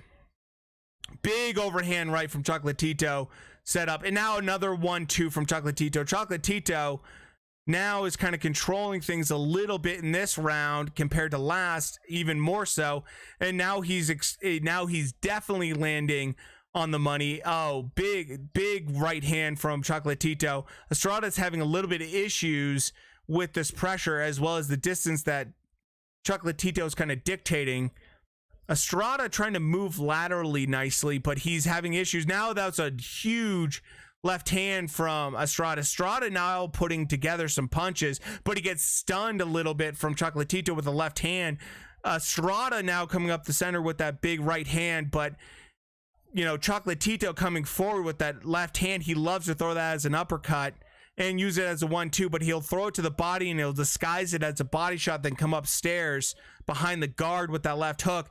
Estrada not allowing Chocolatito to push him around much. Chocolatito kind of coming over the top, hopefully with a big right. Let's see if he can try to assert himself. He can't right now. Estrada working the body with that left hand, getting the better timing right now. Estrada, big finish right now. How do you guys have that one? That was just a... I mean, I hate to call these rounds because they're just so good. Do you give it to Estrada? Do you give it to Estrada? His corner is saying he's losing right now. I think he won that round. I think he won that round. The big thing with Estrada, he needs to continue with that volume in terms of punches and bunches. If he slows down, he's going to have major issues. Hopefully you guys are enjoying this, guys. I'm loving this fight right now. It's so glad to be watching it with you. Here we go. Here we go. 3 more rounds. Okay. I think Estrada's corner is being a little bit overreactive. I think he's winning right now, but let's see what Chocolatito does. Okay, 10th round. Here we go. Chocolatito trying to push his way in. Estrada with a nice 1-2. Estrada doing very solid work right now. Chocolatito with a nice overhand right and then coming over with the left. Chocolatito trying to jab his way in and then comes over with the right hand, but Estrada keeping him off with that left hand jab, doing a nice job moving and then sticking and moving when he finds moments. Nice job right there with the right hand and then left, moving back to his left side. Oh, Chocolatito with a good overhand right, trying to push up Estrada against the ropes. Nice body shot with the right hand from Chocolatito. Chocolatito with a nice right hand, now trying to follow up with the left. Estrada trying to find ways to keep Chocolatito back, but Chocolatito is just absolutely trying to push Estrada against the ropes because there's no way Estrada's going to let up.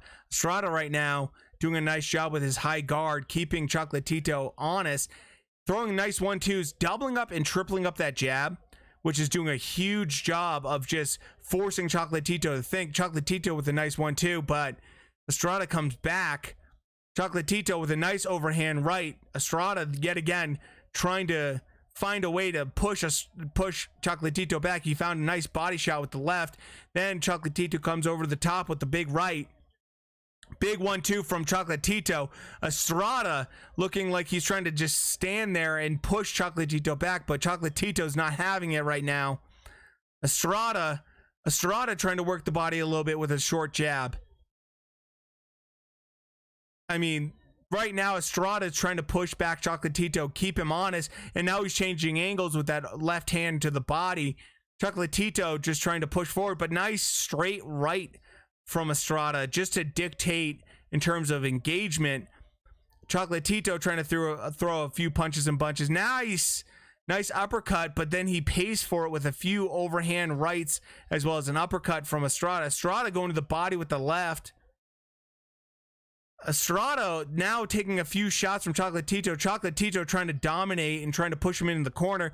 Estrada engaging, but now getting the worst of the exchanges because Chocolatito's hitting with some overhand lefts as well as rights. Estrada moving backwards. Chocolatito getting the best of it with the jab. Chocolatito to the body. Now he's trying to move upstairs. Estrada doing a nice job swinging and just keeping distance from Chocolatito. Chocolatito trying to engage, but having issues pushing Estrada back. Estrada really dominating this round in terms of ring generalship. good left hand and good right hand from Estrada to try to dominate. How do you guys have that round? Holy shit.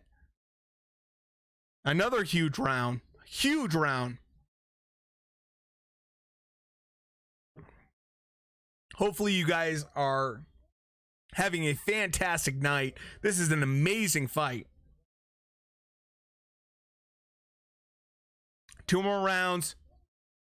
I think Estrada is going to win this right now. 10th round. Do I give it to Estrada or should it go to Chocolatito? What do you guys think? I mean, I think Estrada might have got the best of that. I hate to give it to Estrada though, because that was super close.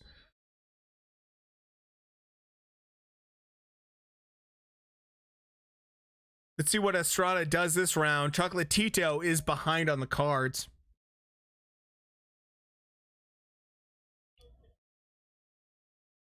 So here we go, round 11. 1-2 comes from Estrada. Estrada now throwing a few punches and bunches, trying to throw that right hand, trying to just show a little bit of force and use that left hand to do check left hooks and uppercuts. Chocolatito now engaging a little bit, trying to test the waters a little bit. Wide shot is key. Absolutely, brother. Absolutely. Nothing makes a guy move back faster than a body shot.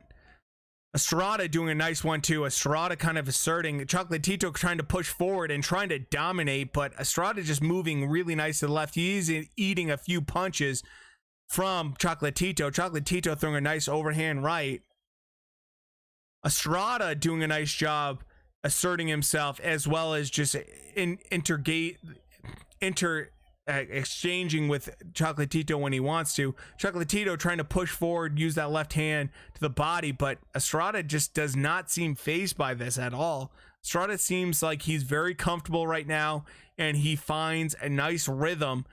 I think Chocolatito with a nice 1-2, but Estrada trying to fire back with that left hand, and Estrada getting the best of that exchange with the left hand. Chocolatito trying to double up that jab. I want to see triples from him if he wants to do something. Estrada now going to the body with the left hand. Chocolatito going with the left hand to the body, but now he's going over the hand right, but nothing there. And then Estrada immediately counters.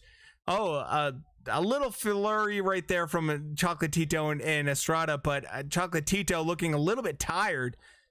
Estrada looking a little bit sharper, but he is eating a left hand now from Chocolatito. Chocolatito trying to throw a crisp 1-2, and Estrada kind of eating that because he's now opening himself up for a left hand hook. Chocolatito trying to work the body, trying to change angles. Estrada trying to get in there and try to make it a phone booth fight, which I don't understand. Chocolatito with a nice overhand right, and then missing from Estrada. Estrada trying to land that right hand on Chocolatito, but not quite successful. Chocolatito trying to just push back Estrada. Estrada not having it. They're kind of exchanging on gloves right now, but they're not exactly... The pace has slowed down immensely. Chocolatito with a nice head movement to get under that left hook. Oh, nice exchange right now. Chocolatito landing on the button, but then Estrada asserting himself with the left hand, trying to do double hooks or punt or jabs right now. Estrada pushing back Chocolatito at the end of this round with left hands and rights. Chocolatito looking a little bit frustrated. Estrada with a nice strong finish right there. I think 11th round might have to go to Chocolatito, in my opinion. Chocolatito, I think, won that round.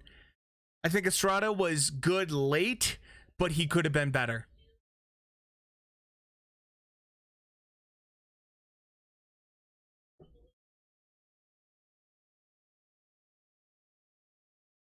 Oh, that Virgil Ortiz fight, I can't wait for.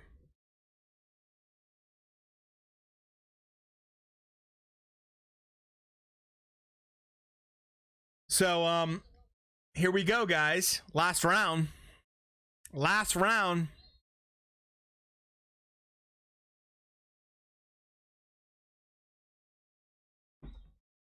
Here we go.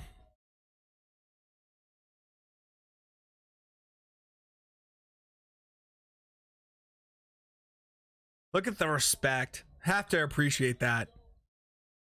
Estrada trying to triple up, double up with that lead left, and then Chocolatito coming over top with the right. Nice body shot from Chocolatito. He's trying to push forward, trying to be aggressive. Right now, Chris Mannix has Chocolatito winning. I have Estrada winning. Oh, Chocolatito with a nice right hand over the top. Estrada trying to use that left jab as well as left hook to keep Chocolatito at bay. Both guys kind of swinging a little bit. Estrada with a nice right hand uppercut. Chocolatito now trying to get in there, trying to force everything, and he has a nice right hand. Lands it over the top. Estrada doing a nice job throwing ones and twos to keep Chocolatito on his back foot. Right now, Estrada probably winning this last round.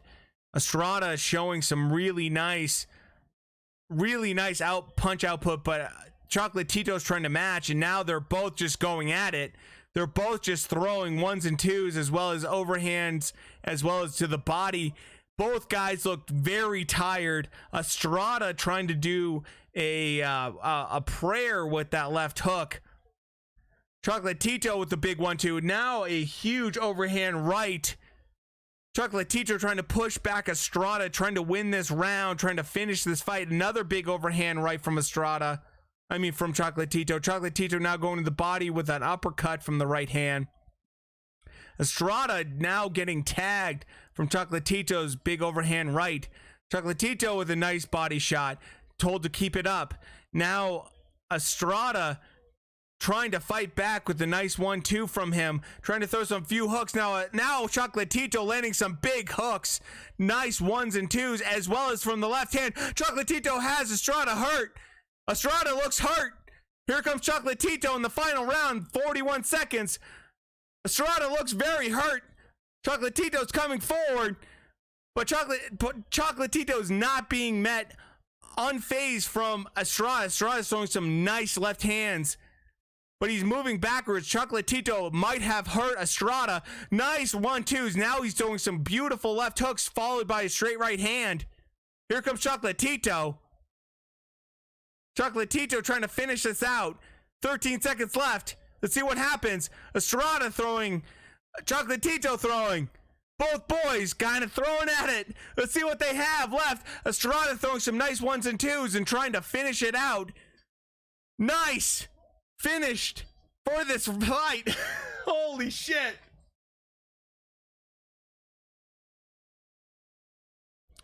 Holy shit. How do you boys have that one? Holy shit. Fight of the year right there, man. Holy cow. Holy cow. I don't even know, man. Chocolatito as a winner on ESPN Latin. I don't know, like that last round.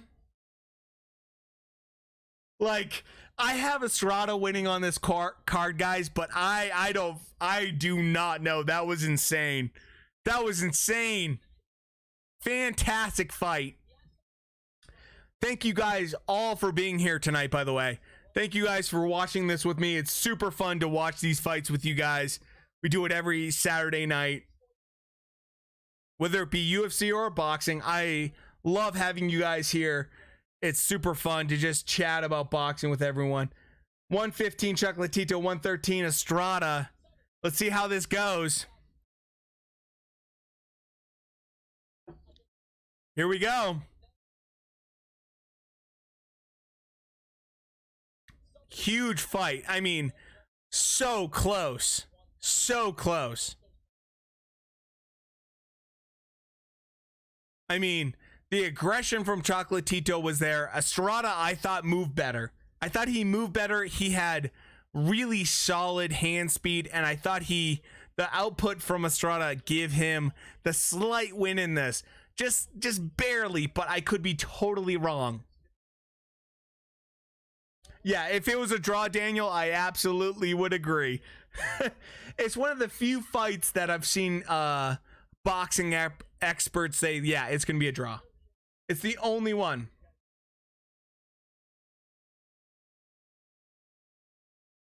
Here we go. Here we go. I know what you're saying right now in the chat. I'm just trying to hear out the scores. Here we go. Here we go. What a fight. Daniel, that's a very solid scorecard. Very solid scorecard.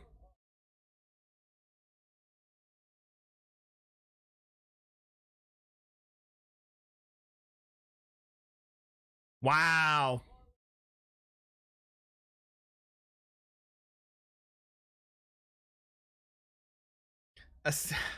My God.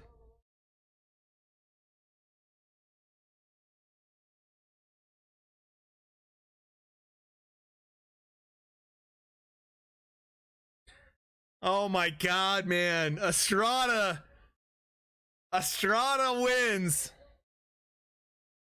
Yeah, I know. 117, 111 is ridiculous.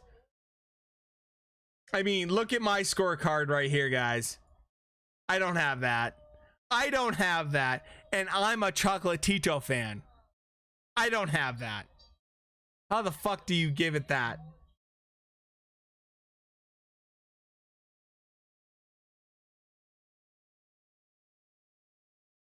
Holy shit.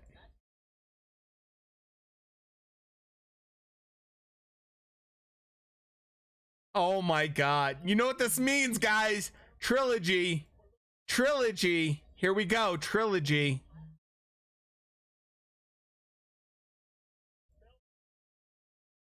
Wow. I thought that was super close.